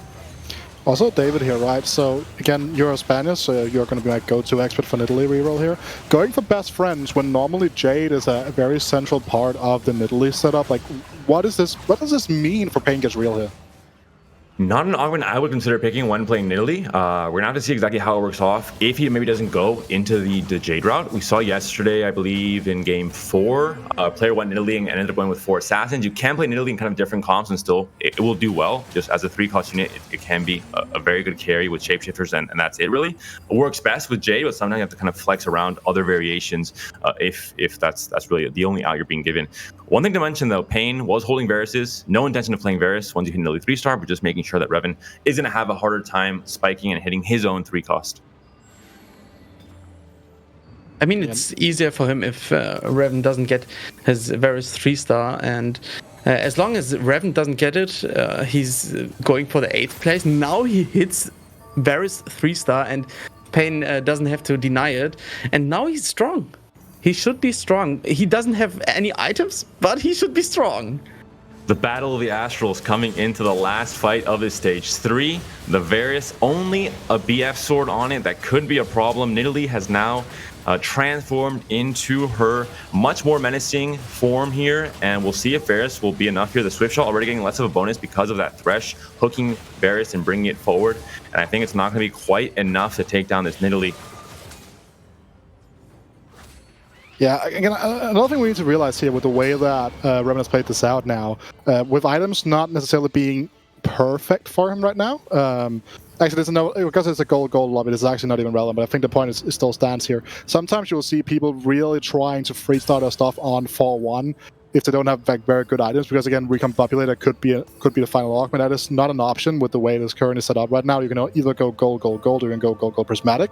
So not something you need to consider right now, but it's an angle that definitely needs to be considered at some points when you're playing this composition. Justin Foley has picked up Dragon Alliance as his second augment. No dragons yet, so currently essentially a dead augment right now. Has to try and transition into a dragon board. Looks like he's going to try and go level 8 and then roll at 8 for higher chances at hitting those dragons and then try and stabilize there. But Mernio, what's your experience with this augment? How do you think a capped out board looks like in terms of trying to get a first place or just guaranteeing a top 4? With Dragon Alliance? Yeah. I think Dragon Alliance is the best opener is Xiaoyu and Siphon, the obvious 2 strongest units. And then you can put Idus in. In the late game, you drop Idus and put Aoshin in, because Aoshin is almost the strongest dragon you can play, but it's hard to hit him. That's why you play in the early mid-game Idus and drop it later. And as I'm saying it, he's taking the Xiaoyu. He's contested. Someone else has Xiaoyu too, so it's not gonna be that easy. Sanchi as well has the Xiaoyu. Yeah, but Sanchi's positioning here, right, is angling much more into going the Sire version of it as well. You can see the Rage Blade not being put onto the Xiaoyu that is currently in front of the board with the Obsidian Cleaver, sorry. So that's a different angling of the Jade Flex build, right? There are some builds where you go like Saya Talon, which is probably the one we're looking into right now for Sanchi. And then there's just a very traditional one where you have the AP carry in the Anivia, and then you have the Xiaoyu just doing its thing. And right now, as a standalone unit, this setup is actually doing quite well for itself here. You can see the Xiaoyu just doing the damage it needs to be doing. So Justin Foley here, again, didn't really hit anything meaningful on the roll down outside the single copy of Xiaoyu now. Needs some sort of bailout here. We can see Pirate's Mirage. So not really getting any combat power, but it's getting that economic boost that might be needed. Vito, yeah, it's part of a thought you can... yeah, a great pickup with when you're playing Dragon's Alliance, especially because you have so many units to itemize that would be relevant, that can use items well. Obviously, they're going to, every Dragon's going to be fairly strong. Tank items on Idus and just the AD carry items, kind of pseudo-tank items on Xiaoyu and Siphon. So I think definitely a great pickup. We're going to see what this board looks like. You have gold to roll with. You want to have a Yasuo, especially with that blue buff, I think. And there's another Idus, another Xiaoyu, but... where do you go with this board? You've rolled down on level 8. You had so much gold to work with. I don't really think you've hit what you expected to hit at this point if you're Justin. It's actually a tragedy. He didn't hit Xiaoyu 2-star. He's that's a Yasuo pair? Yasuo, what? Castle And Blessing Aoshin. He could play both Aoshin, Yasuo, and the On. doesn't play the on 2-star. That's a little bit definitely surprising. difficult. Yes. And this is one of the problems we saw. The board had no dragons coming into level 8. It's extremely hard to do a proper pivot from one board to an entirely different one in 1 or 2 different rounds, and we're seeing maybe Justin paying for that in this fight here. I mean, he can lock the shop. It's really important. He has a 2-star on, who has Tempest, and Ao Shin is actually the best Tempest unit. He doesn't have really the best items for him, but Statics and hopefully Rageblade isn't too bad on this unit. I think there's just the remaining package around it is just not strong enough, right? I think even on this part right now, you should have taken out. You might want to keep the Leona and just for the extra gold boost, but like at least taking out the Terrakia was what you should have done for the start of the fights. So now just figuring out what the proper way of building this board up is going to be here, because you're lacking that clear carry. You have the Yasuo. Yes, okay, Yasuo 2 on level 8. That is that is insane, quite frankly. Siphon as well in the shop. We're going to see exactly what Justin wants to do with this board, but as you guys were mentioning, Yasuo 2 with blue buff especially, very, very strong item and unit combination coming into this stage 4. We're still in stage 4. This is 4-3, and that's a Yasuo 2. That's a very early hit. I mean, that's a huge game changer at this point. He could play for top 4 now. He has 22 HP, got it, and it's a game changer. And Yasuo's dead. Yeah, nice caster curves right there. Nice. Truly a game changer. Yasuo. Thanks. Cringe. I mean, it's Yasuo. He's spiking when he's 1 HP. The orange 2-star though also being huge with the portable forge item, allowing some extra tankiness, but the damage was just already gone at this point from Justin. And another big loss, 7 loss streak, 8 HP. We talked about the difficulty of having these dragon augments where you need so much gold to work with. You need to have everything work out perfectly. You can hit a very high cap board, yes, but you need to have everything else going in your favor in the early and mid game. If you don't have that, it might just be a straight up 8th or 7th. I'm wondering, Vita, would you sell the Ao Shin to, not the Ao Shin, the Shiryu to put the Bloodthirster on Yasuo? It's actually a worthwhile question, right? Because Yasuo with the Bloodthirster really does sustain for much longer in these fights. So I don't necessarily think that the thought of it is foreign to a certain extent. I think it's a fair thought to have. I think that right now they're just looking at spiking with Shiryu 2 instead of having to move items around. I think the Shiryu 2 spike in their mind might be a little bit stronger. Speaking of a strong spiking, we see now Delson with having had that trainer in for the entirety of the game. The Noms is now 3-star. It's just working towards becoming that 4-star absolutely magnificent self. With the Goldmaster staff as well being the Shimsky item of choice here, it also gives a nice consistent gold boost potential. We see Justin does hit the Shiryu 2. It's not the fight we're going to be watching here. We see Sunshi hits one of those very, very strong Jade augments here, but is yet still to find that side we've been talking about. Great Sona ult here, and we're seeing that as someone in a completely different Cannoneer game compared to the last one. As we mentioned, as very early on in stage 2, had a great win streak opener with Gadget Expert with the double shiv, and we're seeing kind of the product of that start there. 70 HP, not going to guarantee top 4, but you have such a huge HP buffer that you're pretty much locked in, I think, to top 4 in this game. And you could even go for a 1st or 2nd, depending on what the rest of the lobby looks like, and if overall it's a high roll lobby or more kind of a standard lobby where Cannoneers can still do very well. And Justin Foley gets eliminated. Again, very difficult transition. Hit the Yasuo 2, but I think everything else around that Yasuo was not quite enough. Didn't find the right pivot, didn't find maybe the right board with what he was given in those natural shops after those rolls, and unfortunately gets an 8th place there for the Turkish player. But look at what Travis is doing. He might be running it. He might just be saying, you know what, I can do that much, much better here, because has another one of those multiple dragon augments here. Right now, just using it as a buff to the single Shiryu on their board. Again, with like this low on gold, they're also going to be very limited in their options when it comes to the dragon item choices here coming up, because they don't really have the possibility to roll for, you know, a significant amount of options here. Again, with fully itemized frontline, this shouldn't be a big issue, but definitely not ideal. I'm not sure if the people in this lobby are too brave. They've seen early on in stage 3, someone got 2-star Shiryu, and we are seeing 4 people are playing Xiaoyu at this point, so I'm not sure if that's the real play, but I think in the end he's living 48 HP and he's fine. 84. We've seen those games where a certain unit or a certain combo is so strong that even if you're 1-star units, even if if you're building on it, you might still see a lot of these Jade players getting top 4. But yeah, it's gonna be so much more difficult to hit the Xiaoyu 2-star. We're seeing kind of the as you mentioned, Murnio, I think it's like kind of the pop-up message. When you see Xiaoyu 2-star in stage 2, you have to be thinking in the back of your mind, maybe I don't go Jade. Maybe it's already too doomed in terms of, high rolling and Dragon is already difficult enough. When 3 already gone from the pool, even more so.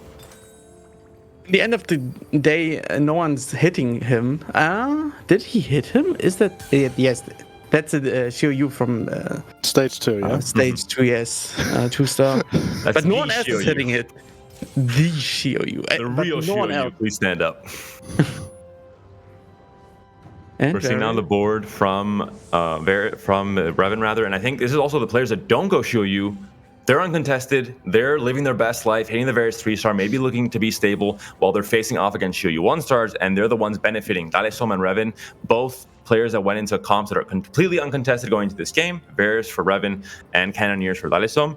Revan, of course, started off stage 3 already at 40 HP, so this is why his HP is still so low, but I think he is fairly stable and can also maybe look into getting that top 4 if he's facing off against players that can't stabilize, that can't hit their 2-star Xiaoyus or 2-star Nikos especially.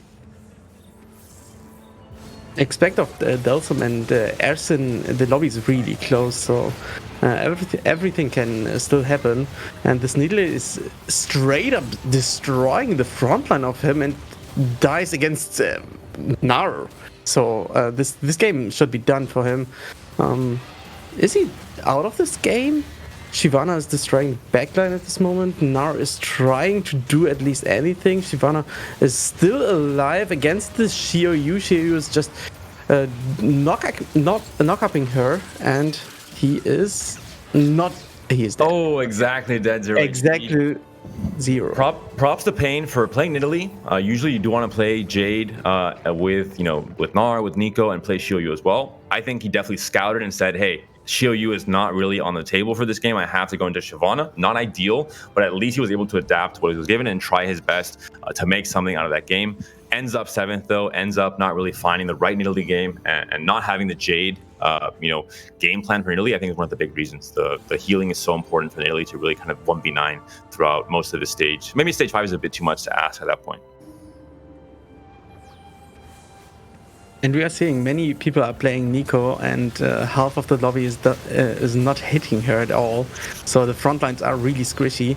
Xiaoyu even level 1, so it's getting a bit dirty in the late game. Varus is really strong, but this Xiaoyu is really tanky, destroying the backline. Now he's dead. Anivia can just auto-attack him, doesn't do any damage. Varus ulting the Nar, but doesn't kill the backline, just standing there and watching Anivia killing him. And the healing, the Hodge on the Xiaoyu, able to just continue sustaining past the damage that Varus was dishing out. Fantastic stalling for time. And Lulu showing why she's one of the best utility units in this set. The great CC though on Varus, stopping the DPS just a tiny bit at the end of that fight and making sure Anivia had time to clean up that fight at the backline there. What are you looking to add in here right now? Can you looking at the synergy-wise again? There's a lot of opportunities here, but I think you're just looking for like a strong standalone unit here. I feel like Pyke would be nice. Soraka, Bar, Yasuo. Yeah, those type of units, but like didn't find any of them. Did they move up their, or it was the Ornn? I was like, did they move the Varus up? And I was like, okay, no, it might make sense now.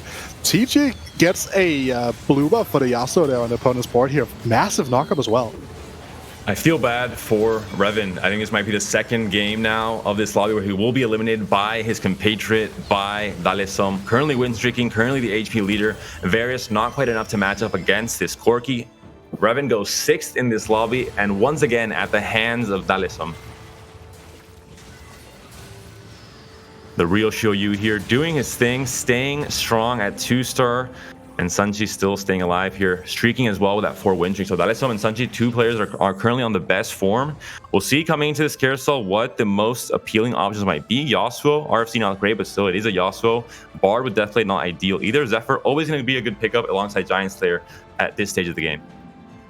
I think Giant Slayer is the pick to watch actually in the late game because everyone has so much HP, but at this point actually everyone has items done on his carry, so that's why they don't take the Giant Slayer.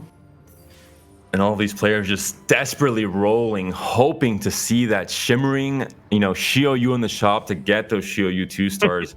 Players still looking for it and not quite there. And this is kind of the desperate, and we talked about it. Despite Xiaoyu 1-star, the Varus player is out, the Nidalee player is out. Justin Foley had, a lot of problems, I think, in his own board. But despite the Xiaoyu 1-stars, Jade is so strong and this combo is so strong, these players are still going to be among the top placements in this lobby. Yeah, like Travis is just stuck on level 7 at 5-5.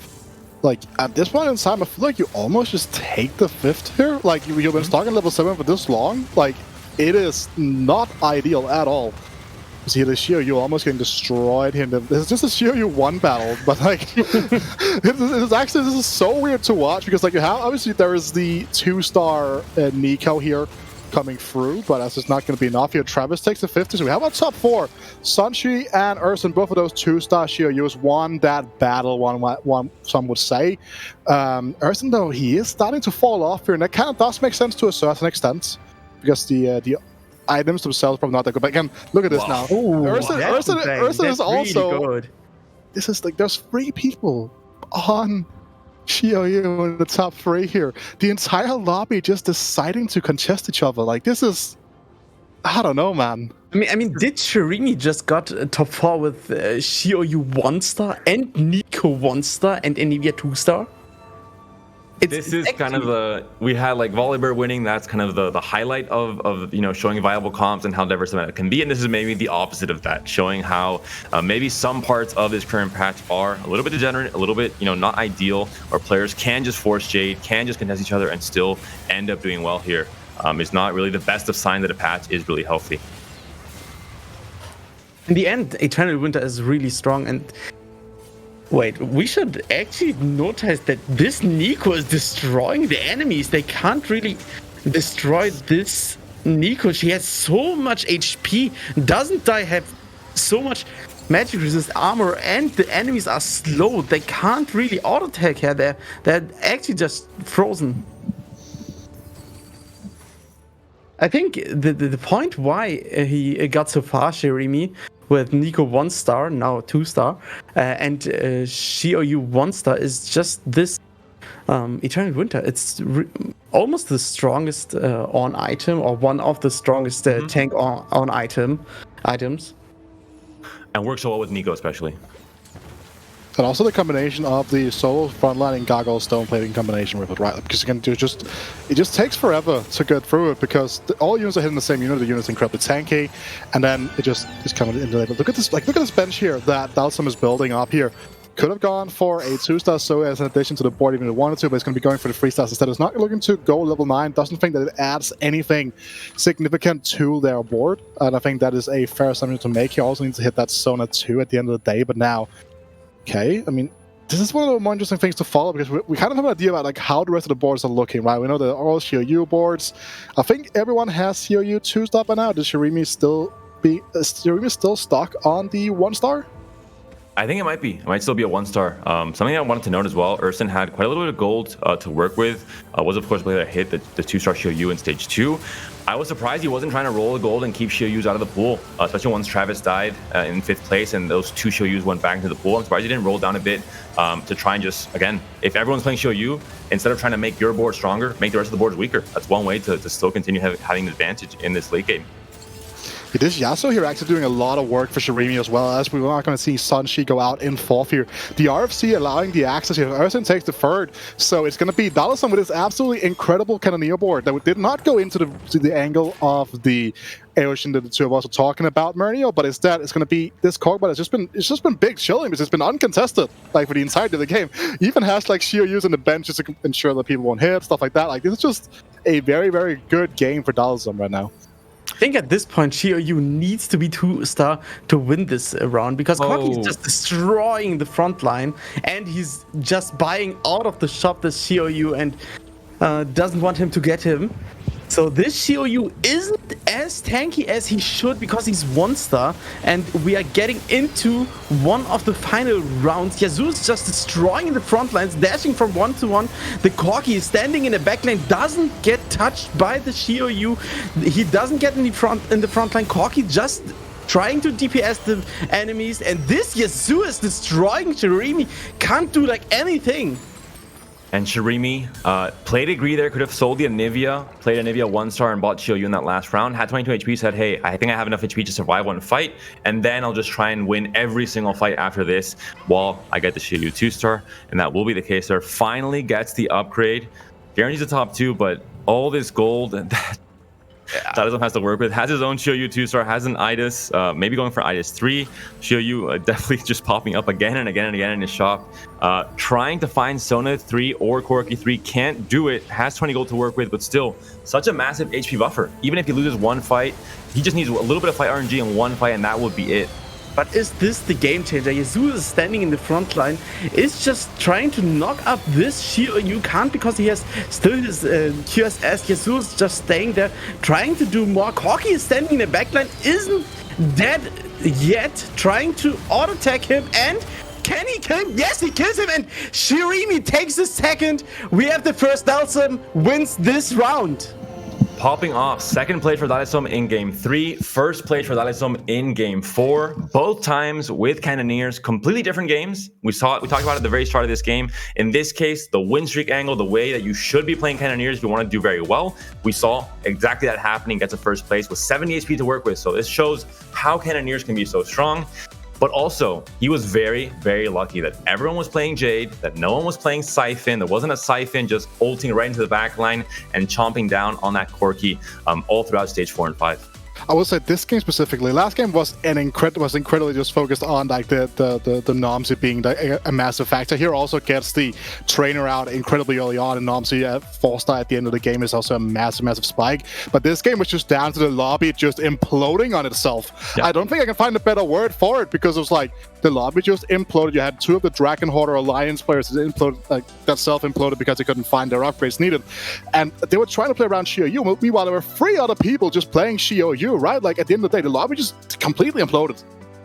I mean, and on the end of the day, Xiaoyu was really contested and no one hit him really good. Only one person in stage 3 or 2. But this Corki wasn't just like, okay, I'm playing Corki because he's uncontested, I'm destroying this lobby. It's just like, I'm getting a Gadget Expert, one of the strongest augments today, just win streaking my ass off, and in the late game, I'm uncontested. I'm trying to reroll this Corki 3-star, and even if he if he loses 1 or 2 rounds, he will hit this Corki 3-star. He had 6 Corkis, including some Sonas, and even if he lost those, he would take Corki 3-star or Sona 3-star or getting level 9 and win this game. Mm-hmm. We are ready for a break, and we will be going to the analyst desk with Niberia and Counterfeit to really break down everything that happened in this game 4. We touched about it a little bit, but I think they have a much more intensive breakdown as well. And we have an interview with Baby Iguana, one of the Spanish players that is still fighting for that top 16 spot in this stage 2. So excited to hear what Iguana has to say, but also excited to hear Niberia and Counterfeit. Don't go anywhere. We'll be right back with the analyst desk.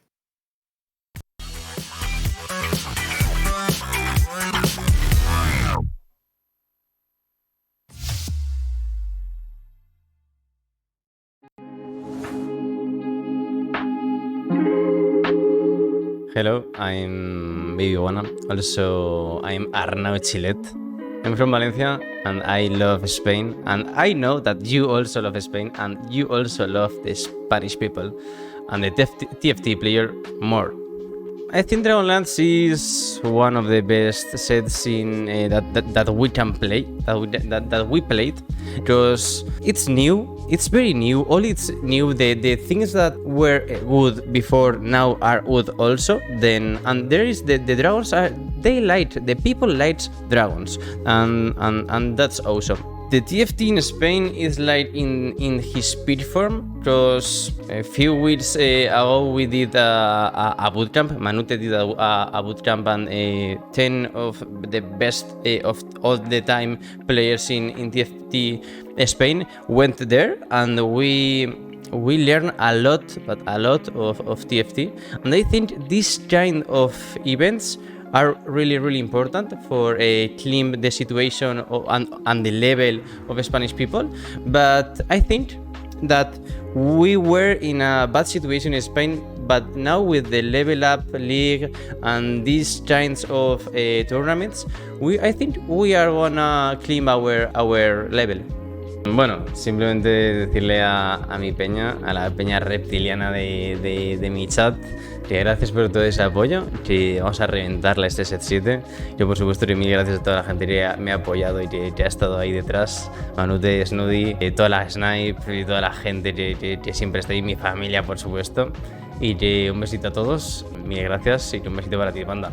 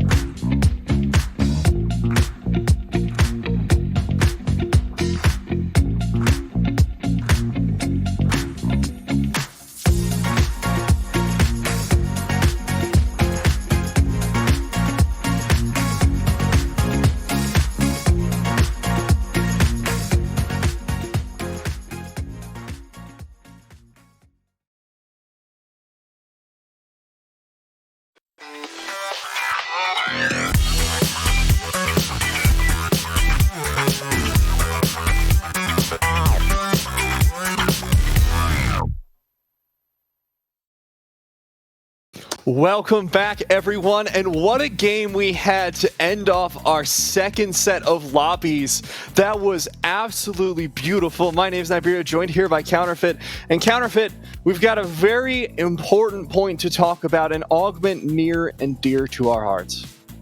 Absolutely. I mean, I think we're starting to see this coming out more and more. Players who are wanting to take hold of the early game and get all they can out of it. This Gadget Expert has been absolutely crazy. I mean, just, the raw power we're getting out of that one. I love that particularly. It not only gives you a strong early game, but allows you to then keep on picking up static shifts the whole way through the game, which nobody else, of course, wants to get anymore, and still have those matter. Yeah, nobody else actually cares about that item, but anyone who's in Gadget Expert, we see like 2, 3, 4 of them being slammed because it gives you so much tempo in the early stages of the game. It lets you have all of that economy, and I think especially in this lobby, we were speaking about it during the break. So many Xiaoyus, so many contested Jades. The fact that Dallasum not only had that Gadget Expert, but that he was going a different composition with it. He was going for that Corki, allowed him to get those win streaks against those weaker boards that were contested, 6 ways to Sunday. Yeah, and I think they brought up really well in the cast itself that we weren't seeing Siphon in that lobby, normally the bane of these backline carries, but instead just a whole bunch of comps that were much weaker than they should have been at that point in the game. But with this far in the tournament, with us being here in day number 2 and our players fighting it for top 16, it's all about spotting those opportunities, and maybe you get that really good game on any given day and you can take advantage of it to run it right into first. Yeah, I mean, looking back on this game, even the late game for Dallasum was about keeping that tempo, staying there at the level 8, instead of going for 9, as Panda mentioned, you just go for those rolls. You try and hit those 3 stars if you can, because it'll secure your game. But going back, it wasn't just about him in the early game. There's also another player that we should highlight, and that is Shirami, who came into this second set of games 14 points, highest out of anyone in the overall standings, and managed to do yet another fantastic job in this lobby. I think, this was why this was such an exciting lobby to watch. We had all of our top players coming in, and now we've kind of, with Delsum and Trimi, they have made an extremely good case for themselves to be top prospects watching, not only coming in, for the rest of the day, but potentially for day 3 as well. Trading first and second between themselves feels like they've got a really good grasp on exactly how to play against the field of competition. It's something that's always lovely to see. We talk about it so much. We have our veterans, but seeing new faces, seeing people that could be the new competitive players to beat, I think Shirami is easily establishing himself as one of those players. Day 1, absolutely fantastic performances, only took 1 bottom 4, and it was a 5th. Day 2, nothing below top 2 so far. And this is the exact kind of play that you need to be having coming into today. There's 2 games left for this competition. It's going from 64 to 16 players. Shirami is probably one of the only people who's feeling secure in their position right now because of how stark of a cutoff that is. And I want to see him continue this run, continue all the way to our finals of the Golden Spatula Cup. Yeah, I mean, it's just one of the things we were really hoping for was to see people coming through and shining a light very fiercely. I think, as you said, Shrimi having, I believe, only played in 1 tournament before this point. Perhaps at this point, it hasn't quite sunk in just how well they are doing and how unlikely it is to be able to come right into an environment like this and thrive in the way that they have. Well, and circling back to the rest of the lobby as well, there's so many times where it's going to be like hyper contested, and it's all about finding the ways around it, finding the ways to thrive in the face of that adversity. Like Shirami was able to hold on so long. When that Yu was contested, I think literally 6 ways. It was more than half of the lobby going for it. We saw in that clip Justin going out, despite having all of that econ from running the Pirate Mirages, had 50 gold, level 7, going into stage 4. But missed on the roll down because of focusing on that Yu, ended up going out in the very last place.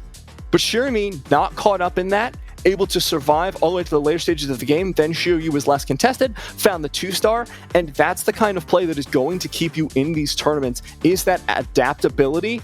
When people are contesting the thing you go for, you better find a way around it. Absolutely. I mean, I got dizzy just watching what Justin Foley was up to in that game. That was absolutely amazing stuff. It's a real shame when you see someone, trying something so out of bounds from what we normally expect and it not pay off for them. In fact, it did not pay off for them in a pretty spectacular fashion. And for Justin, they went 6th in the previous game, going to 8th in the second game. We're already seeing a lot of players who no longer have a great chance of getting through to day 3, or maybe even any chance. Well, one of the little meta things that I want to pull out of that game as well is we saw someone going for, I believe it was Payne, going for that Nidalee reroll composition. And there was one 1v1 right after the Nidalee 3 was hit. Nidalee 3 had Giant Slayer and QS and ran into a Nidalee 2 with Titan's Resolve, Ginsu's Rageblade, and Obsidian Cleaver. And the Nidalee 2 absolutely decimated Nidalee 3. So even though you have that composition that we've seen get the top 4, we've seen win lobbies on previous days, was not enough to face that incredibly well itemized Nidalee 2. So the pace of the lobby was really intense this last game, and I think that's going to change, going forward if we're going to see more of those Nidalee rerolls, because it feels like you need to be much more careful than maybe when we were going into day number 1, especially if you need to contest that 1st and 2nd place as you do now. I mean, we're going to keep beating this dead horse until the message gets through. There's so little room for error here. I mean, a further point to Delsum coming out of this first game. Oh, sorry, absolutely. The second game with the first place. They barely got into second place in the previous game from a game which was, really anybody's to take. They found that tiny window of opportunity. And I think, this is one of the wonderful things about tournaments is we're really compressing the whole TFT experience into a really small sliver of time where a single good game or bad game can send you out of contention. And each decision that each player makes is that much richer as a result. Well, then earlier in the day we were talking about this with about Lamarpin, right?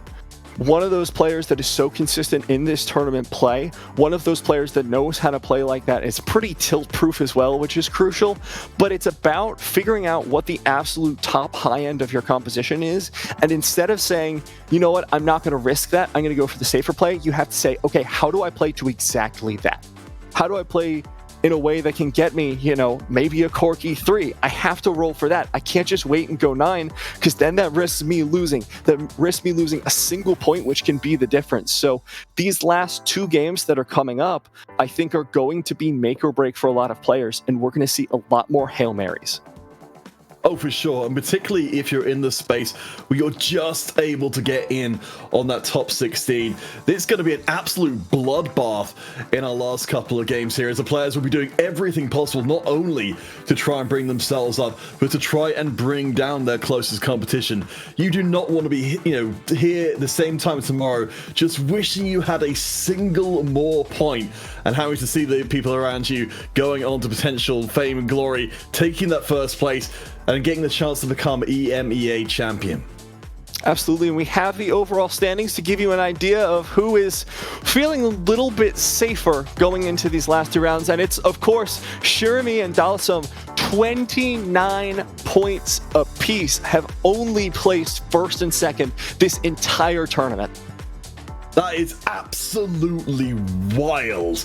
And I think a lot of people are going to be taking notes, going back through the end game screens on the server and seeing what these two have been up to, because it has been working exceptionally well. Note that they're 3 points clear of Swallow Tiger and 4 points clear of Arrow. Assuming that they keep remotely on this path, we are pretty much guaranteed to see them in day number 3. And then we've got the people who are, on the cusp of falling out. We have Aaliyah and Aware, who are bottom of the top 16. So these players, and probably the 2 above them, and Philalix and Arson, are going to be at risk of contention. They are the ones who are going to have to really push themselves, or they could fall out. They could not make it all the way to day number 3. Yeah, it should make these last 2 games incredibly exciting to watch. Of course, you will always have players who will kind of get better or potentially get worse over the course of the competition. It's a long day for them, and people have very different kind of biologies, physiologies, the training that people do outside of playing TFT, just to have the kind of focus you need to keep up with these novel situations arising. And if you get to your 6th game and you miss something that you only notice on the replay afterwards, you're going to be kicking yourself for a really long time. And we're going to be finding out who's going to make it all the way to day number 3 of our first Golden Spatula Cup, the final 2 games of day 2, coming at you after a short break.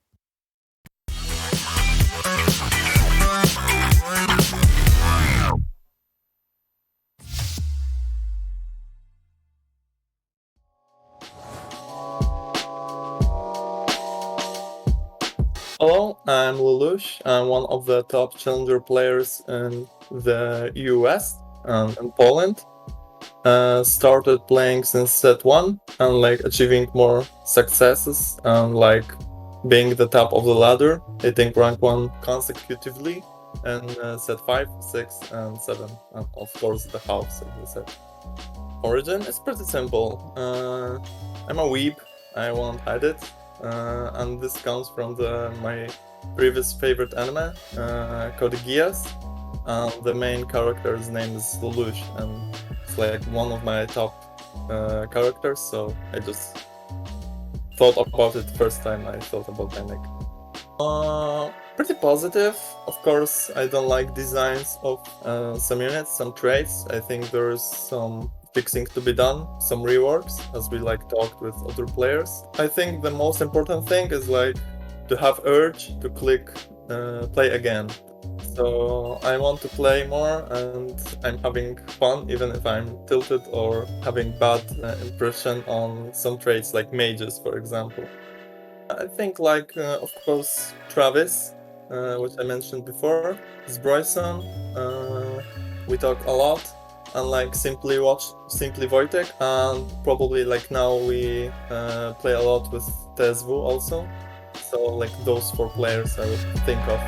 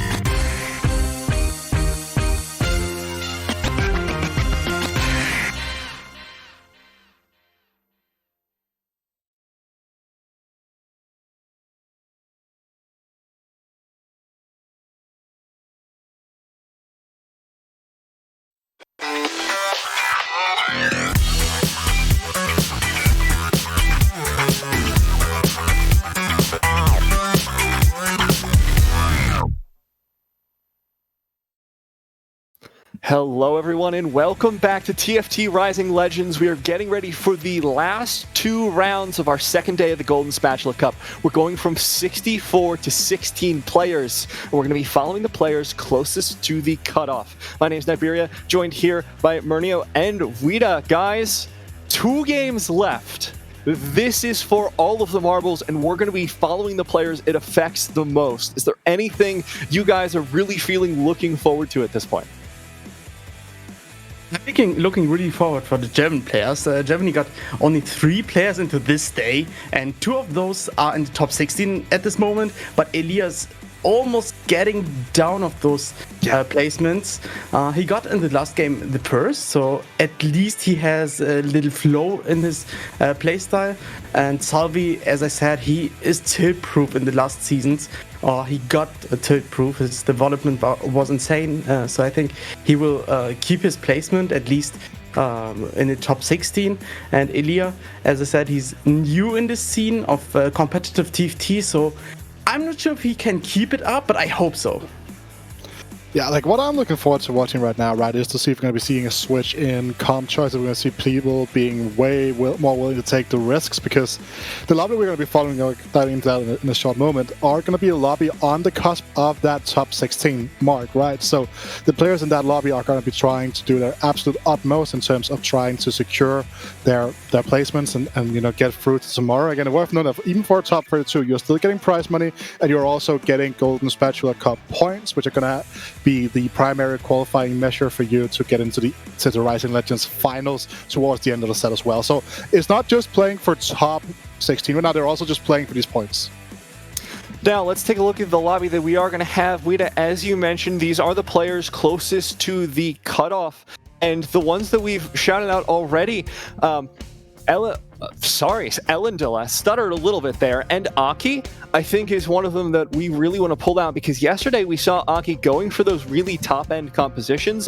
We saw the terrifying Ornn 3, Idis 3 combination coming out from him, so we need to see that energy coming through once again today in order for him to make it.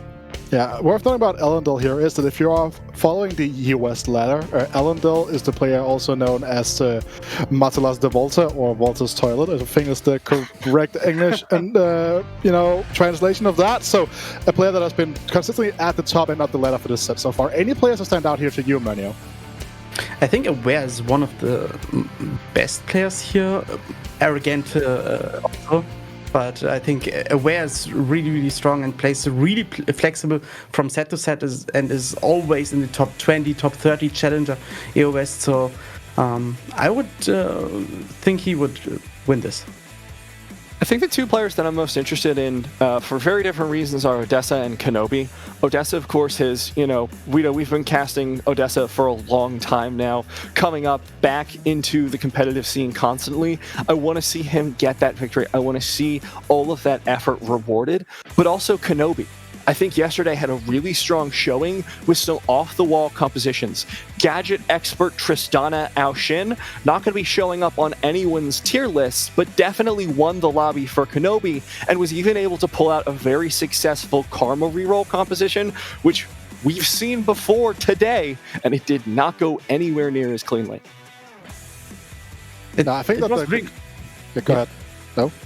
I think Karma at all, it isn't really the best comp you can play, but once it was okay with Blue Battery, and Gunblade was the problem. You need this damage, you need Archangel, you need Giant Slayer and a blue buff, or you play full crit. Gunblade isn't really the best item, but I think if you have blue buff and blue battery, you auto attack ult, auto attack ult, and this sustain damage isn't sustain damage, it's burst damage from time to time.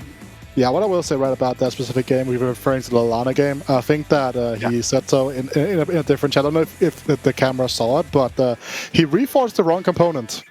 No, tragic. Yep. So at least we can say, if we look at the overall standing, Valana has kind of recovered from that and is currently setting in 5th overall right now. So again, a very, very strong start to competitive in this set for him. So again, very excited to see that. But again, I think Karma as well. Like I've seen Karma with blue buff, blue battery, double giants. They are absolutely demolished these like massive tanky front lines. I think that is something I've seen a lot of French players actually in my lobbies go for to a specific reason, for some reason. But Kenobi here is going to be with a double belt opener here, so it has the potential angling for a Sunfire Cape, could go for pretty much anything right now.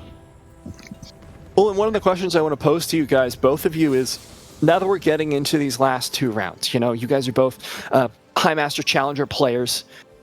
What compositions would you be running here if you are looking for that last Hail Mary, if you are looking for literal 1st or 8th highest cap possible, where are you going first? Vito? I mean, I'm honestly not really sure, because again, it really depends. I think that if you can get the opener, like the Justana opener, and then you can just like lean into the Oshin aspect, I think that's fine. Very strong top-end Siphon boards are also something you need to keep an eye out for. Oh no. I mean, wait, okay, didn't Kenobi have? Wait, did I? Oh, no, mind. He was. I thought he was like being dropped the 3rd belt. Oh no! Because he sold the unit that had the belt on the bench. I was like, okay, so we're getting Warbox plus X item, but no, okay, never mind. Yeah, I think the players should just play safe comps. Like Xiaoyu or Siphon were really stable this day, and even for top 4, you get many points, and that's what you want now. You're stable. You need top 4, and if you take a dragon, a strong dragon, hard forcing him, maybe you can play for top 4. Interesting selection here. Lotus again is pretty good. Goes to the grab back, because overall much more just consistent option here. Okay, Mage Emblem potentially, Cavalier Emblem, Sunfire. Like this is actually a very good selection of options now. At least you can have your more defensive items under lock and key to a certain extent. He's going to be going for the early level 4. How do you feel about this opener in particular right now? Because again, I can see where it's coming from, but like, where do you think this is going to end up, Mernio? I think slamming Sunfire here, playing Karma 2-star and Aatrox 2-star is really strong. You have upgraded units, you have tanks with Leona and Tarek, and you got super good early game items. I would slam it now. Yeah, I was just about to say, gotta put something down on the board. Oh. Interesting decision. I would have expected the Sunfire here, right? I would. Sunfire Redemption wouldn't have been the worst thing in the world here. I feel like just killing 2 belts when you don't have a guaranteed way of getting any anti-heal, which is so critical in the current metagame, is a puzzling decision. And again, puzzles can be good, and you can be enlightened when you finally put together the pieces and you're like, that was why. It was a duck the whole time. Yeah, right. Like, this is just kind of confusing. I think at this point he's just hard forcing Jade, and at Nico is almost the best Vomox carrier with Shapeshifter. That could be his mindset now, just to know, okay, I'm going to play Shiryu in the late game, and Vomox is early game really strong too. And let's just hard force with Vomox. But on the other side, I think Sunfire and Redemption are pretty decent on Nico too. Now, looking at this board, we have a very, very early Olaf board shaping up with the 2 scale score, and got the Diana already in the bag. Is this probably going to stay with the Olaf? Because Titan's Resolve really screams so much like Xiaoyu or Siphon to me in the current meta. I think opening with something like Bruiser Spat is really insanely strong, and when you start with something like this, you want to play in the late game Xiaoyu or Siphon, and I think Siphon is the bigger opportunity here by playing 6 Bruisers and 4 Whispers, so that should be his way in this game. Worth knowing as well, we saw 2 very early levels here, both from Elendil and Lumapin here, right? Both of them went level 5 on to 2. And when you look at Elendil's board, like the level here again makes perfect sense. You have your entire composition. You're not really like staying lower level to try to hit anything else. You're more or less guaranteed a win streak as well when you look at the just the sheer power level here. Interesting decision in terms of being of swapping for the Kayn rather than the Qiyana. Qiyana is one of the, if not the best, like unit in these stages of the game. The CC from Qiyana, even Qiyana 1, is so insane and just buying a lot of time that I find it interesting to be going for the Kayn instead here, to be completely honest. Is there any particular reason as to why that's the case here right now? I think most of the people don't really know what they are playing in the late game, and they are keeping everything open, so they don't hard force. I mean, I've seen now someone playing here bruisers and hard forcing maybe something like Siphon, but most of the people don't want to hard force. This first carousel is going to be interesting, especially because we know there's that open spat on the board for at least one of our players. So would like to see what's happening with that, because we were confused whether it was going to be like maybe a mage spat, cavalier spat. And once we get an idea of those augments, so we'll see Kenobi still has the open spat. What's he going to go for here? Just going to be the BF sword. 9 Shima, let's go. No? Just get that crown of champions. Just run it back. We saw it yesterday, right? Now, probably not going to be the case here, right? Even though Shima spat is, you know... Would be fun. It would be fun, but at the end of the day, that's a comp with a very high top end, I suppose, but... That's true. 9 Shimmer. What do you think about this Tristana 2-star? He took her from the carousel and combinated her. Would you take her and put her 2-star to win streak further rounds, or would you say, okay, I'm fine taking my second item, now he can't complete the second item. What is better, the full item? This is illegally good though, right? Because you're starting to get that early upgrades onto the Nomsi. You're not holding like a Heimerdinger pair, for example, so you're not going to get the upgrades from that itself. And if you want to go into the Cannoneer angle, we have seen the absolute power of Nomsi. And even then just having this right here, like, Tristana 2 is probably one of the strongest units at the stage of the game as well. It's such a good unit in combination here. Senna Tristana 2 is just going to absolutely annihilate what everybody's going to be trying to even aim for right now. It saves his win streak, right? It's going to keep him going into this game. We've seen this is how Lumarpin likes to play in the earlier stages of the game. He wants to go for this strong early board, use that econ to springboard himself into stage 3, see what his augment is, and then roll from there, figure out what he's going to be doing. And he's holding a ton of options on the bench, so he's losing gold from that. And getting that Tristana guarantees that he's not going to get too punished. Because like you said, Wida, Tristana, fantastic item holder, fantastic unit on her own. Right, if you want to go full degen here, we just level for free trainer. But I feel like just staying 20 here is staying 20 here is so much better. The issue is like Kenobi is still in the pool, right? Volta also had a relatively strong ball we saw early on. Metalas, Elendil, that is going to be the case here. So it's never correct to go level 6 here, but a part of me really was just like, okay, we're just going to try to build a Nomsi comp. We're going to go in. We're going to play the free trader. But again, you can see here going up against the Desert board. This is not going to be the case. This should still be a relatively easy fight to win, though. Like, and this is a very strong board now being presented here for Lumarpin, right? You're looking at it and you're seeing Tristana 2. The Lulu coming in here is a massive piece as well for the more late stage of the game preposition to this composition. However, this set 2 is doing a lot of work. His Sunfire is just burning the backline, but Tristana getting 2 bombs in. He's still alive! Oh no, he doesn't die! What? Alright, level to 60 was correct to maintain streak. Adeja, alright. I don't think there's the angle for this, but I'm open to seeing it. I want to see it. We have seen it once. We have seen it once today with Bloodthirster, IE, and Jude Gauntlet, and it went, I think, second or third. It wasn't too bad. He's got the Nunu. He's thinking about it. I can see his face. That's why we love having the cams. I can see him thinking. I want to highlight something about when we're talking about the camera, right? Look at like how the cord from his headset is like on top of the microphone. He has crit. Shoot, IE, Bloodthirster. Please do it! Just take it! Dragon! Lumarpin, please! No! Come on! He's got 5 seconds. 5 seconds to disappoint us. Please fight. Oh, my heart. I can't take it. Not taking the bait here. Never taking the bait. That is a very nice shot, though. However, that is not really akin to any form of bait here. So, and now again, we're talking about this. We saw this before, right? Again, Panda pointed this out earlier in the cast. Revan is very happy to just slam the hand of justice here and play Nidalee from there. staying above 50 right for now. Like, has a lot of gold to work with here, and even without an economy augment here, has to fully prep Nidalee now as well. So he's just trying to hit that particularly. So let's see if he can be going for the tech of trying to lock the shop with the Nidalee free in it for the potential of a double trouble situation. It's not going to be the case. We're not going to have the economy, it seems. Unless he continues to roll him mid-fight, which is probably going to be the way to go here. He's going to keep going for it. He's 2 off, 1 off now. So Wida, lock shot might be coming in. And he's rolling it down. Even the round is running. He knows, okay, I'm level 4. Oh, it didn't hit it now. Oh, that's so unlucky. This hurts. This hurts to watch.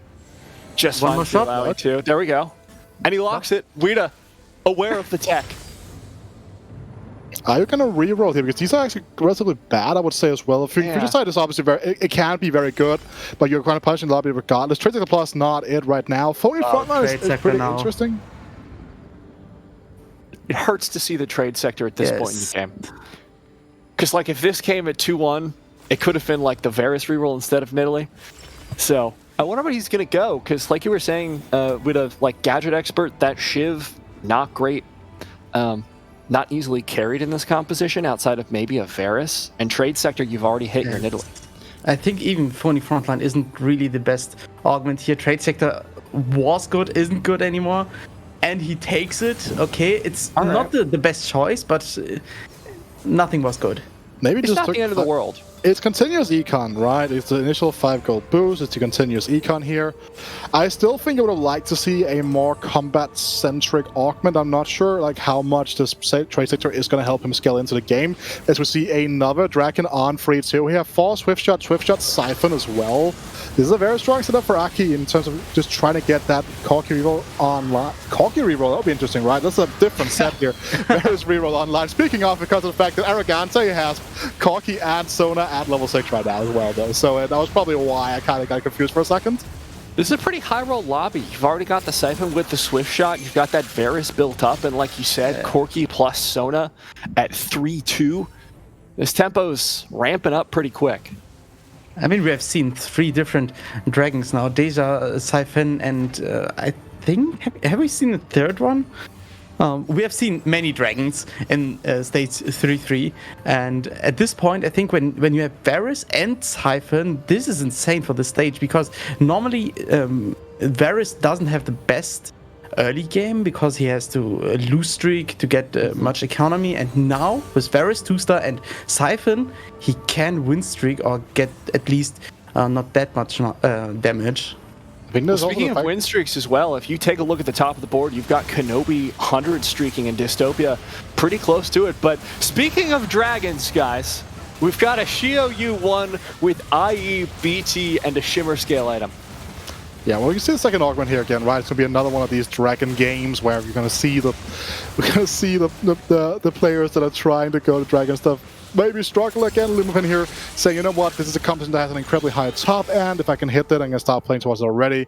Here from 3-2, you know, it's gonna be in his best interests. So it's interesting to see like how this goes, because it's not a safe pick by any stretch of the imagination, but it's probably the type of pick that you need to make right now.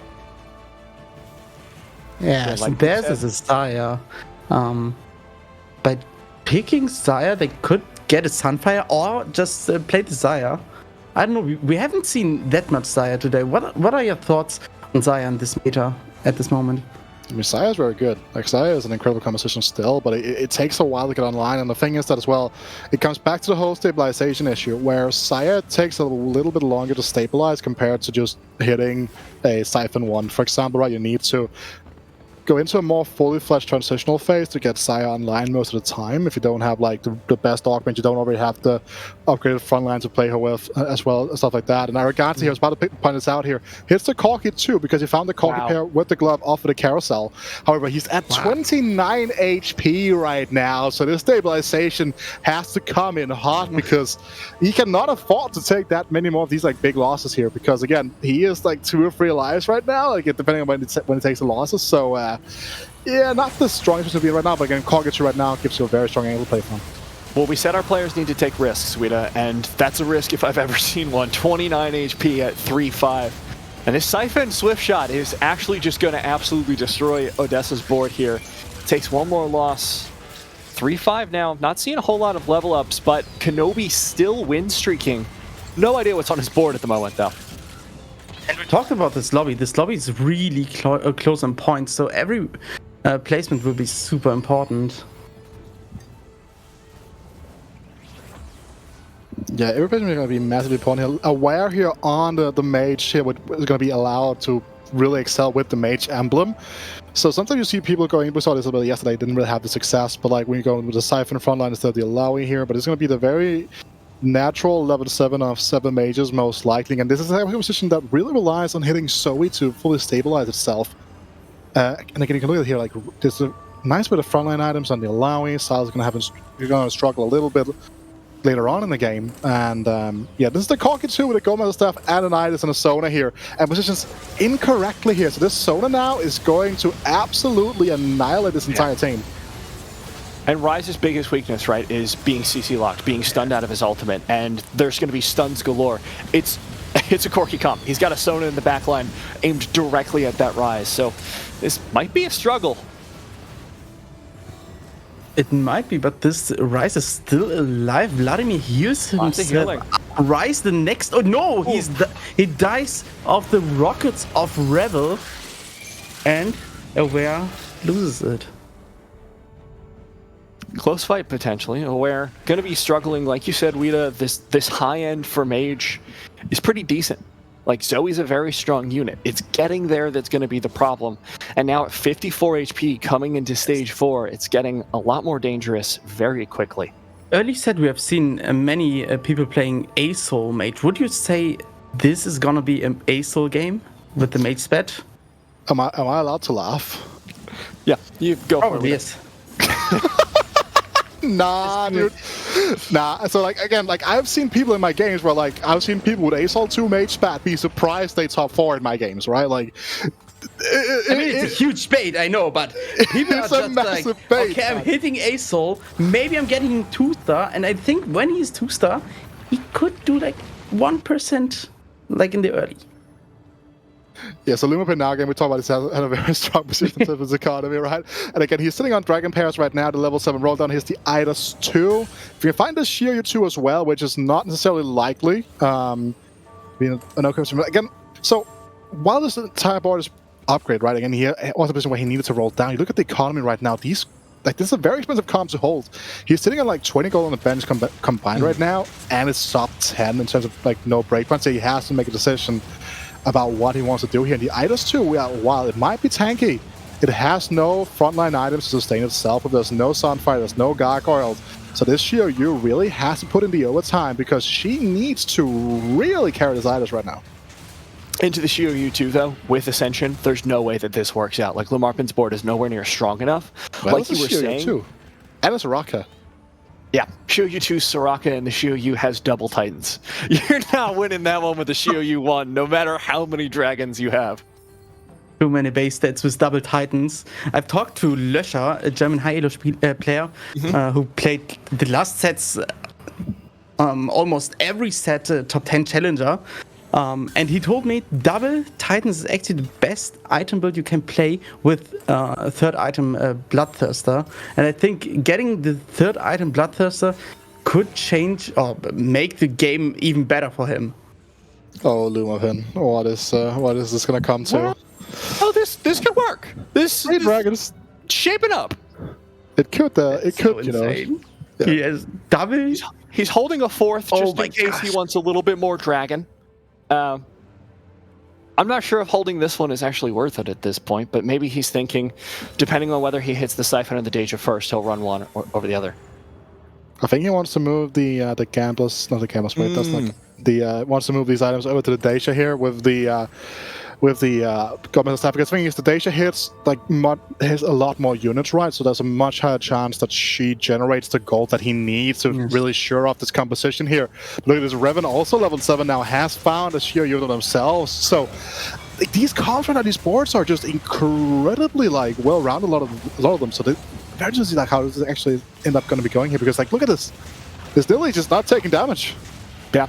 She's staying alive with all that healing. It's absolutely insane. She's so tanky. And this Shield's trying to do anything. He's just dead. But Deja, what the heck?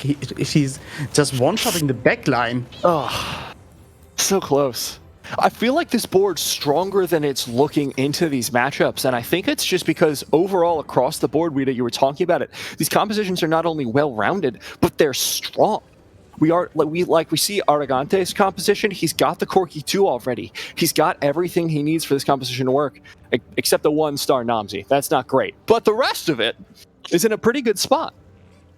I mean, it's in a good spot to a certain extent, but it's Idas 1. It's not a frontline Idas item. Yeah, that's fair. It's Sona 1. This is also like more or less a Sona comp most of the time as well. You really need to be on top of your game when it comes to the Sona positioning. And then you run into something like Aki, right? Yes, might not be on the Varus free. Doesn't necessarily have to hit it right now. Has that Siphon 2 with a Swift Shot. I mean, you have a very easy way to play for Swift Shot as well, which is a massive attack speed spike. And you can just look at how this Siphon goes. It's like, it just destroys everything at the end of the day. If you look at damage chart here, it's going to be pulled up in a second here by our server. Is Siphon max damage, right? And this is like, without any real damage, I just a Siphon 2. But it's like what the point we've been trying to drill into people this weekend. It's just been the fact that had this Siphon had like tank items galore as well, it would just be dealing pretty much the same amount of damage. It's an absolutely versatile unit that can just fit into everything right now. Is there any advice you can give Arrogante to get back into the game? Hit. Have more HP. I think unironically though, right? Like again, they played for the rest. They got the early spike, quote unquote, with the Sona and the Corki. It's kind of unfortunate the fact that there's a lot of these early dragons. They tend to really send a lot of people's HP for a spin in the early game all the time. I had a game earlier on today where like the entire level was dead by 4-3 or 5-3, sorry, should I say? Just because of the amount of dragons just making people take insane losses. I'm wondering here what he's going to go for. He did pick up the tier so that he could build into a Shojin. Might save him a little bit of trouble, giving him a little bit more mana generation. And moving over to Dystopia's board, aka Odessa. Kind of a hodgepodge composition here, but focused on that Xiaoyu. Comparing this comp to last round's comp, someone had only one Xiaoyu 1 and had one Nico 1-star and got top 2. So in this game it's almost the same. He has 51 HP and is actually really strong. Has this assassin emblem that's changing the whole game now. So he can get in the backline. And we are seeing this Nico is, even she's level 1, just tanking the whole enemy team. And the Xiaoyu just stepping into backline and giving this Sona a clap after the next. Yep, went out really well there for Odessa, and of course the Metabolic Accelerator going to be getting them back into the game if they can continue this win streak. Gives them a little bit more health to play with. Now back to Lord of Bean's board has hit level 8, but still no 2-star Deja. But Yasuo 1, we're getting there. We're getting some things on the board, but not quite where we need to be in order to win this lobby. What would you say? Is Siphon, is not playing Siphon here the better play, or is it really good that he was playing Deja Vita? I think I've actually never picked this augment in my life because I just don't want to risk it, to be honest. Right? Like some people feel like that would build different, but I think that just foregoing that I think is the correct way of going about it. Which I feel like having that additional ranged damage source and the Deja also being a magic damage source rather than having double the AD sources as well, right? It's going to help you out in some specific matchups. So I think that just going for that, I think is definitely the right way of going about it, especially because of the fact that it is spell sort of enhancement, I do believe, as well. So a lot of those hits in the later stage of the game from Deja are going to be hitting quite hard. Now we're seeing this Xiaoyu. We were talking about it earlier on in the game, that double Titan's Resolve. Murnio's favorite itemization is slapping pretty hard, I gotta say. I mean, he's really tanky. He has many base stats, and giving him as last item a BT would be insane and would give him the opportunity playing here for top 2, I guess. Huh? I mean, he's win streaking hard. There's BT, there's also Edge of Night, right? But BT here is going to be the much more consistent option. I do agree with that fact. Again, look at the augments though, right? Like again, you have Ascension, you have Thrill of the Hunt. These fights are guaranteed to go long. You even have the 4 Bruiser angle due to the emblem here. This is actually a very interesting board, and it kind of just showcases how flex these COU builds can become. That's double locket too, sitting there on the board. There's one completed, and then the components for another. What else are you really going to use them for at this late into the game? So we move over to Revan's board. We were looking at this Nidalee reroll earlier on. Like you said, Wida, fully prepared Nidalee, max preparation stacks. We'll finally find that QS. A double Titan Xiaoyu. However, this one's only 1 star at this point, so going to struggle into those stronger compositions. I mean, having so much HP, I'm wondering super hard because he only has nearly 3-star and his whole team is 1-star. So I don't know how he's still. So he's doing something right. We don't know what yet, but he's doing something That's true. right. Spent all his gold as well, so this is a dangerous round. This Siphon looking so strong. Bloodthirster, Hand of Justice, and an offensive item. But we are playing now Nobi against Aware. Aware trying to do something with his Rise. Just ulting always this frontliner with Dragonclaw. Doesn't do like any damage. Siphon trying to get enough mana to crash his backline. And he can't do like anything. This Sona trying and try-harding a lot, but Aware can't do anything against this Nico with Dragonclaw and Varmox. You were talking about this earlier on in the game, Wida, about this mage composition. You need that Zoe 2 in order to make this have a high end at all. You don't even have a Zoe 1 at this point. It is not working out. Namsi's level 1 still just a 1-star. Yeah, the Noms came in very late into the stage. You don't necessarily have to be Nomsy-centric in every single composition here. That's not necessarily the thing. But I think the real big kicker here was the 1-star Silas more so than anything else, right? Because Silas, again, like mage comps are all about buying time. That is the premier objective of these competitions, just to buy as much time as possible. And when your frontline includes a 1-star Silas, that's just not going to happen. Oh, right into the Assassin Xiaoyu. No, that's super unlucky. Siphon standing in the backline, and Rise can't do like anything because Bart just ulted him. Now Siphon trying to kill this Rise, auto-attacking him, knocking him up and destroying him.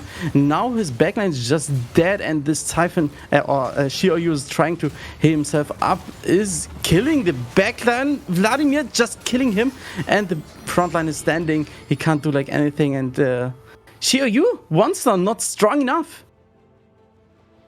Still feels a little bit like a miracle that board won, though, because the Rise was just assassinated immediately. There was enough damage left over to get through there, but Aware is really on the edge of getting knocked out of this game. We have our first elimination. We have multiple players here on single digits, Lamarpian and Aware, at risk of being knocked out in this last round.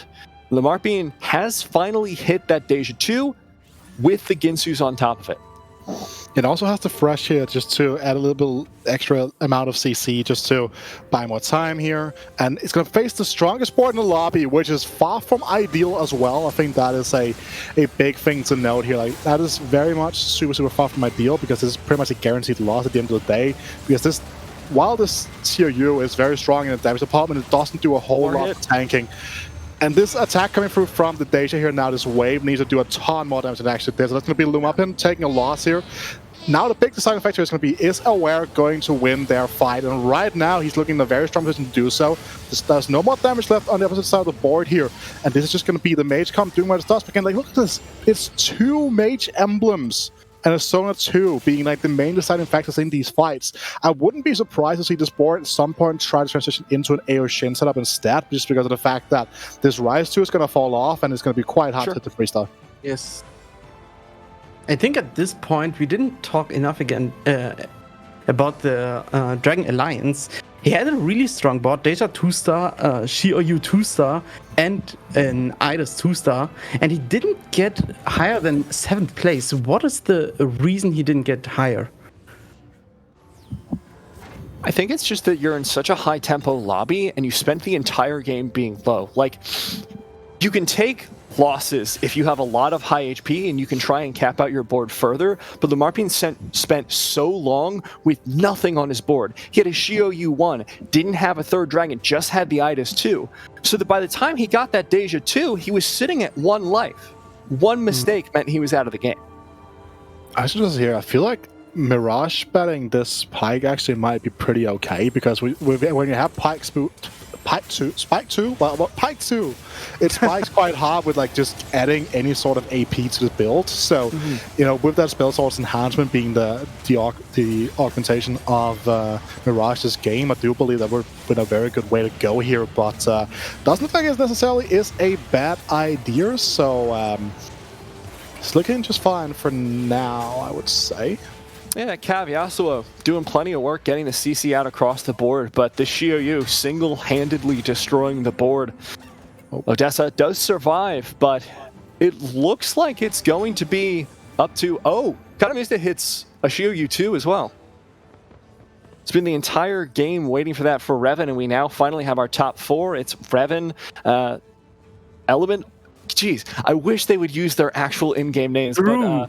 Matalas, Kenobi, and Odessa. We have 3 players who are using a different in-game name than their display name.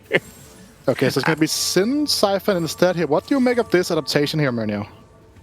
I think he have seen that he can't get farther with this comp, and even if he thinks that this board isn't stronger, he have to change his comp, because he has a 5 lose streak board, and if he stays at this, he can't change. I mean, never change a running system, but change a failing system.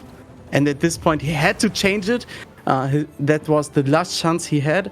And keeping his board and thinking, changing nothing and keeping winning, or start winning, would be just wrong. Now, down to the top 3. This board is disgusting, Wida. Yeah, we're talking about like how strong like the double Titan Assault Bloodfeather setup can be, and you're just like seeing it do this job right now. Again, we are entering stage 6 with 3 people alive, relatively healthy across the board, so we're going to be seeing a lot of fights here. Triple market even here. Yes. Who's your favorite now? Which board is the strongest, you think? That's a hard one to really look out for here, but I really like the look of Revan's board, because they do have that double setup with the double Titans as well with the Giant Slayer. So you have that, like, a massive amount of damage coming through, just taking apart these massive frontlines. You have the Nidalee as well. It's going to do a ton of work, and I think most importantly, you have this Nico too with the Guardian Spat doing a ton of work as well. So I think for me, that's going to be the strongest thing right now, because you can get the lockdown going with something like the Nico 2. I think you're going to be winning a lot of these fights. When you look at the board from Elendil as well, like, it's just absolutely incredible. Yeah, and I mean, I think the big difference maker between the two is that Elendil's board has inherent healing. It has some innate way to sustain that Shioyu, so every single one of those autos is bringing it back up to full, versus Giant Slayer plus Double Titans does a lot of damage, but it's going to die pretty quick once it's focused. Now we have the facing between Revan and Kenobi. I mean, it's so much happening now. The Nidalee is in the backline destroying his Siphon. Can't do like anything. Nico trying to ult once more, but this Nidalee just destroying the whole team. Kenobi's still in it, but I don't think he's actually in the running for first at this point, and we're seeing the board just absolutely decimate in that 1v1. So Elendil, I think, still gonna be rooting for them. It's our predictions against each other, Wida, I think, for top 2 here. And the big thing about the fight that we just saw on our screens between Elendil and Revan had the asterisk that was a ghost fight, meaning that the Jade statue doesn't properly, you know, doing its thing in those sorts of fights, which means that, again, like, the fights didn't look relatively close, but again, if you start heavily directly positioning for your opponent in situations like that, then you know to a certain extent that you are probably going to be in a much stronger position overall. So positioning is a massive thing, especially in these types of situations where you really need to ensure that you really just get the right positioning going for yourself. Here, so now you see Kenobi gets blessed by the ghost fight here. Archer is really going to change anything here. The Siphon Jump is not enough before even the full stacks come through from the Titan's Resolve, so this should just be pretty easy pickings here for the Xiaoyu. Big healing plus the Ascension is going to do so much damage, and that Siphon has its job cut out for it at this point. Like you said, Chomp wasn't enough to take it down, but this Nico is really beefy.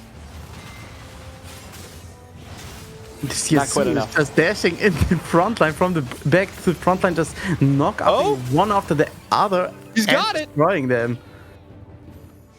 Kenobi blessed, as he said, Wida, but has a chance still in this game. With that healing, with that stall, was able to make it towards that 1v1. Now, 2 health on both Elendil and Kenobi. Kenobi, if he takes a really bad loss, will get taken out here at this point, but Carousel's coming up, which could change things. Shroud, if he gets Yasuo in the next Carousel, that could be really the game changer. I mean, this time he has blue buff and Gunblade, and isn't just like relying on a blue buff who is carrying him. So Yasuo 2-star could change the whole game here. So it's a Jade statue. Not a univocal note here. Yeah, looking at the Siphon in the back, this is going to be really the fight decider for this 1 versus 1, because the Siphon is the primary damage dealer, but the Xiaoyu's gotten that double stacks fully up, plus the Ascension. So unless Yasuo's got another trick in the bag, I think this one's going to be in the Xiaoyu's favor. So you have to be the last standing. Yasuo trying much, but dies. Kenobi? Didn't die. Okay, 2 HP. Easy. Easy, Mario. Okay. Now just take us. Oh. Oof. Step 1, be a Yasuo on a board. Step 2, question mark, step 3, profit. Step 1 was not met this time around, so... Sometimes it happens, man. Sometimes it's like that. Revan getting denied that Thieves' Gloves, but final round potentially here for Kenobi. Didn't find anything they wanted off that Carousel. Only 3 rolls to make. That's really smart. He's dropping the Yasuo and playing the Pyke. Pyke giving him 4 Whispers, and he's a really strong backline destroyer. Playing against Yasuo with Blue Buff and Gunblade from the Thief Gloves. That's interesting. Weren't that the same items the Yasuo items of Kenobi had? Yes, but that's a very important thing about Pyke, right? Because you need Pykes and execute. Right, and when you put something like Blue Buff onto Pyke, the initial ulti here would just end up him like not really doing anything of note most of the time as well, and getting himself into the backline. So like again, he's ulted like twice already. He's not doing this amount of damage. The units didn't die until now. So sometimes like putting mana onto a Pyke can feel bad. It's not necessarily saying that it is bad. It's kind of the same concept of sometimes when you're frozen hard cell and it doesn't really do enough to, you know, remove the enemy carriers because they just like have to jump away a little bit too soon sometimes. But we do have our heads up 1v1 now between Elendil and Revan. And I'm really excited to see how this goes, because again, we can see here there is a Zephyr in play that can be having huge implications. But also again, with this triple locket setup, the positioning here is kind of locked into a certain extent. So really excited to see how this fight pans out. And we have seen the matchup between Xiaoyu and Siphon is really Xiaoyu favored. And now in the late game, we have Xiaoyu against Xiaoyu. Both 2-star, both have 2 Titans Resolve. And we can see which is the better player with the placement or the positioning now. Siphon is, the Xiaoyu is getting against the Xiaoyu of the enemy. The needily trying to get through this Xiaoyu, but this Xiaoyu doesn't die with the Bloodthirster, just getting the knockup after the next knockup, and dies now. Xiaoyu is dead. Needle is trying to get through this front line, but this Shen is just standing there and saying, no, you can't get through. Okay, Needle is edge broken. That Nidalee is so strong right now, and as was pointed out by our very own Panda, that is marking the 20 win streak here for Revan. Has been sitting on level 8 this whole time. He's still got room to uncap this board. It's going to be 60 gold to get all the way to that level, and he has options of what to put in. He will spend some of that gold, but he's going to stay on that 5 interest because he knows he has time. He has so much more HP, and that is going to be what makes the difference in this 1v1 in the next couple rounds. I mean, he's sitting at 50 gold, can get level up, can get many legendaries in. I mean, he has a Soraka pair, he has many pairs. I mean, he's almost getting at least 3 stars, so he's just chilling, saying, okay, I'm getting my legendaries and fill my board. Now getting level 9, rolling down 33 gold, and getting Soraka 2-star at this point. But as well, placing him in, and I think that's game. I mean, last round he won with 20 win streak, and now his board is even stronger than last fight. It's going to be down to this 1 versus 1. It's going to be Xiaoyu versus Xiaoyu, but like you said, Murnio, with the addition of that Soraka, with the addition of the Bard, this could be the difference maker. No healing on the Xiaoyu, but that Nidalee, we have seen 20 rounds in a row take that victory. And it's Xiaoyu against Nidalee in the 1v1, as you can see in the right corner. And Nidalee. Now just Xiaoyu left up. Xiaoyu versus Xiaoyu, the 1 versus 1. We can't even see the health bars, but the Yasuo with a massive ult into the backline. And it looks like this one may be going Elendil's way, even despite the roll down, even despite the Soraka 2. Revan has lost the win streak.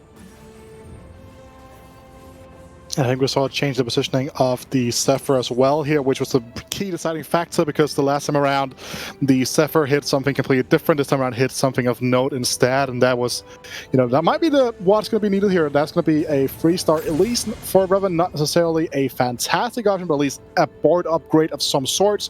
Would probably prefer to see a Bard 2, something like that. Again, it's not like the Mystic aspect really does a whole lot in this fight as of right now, but again, it's just a very good unit in terms of quality. And again, we see the frontline Zephyr coming back here though now means that it's going to hit the Nikos. No, it's going to hit the J-Star Joyce. Lose to 50-50. No! That is massive for the implications of this fight. That's tragic, and that means Nidalee is stuck. Uncontested, Nidalee stuck in the very back line, like you said. That means so much damage is being lost here on the side of Revan's board. Nidalee has just started getting going, but it looks like it doesn't matter. She's not even necessary. Xiaoyu pounds it through. Elendil down for the count as Revan takes round number 5. And this Nidalee is way too strong from the early game, win streaking 21 win streak, and dies. Just an insane game coming out there, and it's Xiaoyu all the way down, but what a wonderful 1 versus 1. We get to see so many changes, and it was actually a genuine back and forth between the top 2, and that's what you want to see coming down to these last couple rounds. Yeah, I'm really grateful to see this game, because many players in solo queue playing Nidalee, like one-tricking her, and seeing her played in this huge tournament, making them happy. And I think Revan should stick to this strategy. He played from early on always Nidalee, and is winning now with Nidalee. Staying or sticking to her should be the right decision. And we saw this as well in the previous game, right? Where he ended up leaning into the Varus instead of, because of the fact he was contested on the Nidalee, right? Yes. Because the pain gets real, and was also hard forcing the Nidalee and had a much better setup. So again, he shows that he has a pretty good understanding of when to pivot out of this Nidalee setup, which I think is going to be one of the more important things to notice. Again, a lot of us were discussing whether or not that Tri-Sector Plus pick was correct, right? Because it feels so counterintuitive. But at the end of the day, like, those extra rolls really gave him a lot more gold in the mid game to put into XP, start leveling up. And we saw, like, just because of how strong he was and how the win streak just kept going, managed to reach a 20 win streak at the end of the day, right? That is a significant amount of gold. Like, he was just able to fully utilize that Tri-Sector Plus pickup. Well, one of the things I want to ask you, Rita, coming out of that first game, our last game of the day is coming up next, right? We came in here and we said if these players need to go for the absolute 1st or 8th compositions, they need to try their absolute hardest. We saw a big variety of compositions, like we saw the Mage. Do you feel like these are like good choices by the player and just bad luck or bad rolls? Or is it these compositions aren't going to work unless it's the absolute high roll and you should avoid them? I mean, they have a very strong baseline as well, right? Again, if you're playing just top 4, Hidden Italy 3 can very often just be guaranteed. I assume you agree with this one, Mernio, as well, right? Very often, if you're playing uncontested in Italy, it has a pretty low... Like, the ceiling is not as high as we see in this game, regular speaking, but, like, the floor can tend to be, if you hit it with a decent amount of HP, it's relatively high. I also think that many people will stick to their comps, and we talked a lot about the dragons, and I think many people played their dragons. We have seen Swain with Shyvana as a dragon. We have seen Nidalee with Xiaoyu as a dragon. We have seen something like Varus with Siphon as a dragon, and I think the players are going to keep it like this, playing a reroll comp or a comp that is strong as a single comp, and put a variation of one dragon in it. Well, Devil frontline or damage. And Wida, I know we've talked about this composition in particular a lot of times throughout this competition and even coming into it, but Corki is one of the ones that I'm still keeping my eyes on as something that I feel like has a lot of variance, because you need that strong frontline early, because it seems like our players have been struggling to cap it out except for game number 4 when we had the first place with it. How are you feeling like it fits into the meta right now? Is it worth really pushing for, or is it just if everything falls into your lap? I mean, it's one of those competitions that can be quite hard to sometimes fully get online. We saw Arrogante had 2-star, Corki went 8th, right? And for me, like, Corki is like the greatest mystery known to Earth sometimes, because I'm stuck with these boards with like 2-star Idas, 2-star Corki, and then I'm like, I have best in slot items, I'm flying, and then all of a sudden I'm just like, I finished 6th. Meanwhile, there's someone with like Siphon 1 or Shiryu 1, you know, just like, oh, hey, free top 4 for me, right? Like, it's one of those comments. Sometimes you just like sat there with like Corki 1 and just like absolutely destroying the entire lobby for some reason. And again, some of it might come down to augments, but it's a composition that kind of is like, it's a bit of a mood swing sometimes, I suppose. Like, I don't know. That's fair enough. Mernio, is there anything coming into today where you were just like, oh man, can't wait to see this. This is going to be super cool. And you're like, where's it at? Because I know day 1, Dave was coming in, he was like, oh, Nidalee, let's go. Let's get some Nidalee in here. And it's just like, she didn't show up at all. Nowhere.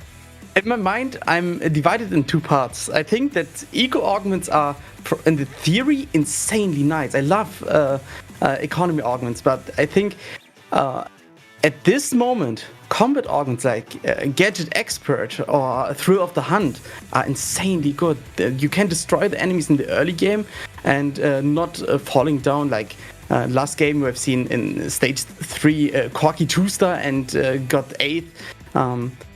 So people shouldn't maybe play eco augments and play more combat augments so they can stick to their early win streak with Sunfire, with Statics, Rageblade, even Warmogs. We have seen Aatrox with Warmogs really strong in the early game. So stick to the win streak and don't go for lose streak just in one specific in one way if you play Nidalee. I think Nidalee was the only comp that really came through with early lose streak. Potential. There's some open fort players, you know, wandering around in our competition, but we haven't seen a whole lot of that. We are going to head to an interview really quick. We're waiting on that last lobby to be formed, and we will get the game to you as soon as humanly possible. In the meantime, please enjoy this interview with Scapeus, and we'll be back in a little bit.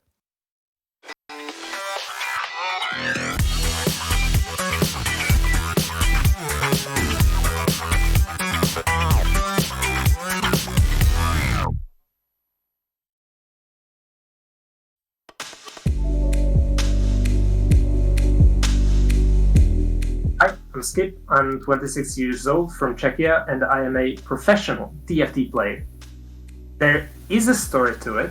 When I was 9 years old, I was reading Roman history books, you know, as 9-year-olds typically do.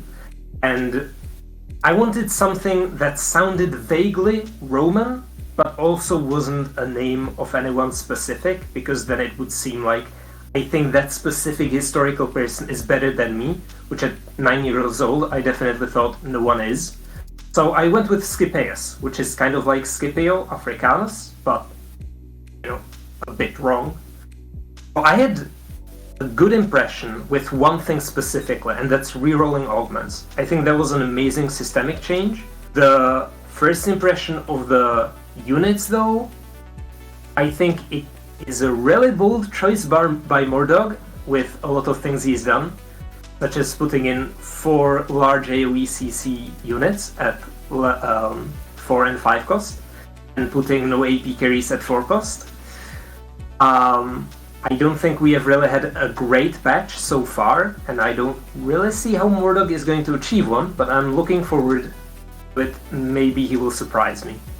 I was definitely helped massively by both Frey and Kapaku. Without them, I definitely wouldn't have gotten to Worlds. This set we still cooperate a tiny bit, but there is definitely a lot more rivalry going on rather than just straight cooperation.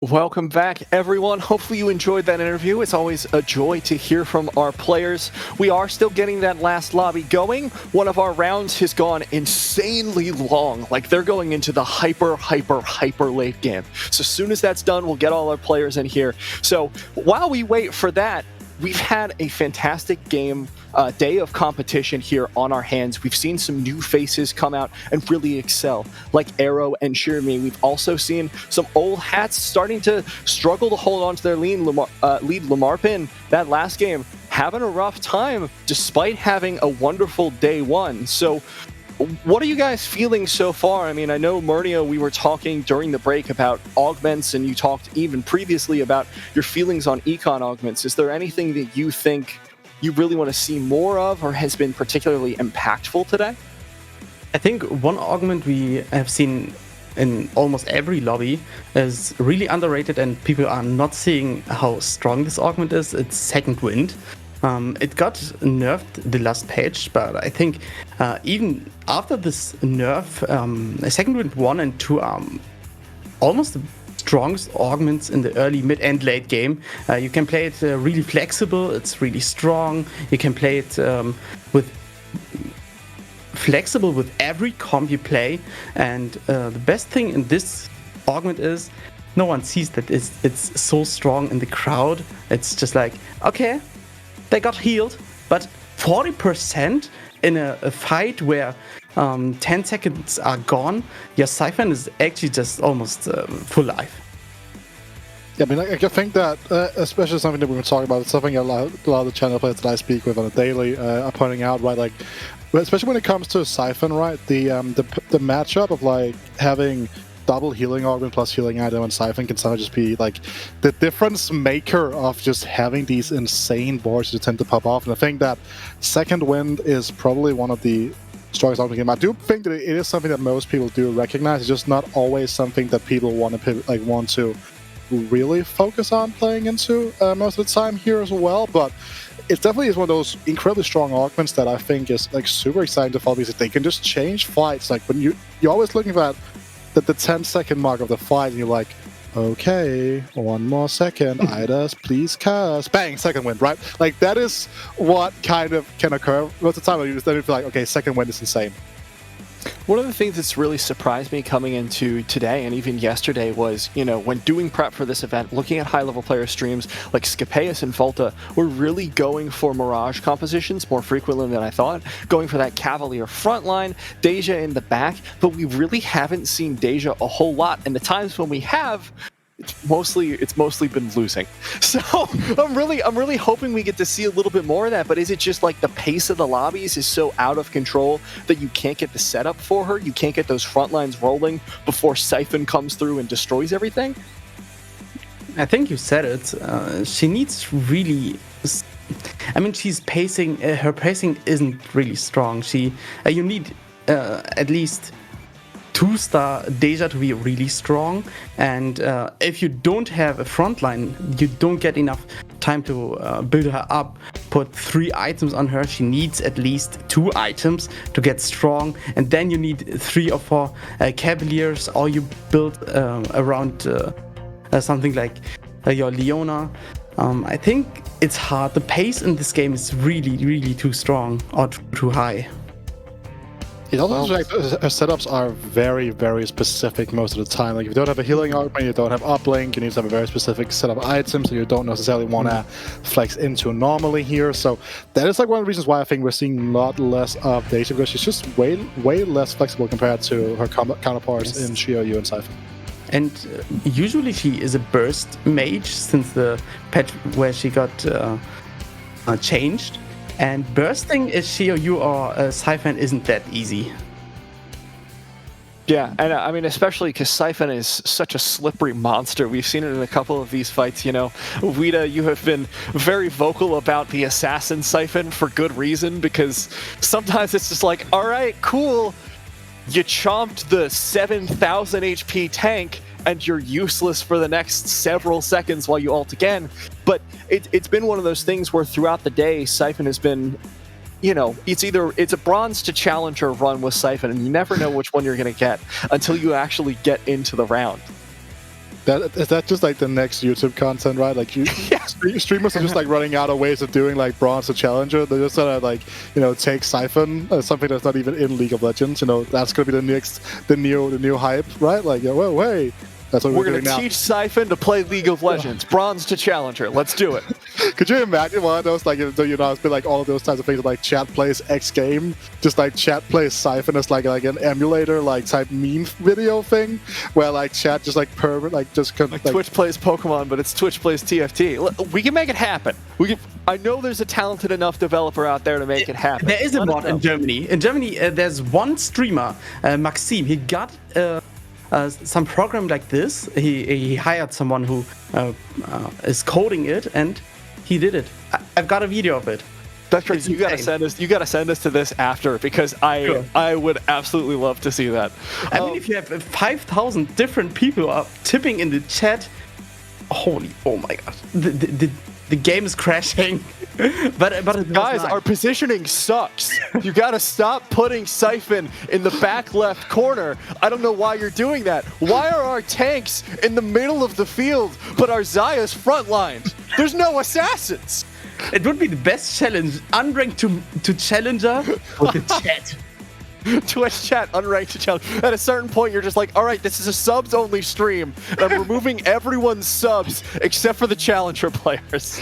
I feel like there are like much less labor-intensive ways of doing this. Right? You could literally just like run, you know, votes for like augment choices and stuff. Like we've seen people do that, where it's like chat picks the first augment. Right, like that's it's not as chaotic. We need the content. You need the hashtag. I mean, do you know how chaotic it can be? Leveling. The biggest problem is leveling. If you tell the chat level, you don't have any gold anymore. They spend like everything. You're done. It's just like, well, we're level 7 and we have 20 experience now. Suddenly, after being level 6 and 0 gold. Don't worry, we've got 1 Cavalier. Our comp's ready to go. Just plays every single game like you have Hustler, but like instead of even making 20, you play it like you did back in the day when it was still called High Roller. So you just like play it to like 10. Like, you play like just like press F for 0 goals. Like, so when you tell the chat to press F, is instead of like you know honoring something, you're just honoring like your level bar, because it's just never gonna get anywhere. Like the economy is just dead. Dead economy, and unfortunately dead lobby at the moment. I promise I'll keep you guys up to date as the situation evolves. We're having some ping issues with our players, so we're having to remake the lobby, try and figure out all this technical stuff. We want to make sure that our games are as competitive as possible. It's the Golden Spatula Cup. It's very important to us, the players, and to you as an audience, so give us a little bit of time. I promise we're working on it. In the meantime, let's talk a little bit about the players coming into this, right? Because we're on our last game of the day. We've made it all the way here. It's been a hell of a journey, especially with this last lobby. Feels like this has been the hardest lobby of the game because you've got to outplay just to get in. You've got to outplay your internet provider. Out in Canada, Rogers is just down. They don't even have internet, so it's a hard game to play. But coming into this, of course, we've got players who are still on the cusp. Elendil and Revan sitting pretty after that game, first and second. But the rest of the lobby is really up for flux, and especially players like Lumarpin, who we saw day number 1 do so well, able to deliver so many games, even earlier today. You know, what do you do here? I don't know, maybe keep my head on my head and not like falling back is probably a good start, right? So any like peripheral defects there, probably also not ideal if you're trying to play for a win-win situation right now. So again, we are playing for top 16 to make it into day 3. Top 32 gets rewarded here right now. 16th place is Kenobi on 26 points. So expect to get like 5 more points added to that cutoff to a certain extent, like 31, 32 points is probably going to be where we are going to be looking, I would assume at least, right? Those things can change because all of a sudden everyone else is above that just wins their games and all this good stuff, right? So it's far from guaranteed right now, but again, like a lot of the players that are in our lobby need to have a strong performance even to guarantee themselves a place in top 32 at this point.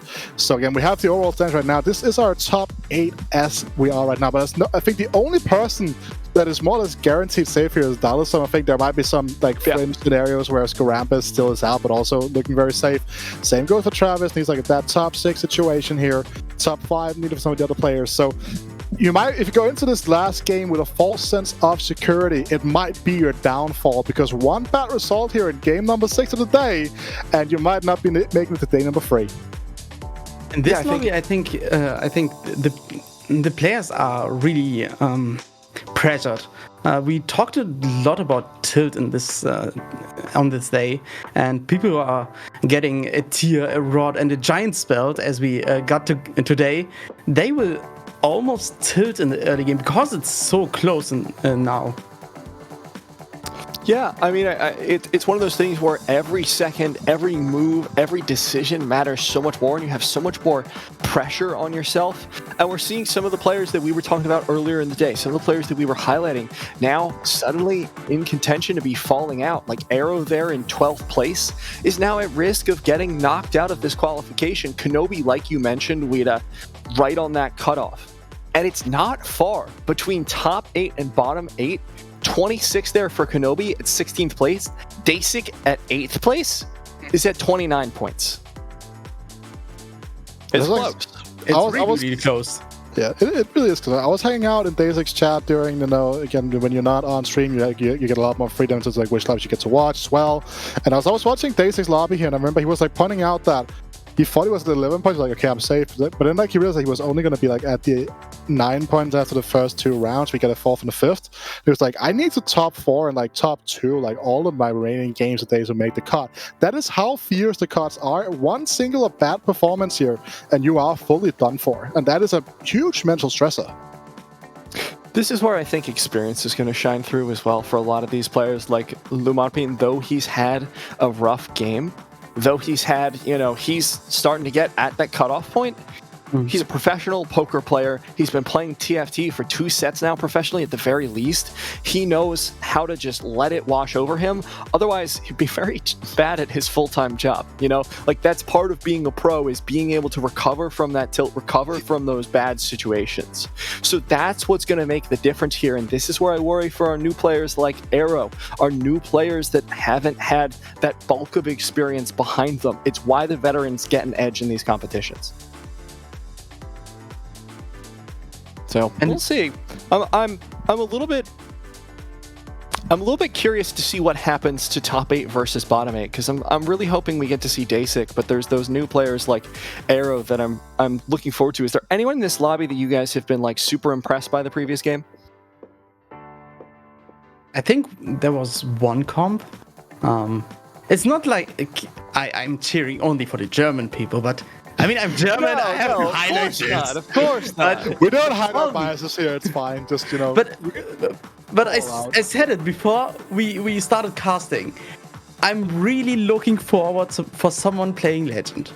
And this game was insane. He wasn't really insanely high economy in the early game. He wasn't super good in game, but he took the first place with a comp that isn't meta at all.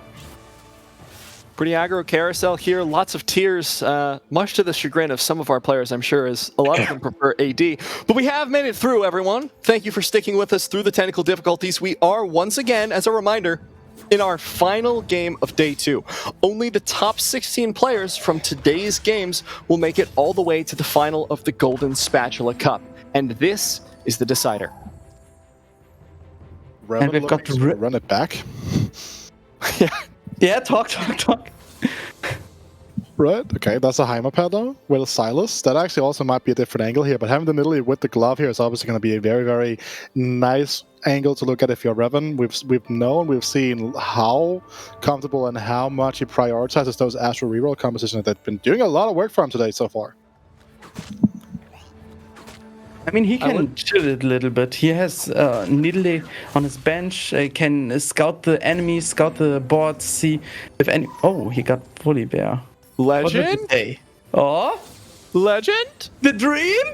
Dragon Mancer's already there. The big one here is actually Shimmer, yeah. Very nice to point it out here, Marino. Shimmer is what would be the real big one here. No Draven's Axe 1-4 because there's no Aatrox in the shop, sadly. But if he can find an Aatrox here, and I would also really like to see him not go for any preload, even if he has a goal to do that, just he has that higher odds to find that Aatrox. We'll keep an eye on it. Of course, Shimmer Scale is one of those very high variance synergies because it can either be, oh my god, it's Draven's Axe, or oh my god, it's Diamond's Hands, or it can just be like Mogul's Mail. It can just be like random defensive item, or it can be just awful. We'll see.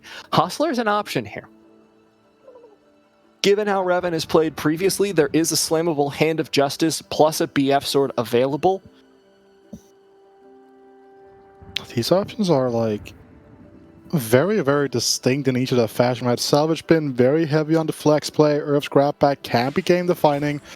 And Hustler is just, also very just game defining and very controlling in how you play out the game here. Finds the Aatrox, and it's a Mogul Smell. So insane. That is still very good, but there's no Draven Axe set. The Draven's Axe would have been absolutely incredible here. That would have been a game winner, potentially. What he could do is just slam... Okay. Okay, I see. Yeah, okay, that's smart. That's really smart. I thought he would go for Assassin's Pet and just slam Hand of Justice and go for Siphon in the late game, but I guess Shimmer Scale Emblem is really good as well. Getting some gold in the early game, getting some stats on his Volibear and win streaking in the early game. I mean, why not? It's also worth noting here that Hand of Justice can be used in the Volibear composition if that is what you want to be going for, right? Like, you don't have to have BT, it's just best in slot. Hand of Justice can definitely work. Volibear makes use of all of the verticals in that item, so it's not the end of the world here. Very, very good start from setup here. Yeah, we've been talking about the strategies that you're going to take in order to get all the way into that top 16. Revan is currently in 14th, even after that last round win. There's been a lot of competition around him. Going for this massively strong early game, that insane economy that Shimmer Scale can provide, plus the power he's got early, could be enough to make the difference. Speaking of economic power, though, we have Aki starting it off with a Collector. A Collector's really strong in the early game, and he has a Senna 2-star. Senna 2-star is almost one of the strongest 1-star units you can, the strongest 1-cost units you can have in the early game, and he has got 3 Rage Wing as well, so in the early game he has got so much power and changing the position. Another big thing to add here, Senna does AoE damage. AoE damage means that you have a higher chance of doing like AoE procs, and if you're gonna run into a lot of Jade emblems, like Jade setups in the early game, Senna is incredibly strong against those Jade setups because she does so much damage into that clump of Jade units. Yeah, unfortunately not going to be enough. Better together, very powerful augment here, and I don't think Senna got a single speck of gold this round, so not what Aki's looking for, but gives him a very strong economic potential if he can get his board rolling a little bit further.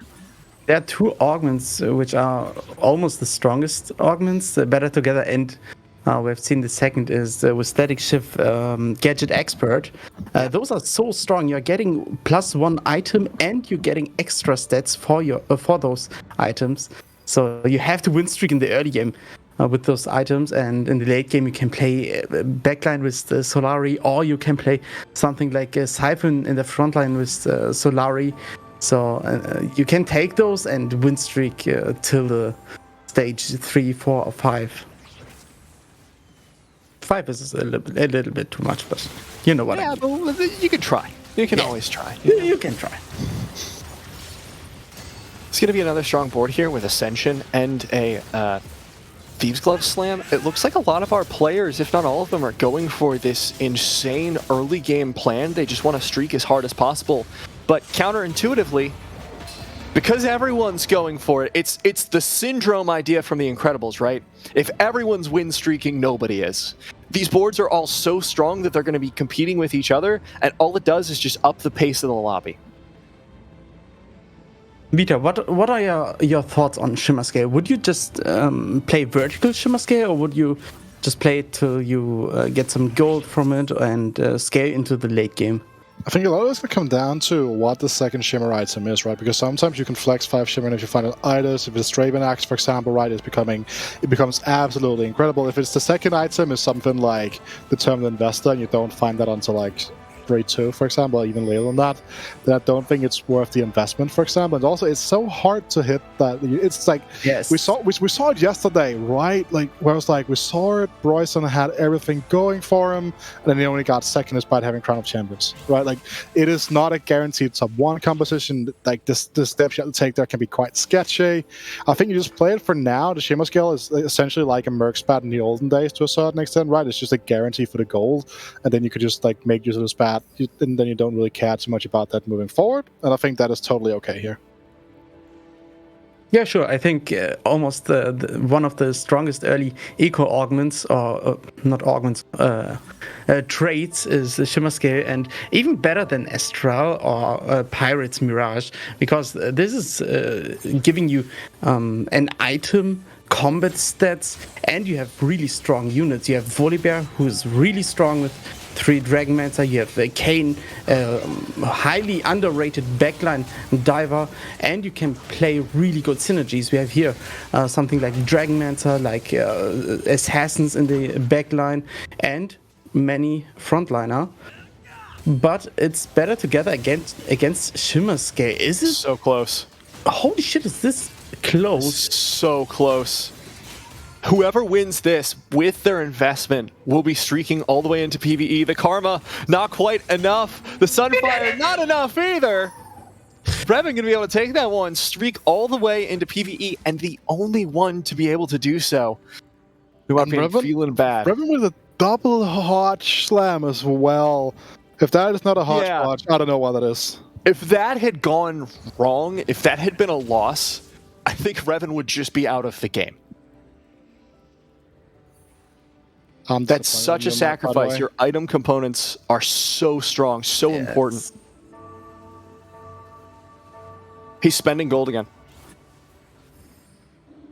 Oh, he's so strong. He's level 6. He have to win this round. He's playing against Frozen Heart. Frozen Heart is not on his Volibear. His Volibear is out of the range of the Frozen Heart, and now Volibear is trying to get his damage through the enemy front line, getting some gold, 2 gold in count, and this Karma isn't touched, getting some damage into the front line, and level 6 against level 5. It's not even close. Destroying the enemy, and this Twitch standing alone, getting some punches from his Volibear, and Arrogante can't beat him.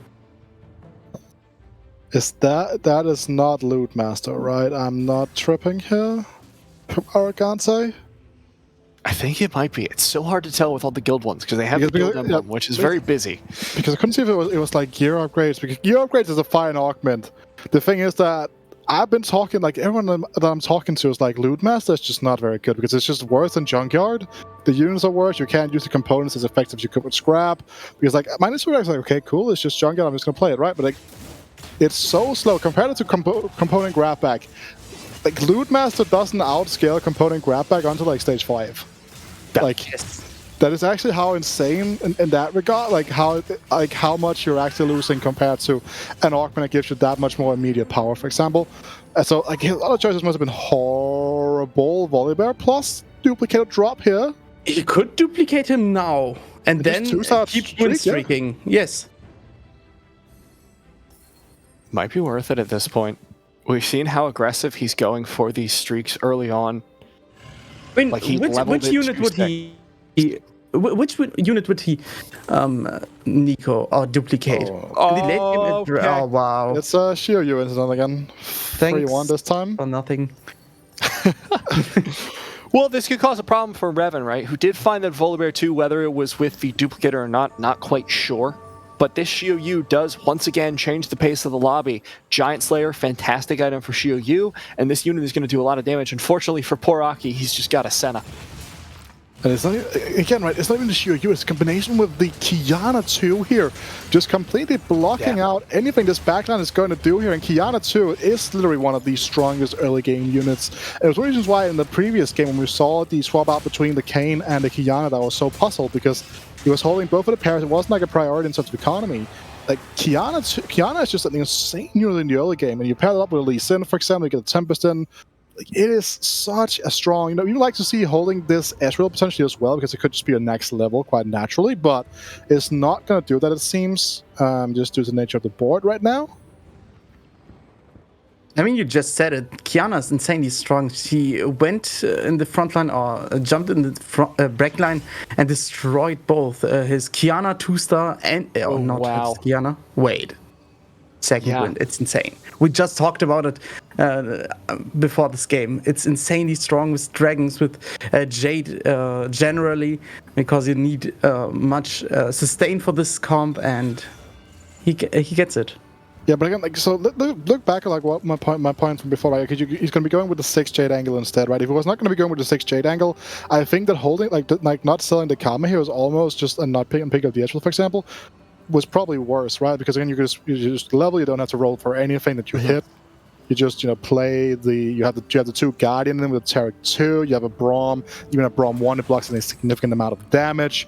So I don't know about that one specifically, but I feel like the board that's end up on here is not that bad, and Aki has found themselves an Idas here, so a little bit more frontline, more angling towards potentially going towards the... It's holding both angles over actually, both Shoshana and Corki, which means that he's holding Twitch and Saya, so it's fine. You know what I meant. Got a 2-star Lee Sin at this moment in stage 3-2, has 10 gold, rolled a lot, and can be enough to kill the center of his enemy Aki. Senna's trying to watch what? Okay, that was so much damage of her, and he has Twitch in the backline destroying the Senna. She can't do anything, and Twitch is not touched. Oh wow, this Twitch MVP this round, I gotta say, man. Arigante's Twitch really deserves a medal after that one.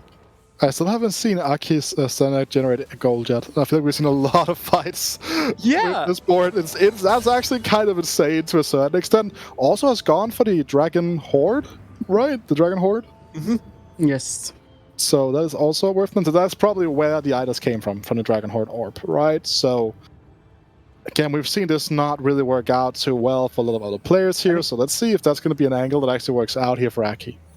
I've seen a lot of times in the previous days when I played solo queue, many people just take Dragon Horde or Alliance just to get the dragon, and not playing 3 dragons or something like this. You just play 2 dragons or only 1 just to get the extra base stats, or they didn't have good augments and just rolled ones. So I think he was just like coin flipping, or he plays really 3 dragons. That they're both opportunities now. I think especially from this position without the econ, because it is such an expensive composition and because Aki is so low on HP, you can't just bet on finding those dragons later. You can't just be like, well, I'm going to econ a little bit longer. You've lost that opportunity. You're 51 HP. You're halfway out of the game. You've got to find some power spike soon. I mean, even if people have hit the dragons, they didn't win a lot. They got 7th or 8th in in the most cases. And at this point, with so little HP pool, I think that's almost the same.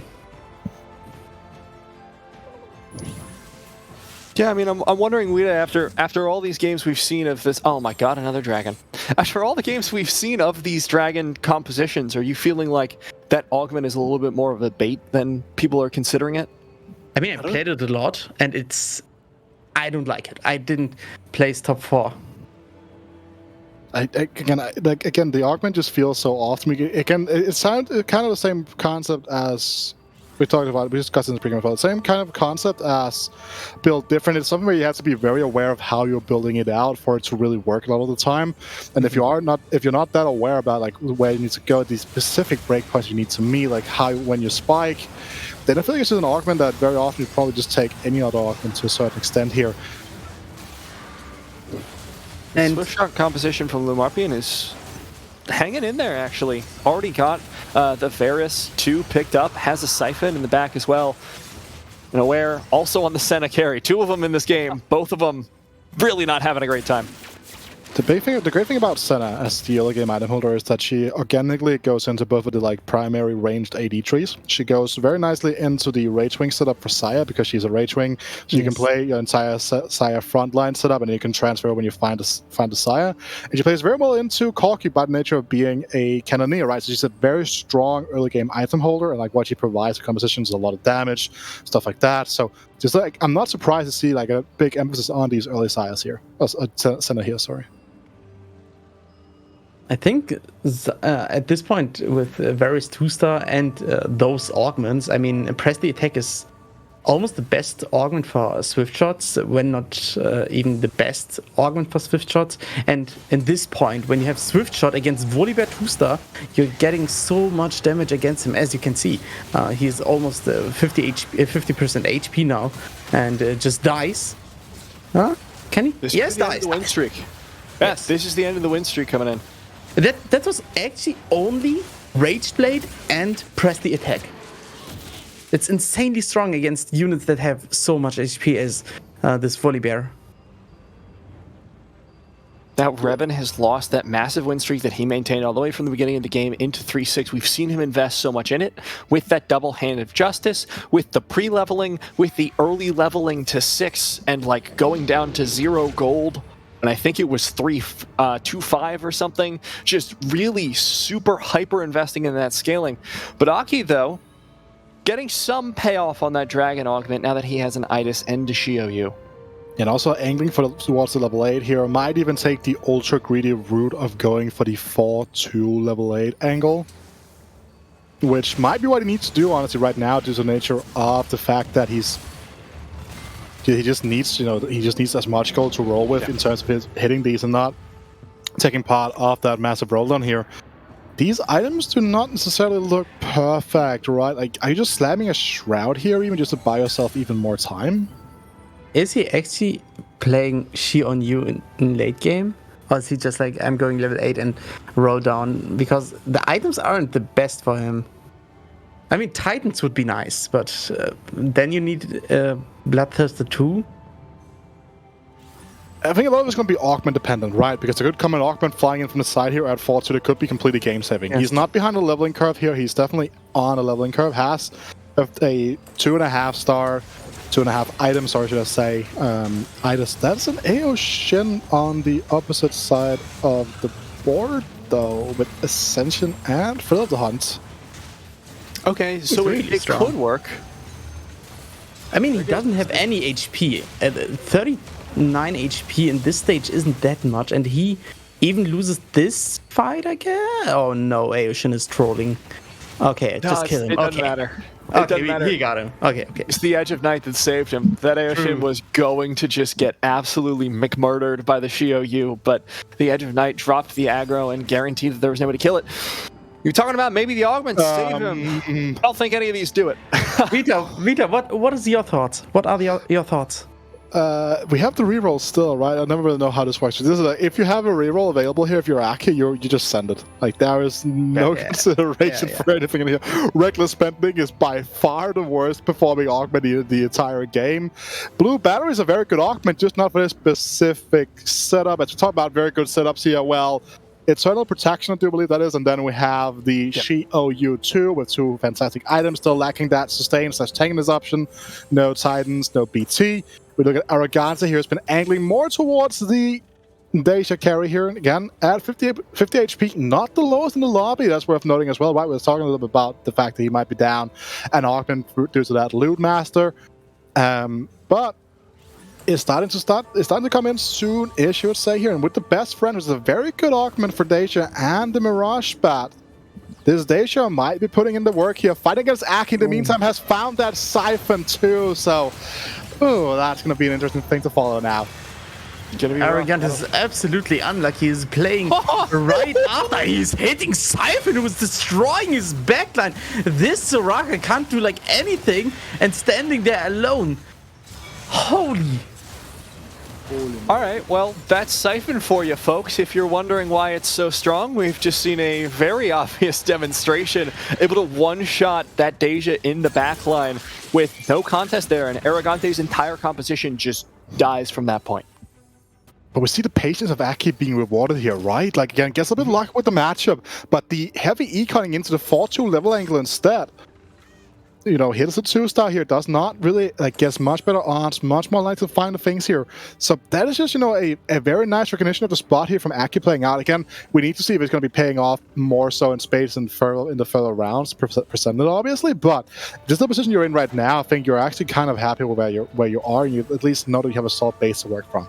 I mean, it was really lucky. He was like 30 HP, level 7, 50 gold. Almost level 8, went level 8. If he doesn't hit, he's just out of game. And at this point, he hit it. And this is where I would like to point out something here again, right? And I would not say it's lucky, right? Because again, he was holding the option open for the angle instead. He was maximizing his odds for hitting that specific setup by not just sending it with 100 gold on level 7, like some people might do because they're getting a little bit scared. And you see he's losing now again, so this might not be, you know, a solid way to do it. But again, this is the correct way of going about when you need to hit those higher odds dragons, and I think that is just, again, the augment is just not that strong. It's not an auto win potentially as well. So let's see if this final carousel here potentially for him could be one. It's going to be the saving grace, however.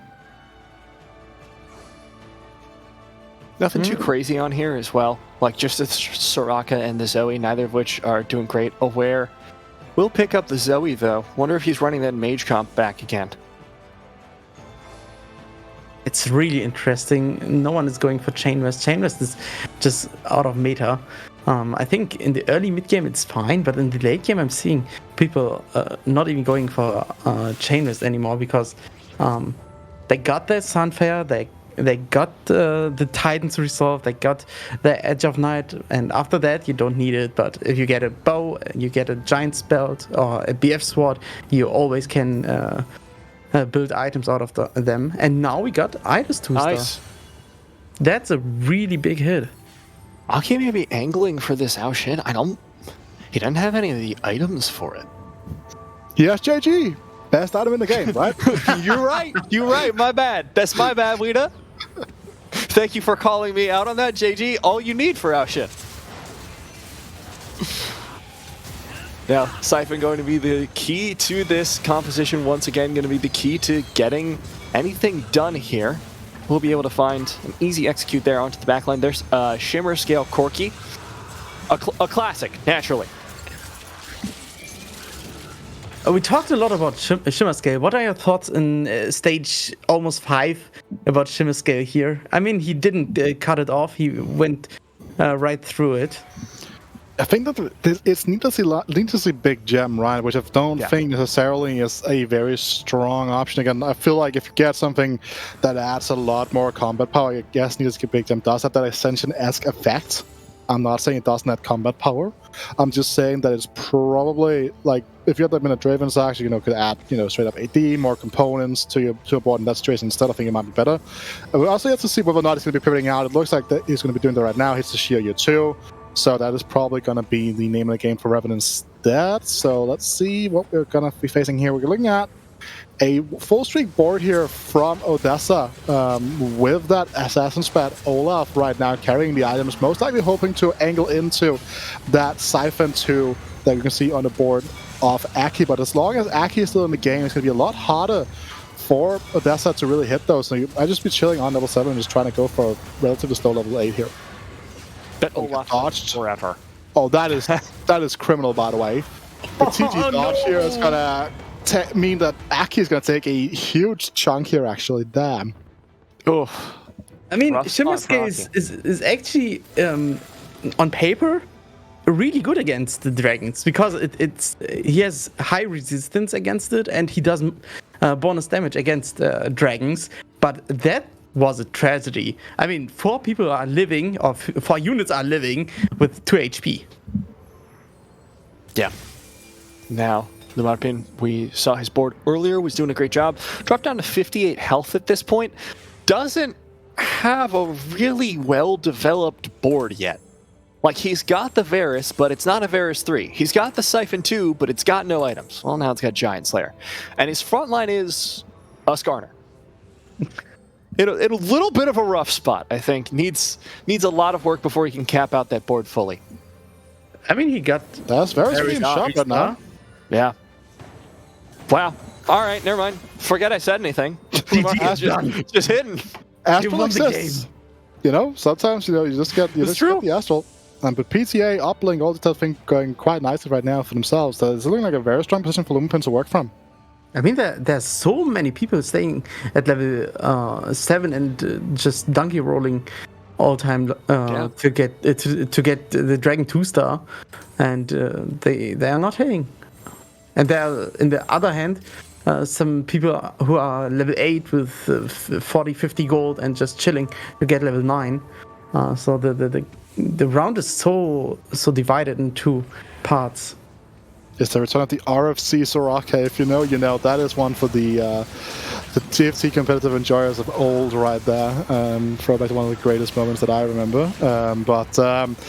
Yeah, this board now is looking a little bit more stable, you would say, right? Aware. It also does have a pretty strong board here. If this Siphon is going to jump right now to this Deja, it should just jump it out. Okay, so Visor has a Dawnbringer, actually, so this might be hope for now.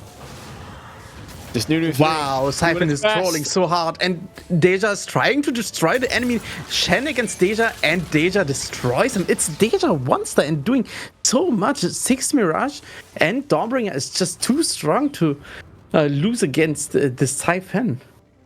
It's the stall, right? Like, that Nunu is going to tank for so long, going to be able to do a ton of damage on its own, but it's going to give Deja a ton of time with the double Archangel to stack up to the point where those autos and that spell wave are doing a ton of damage. Meanwhile, we're back on Elendil's board with the 1-star Ao Shin with double Giant Slayer Edge of Night, which sure is a board. I'm not sure how highly I rate it at this point. It's definitely something. Not getting best friends value here either, so this Ao Shin is not going to be casting. Okay, that's because the best friend is on the board of Arrogante instead.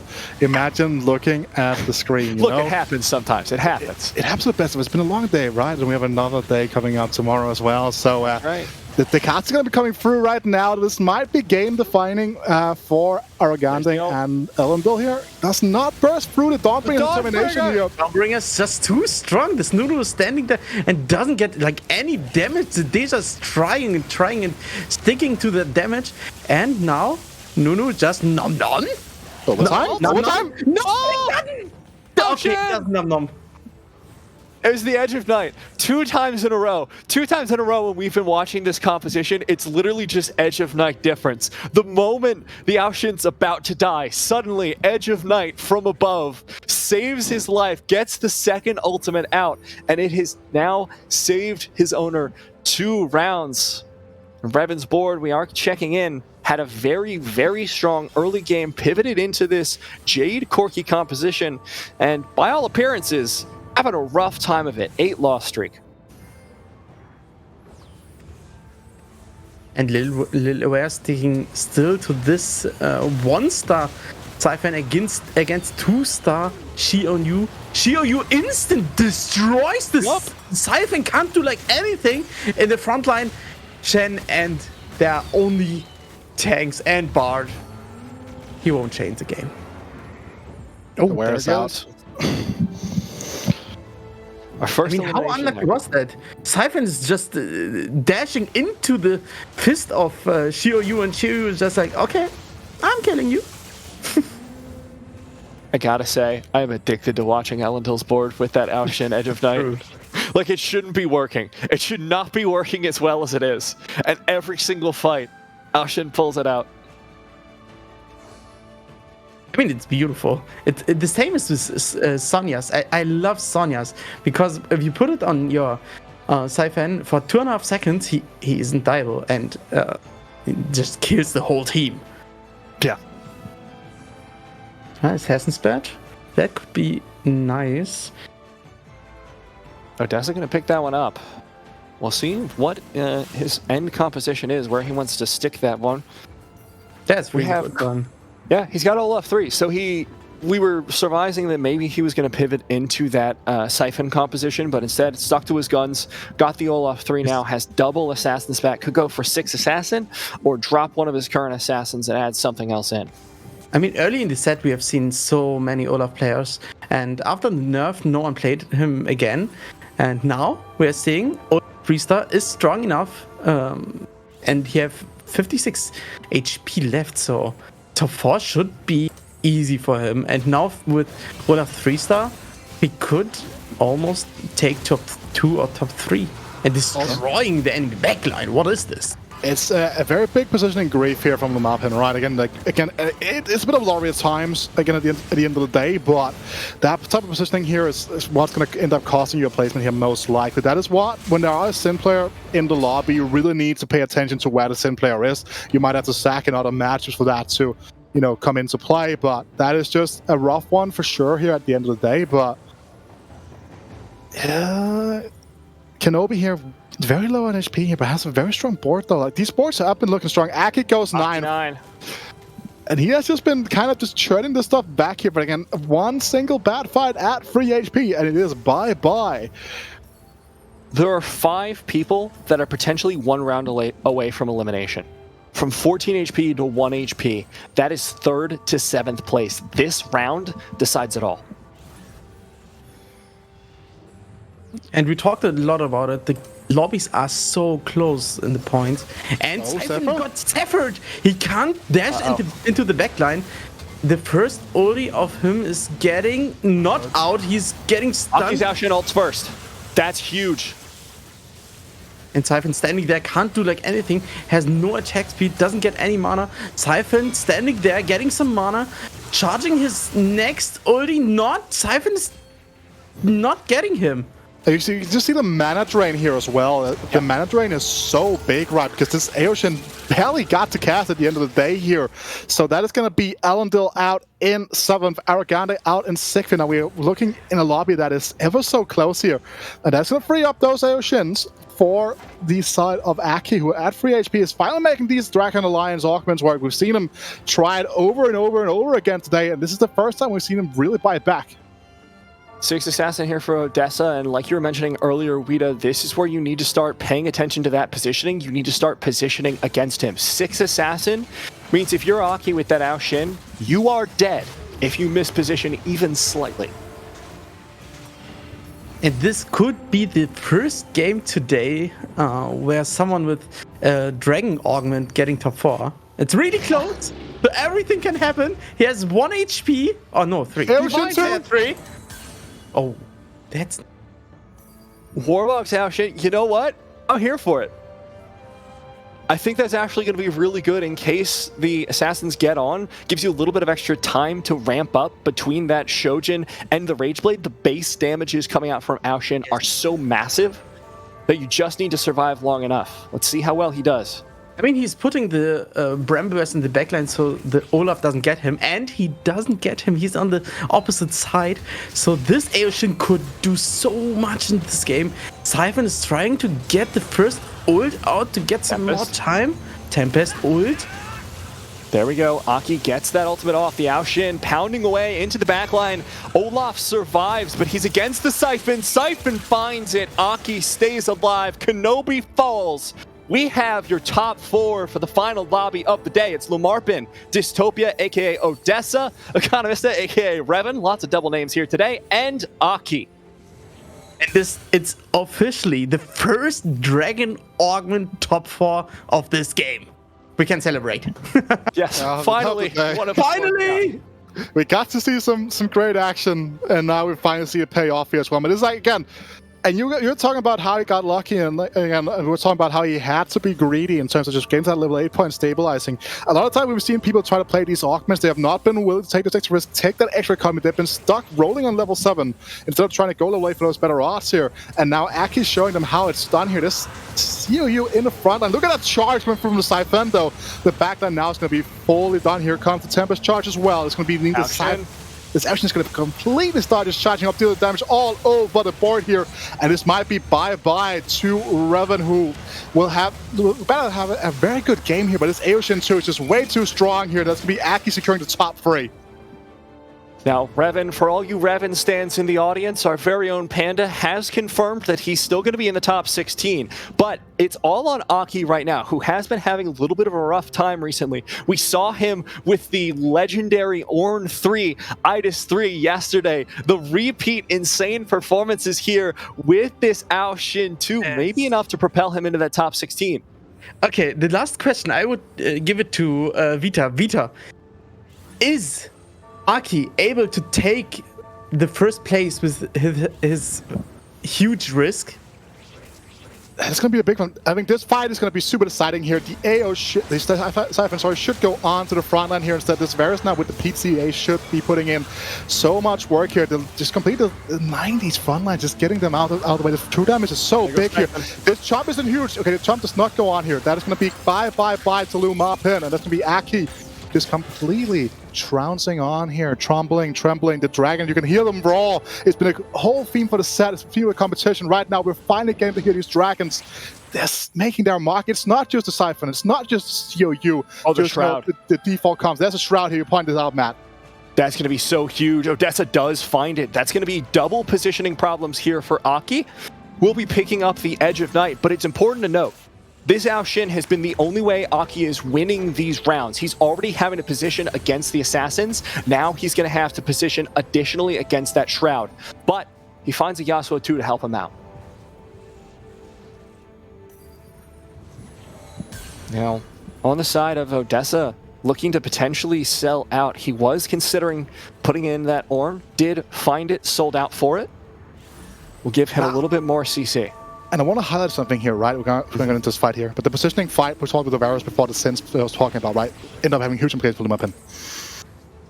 Now, good positioning there from the Aoshin, but a great Shroud in response there from Odessa may make the difference as we see that Olaf ripping through the backline, going to turn now onto the Siphon. Second wind, augment of the day, popping off. And now Aoshin in trouble, assassinated by the Olaf, and Aki, after a legendary turnaround, gets taken out.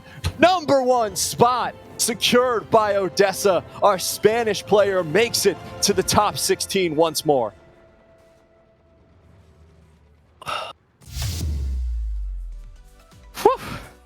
What a game! That was intense, man. There are going to be some players out there as well on the break that are going to be watching those fights and be like, okay, if this person wins this game, I'm still in there with a chance. I still hope. Everyone's got their calculators out. I mean, that is unbelievable, man. And we got to see not cookie cutter comps. We just got to see. I mean, I've been talking about saying, you know, Sin Olaf is still good. Like, why are we putting these Sin bets onto Siphon? There is no reason why we don't need to break the front to back here. And we saw it here, right? Odessa coming through Dystopia, you know, like he's just like, you know what? It's still, you know, it's still King Olaf. Exactly. You gotta stay loyal. These players ain't loyal.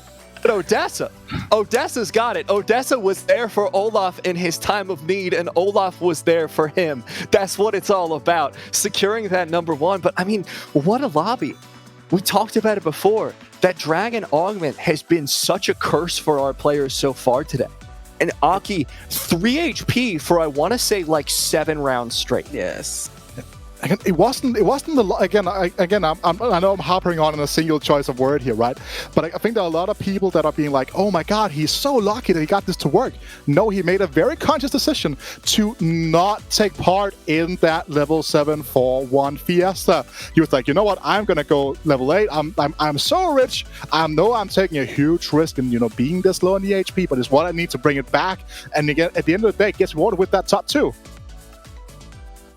Yeah, beautiful play there in the end from Aki and Odessa. Going to get those top 2. We'll see how the overall standings have shaken out after a quick break. The final game of the day is resolved. We'll figure out who of our 16 players will be going to day number 3 after a quick break and a Pod to Bowl interview. We'll see you soon.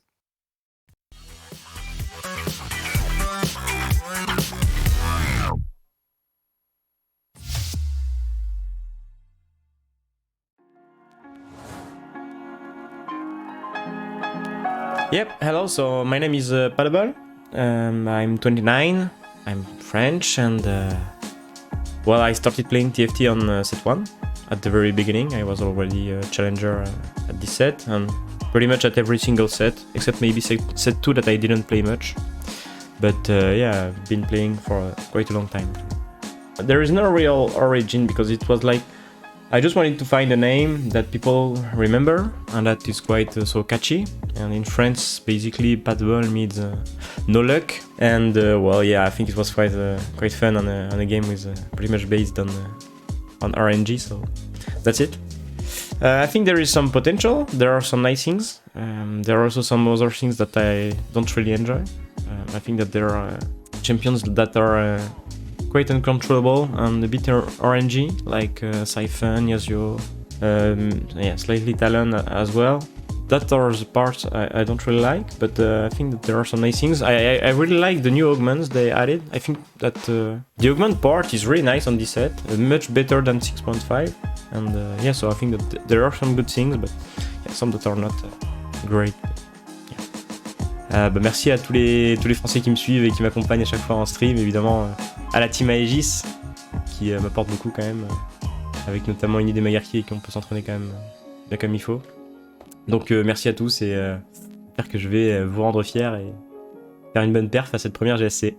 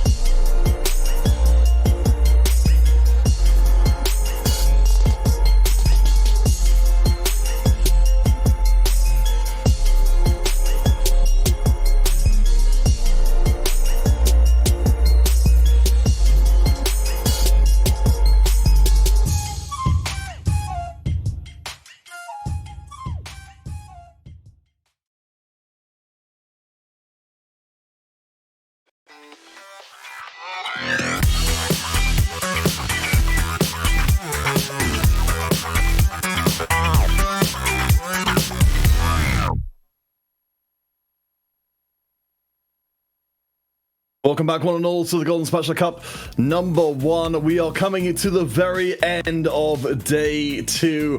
What an absolutely brutal day it's been. But if we knew coming into this one, with such a large cut from our starting players to our finishing players, the games were going to be incredibly hard fought. I don't think we maybe appreciated quite how hard fought they were going to be. Let me tell you, I was following Revan's perspective. He just needed a top 5. At one point, he was 1 loss away from being, 8th. He was extremely dizzy playing a Shimmer Kill start and then not knowing exactly what to go into. You could feel the pressure for him and for so many players that just needed one good result in this last game. They just needed to not mess it up and they'll make it into day 2. But yeah, just nail-biting finish there at the end. And surprisingly enough, Olaf, a favorite of everyone basically in the last patch, comes out and wins this game as well. And I think he deserves to be the key feature. A little bit forgotten after the nerfs, but definitely seems to still be playable and can work in the right situation. Yeah, I mean, the big change, of course, was the Assassins jumping very first of all into the backline, so it's very, very possible to try and defend against Olaf in a way which it wasn't previously. But that didn't seem to happen in this game. What is it that's allowing for Olaf to firstly to fly under the radar in such a way like this, but still to come back in this last game and get the conclusive first place? Biggest thing is you have to have a course that is a given. Because it's not really the tier 1 S tier comp that everyone's going for, it's a lot less contested. You're able to hit that Olaf 3 much earlier. You can kind of econ and go up to level 8 and cap your board even further. And that really just all goes into why this Olaf was able to do so well in this last game. But especially the matchups that Olaf was able to prey on. Ao Shin, backline carry, Varus, backline carry in that top 4. So there was a lot of great matchups that the Olaf can just try. And if Odessa was able to really have good positioning, able to scout and get the right matchups, have that Olaf jumping on the backline carries, it's essentially a lot of free fights that maybe he has no business winning, but just because of how the assassin trait works and how strong Olaf is when given the assassin spat, it all kind of worked in his favor, and he was able to get a pretty convincing top 1.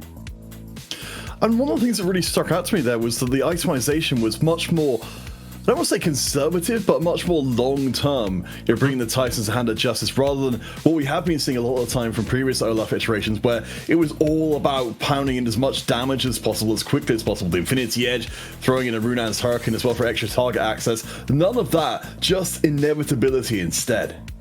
Having Siphon as a kind of a secondary damage carry, you don't need Olaf to do everything. You really just want Olaf to be that kind of sniping assassin that you can jump onto a Varus and immediately kill him, and that already kind of wins you the round. Whereas Siphon can also do a little bit of his own stuff and have some damage on that side as well. So overall, again, Olaf is a comp that is not really played very often now. I think it's a comp that is difficult to play well, but if you're able to get everything in order, you're able to really get, as we saw here, a top 1. It can even just, again, win games, not just top 4.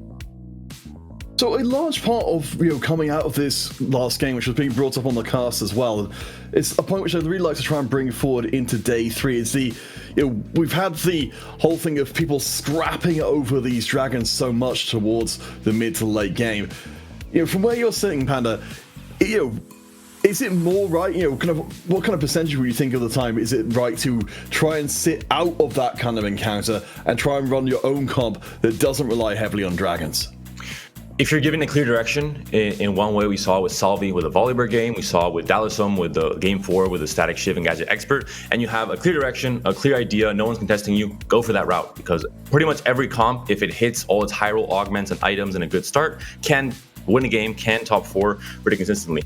If you don't have a clear direction in the early game and you're playing kind of just trying to see what the game gives you, then is when you play flexibly, you default to dragons essentially with Shio Yu, with Jade, with all the different Jade variations, and also with Siphon and Bruisers, of course. So I think that's really the clear thing. If you don't have a clear direction that's been given to you, try and just go for the strong stuff. If you have a clear direction and you have something that's not really contested at all, go for that. Except if it's mages. Mages, I think, is, again, I don't want to harp on this, but we saw it, top players in Europe trying Revan today, Double 61 yesterday. It's just not going to work. Mages is not really in a good spot in this patch.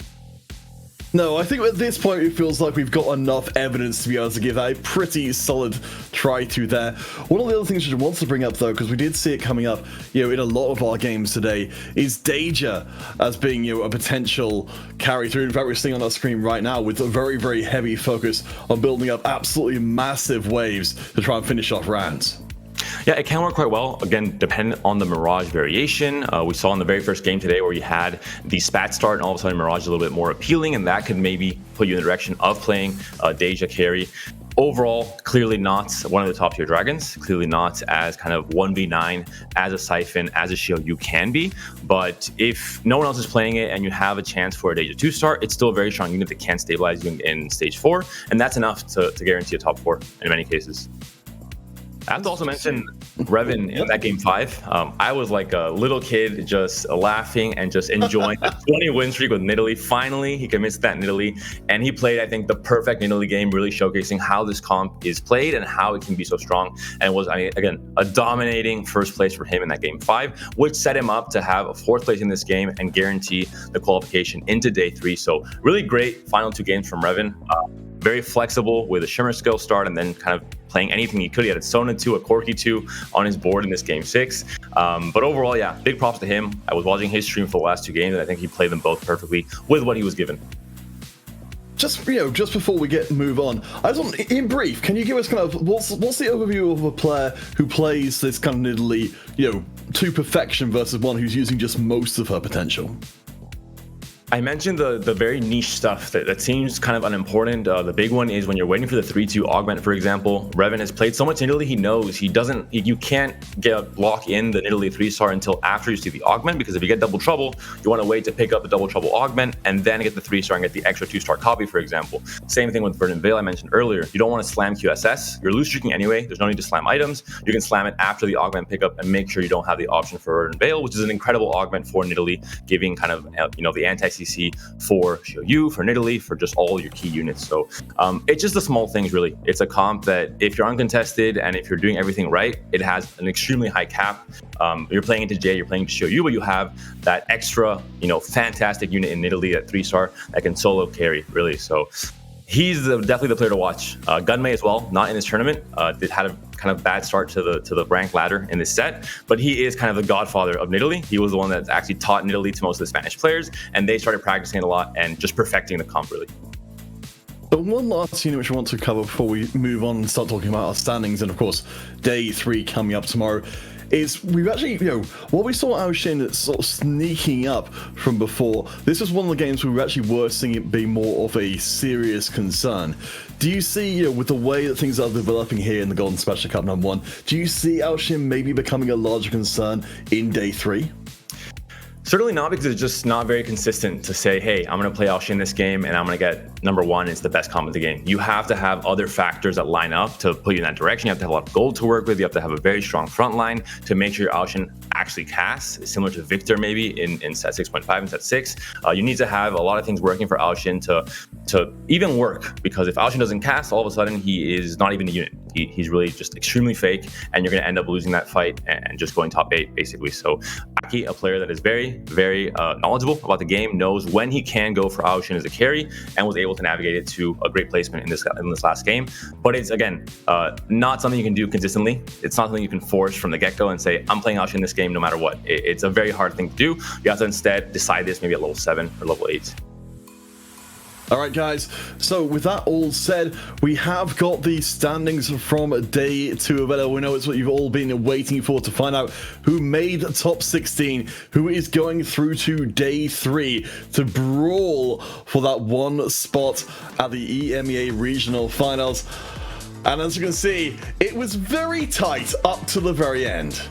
Skyrim the Serbian player, ends up taking first, a player that many viewers might not know. And this is what I love about tournaments like this. You come in, you're an unknown player possibly to many, and you just prove that you deserve to be here, deserve to be among the top.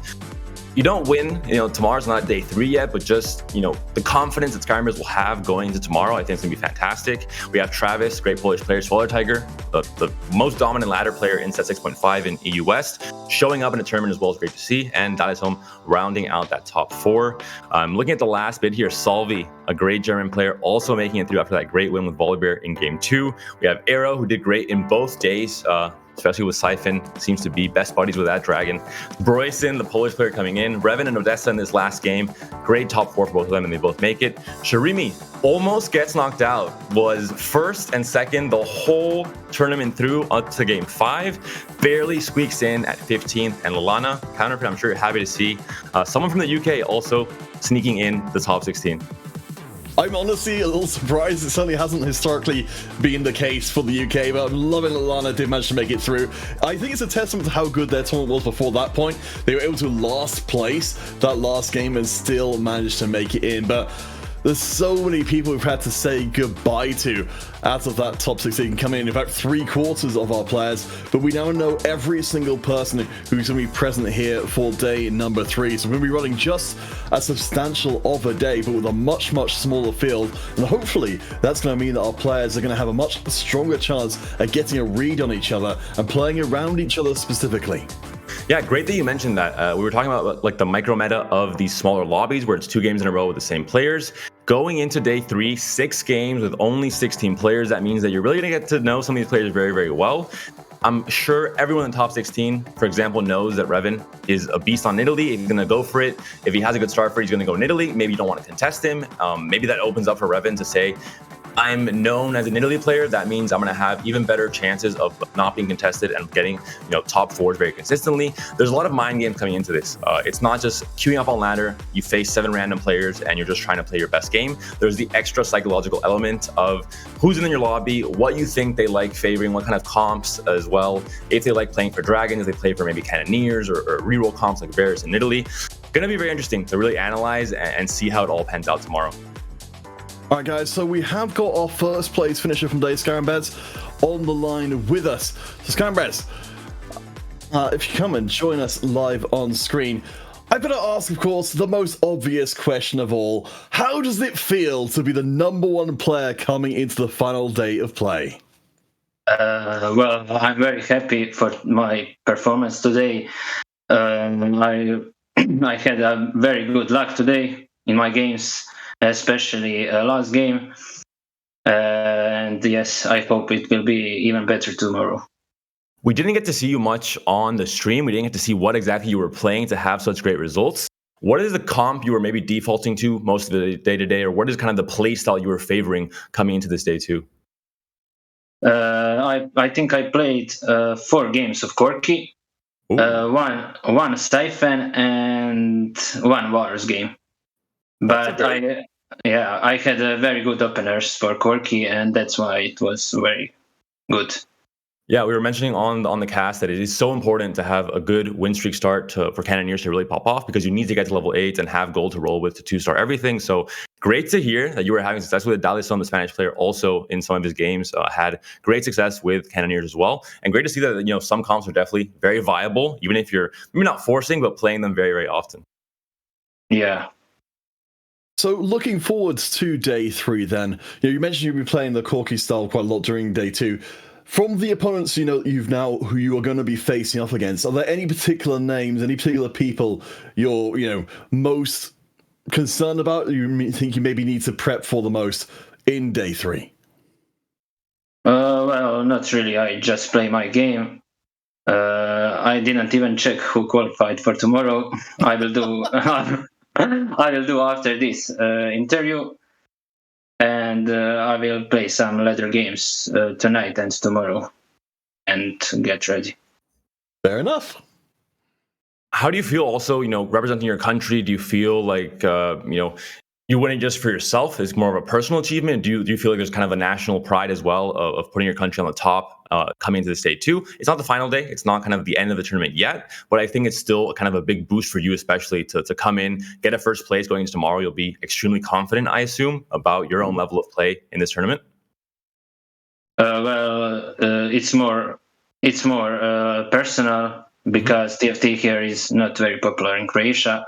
Okay. I think I am the only one that qualified from Croatia for day 1, even day 1, and yeah. Mm-hmm.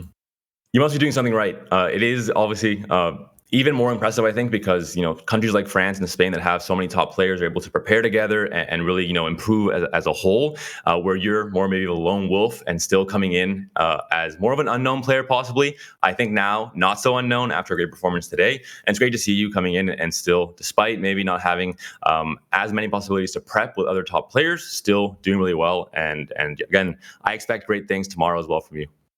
Thank you. Skyrim, so one last thing then. Do you have any folks you'd like to shout out? I know you said you've been preparing mostly by yourself, but any kind of friends or family who's been supporting you here, who've maybe been cheering you on, who might even be in the Twitch chat right now? Of course, shout out to my whole family. That it's my biggest support, and also my girlfriend. And I would also like to wish luck Arrow 1v9 that also qualified for tomorrow. And yeah, I hope the best for tomorrow. All right, Skyrim, thank you so much for joining us. Hopefully, we'll be talking to you in exactly the same way tomorrow if you claim the crown for yourself. But hey, there's still a long day of play left to do. So, Panda, looking forward to day number 3, would you say, for you, what have been kind of the big lessons which you'd like to see the players take into account coming in, aside from don't play mages? Thank you for saying that, because that was going to be my answer, actually, Counterfeit.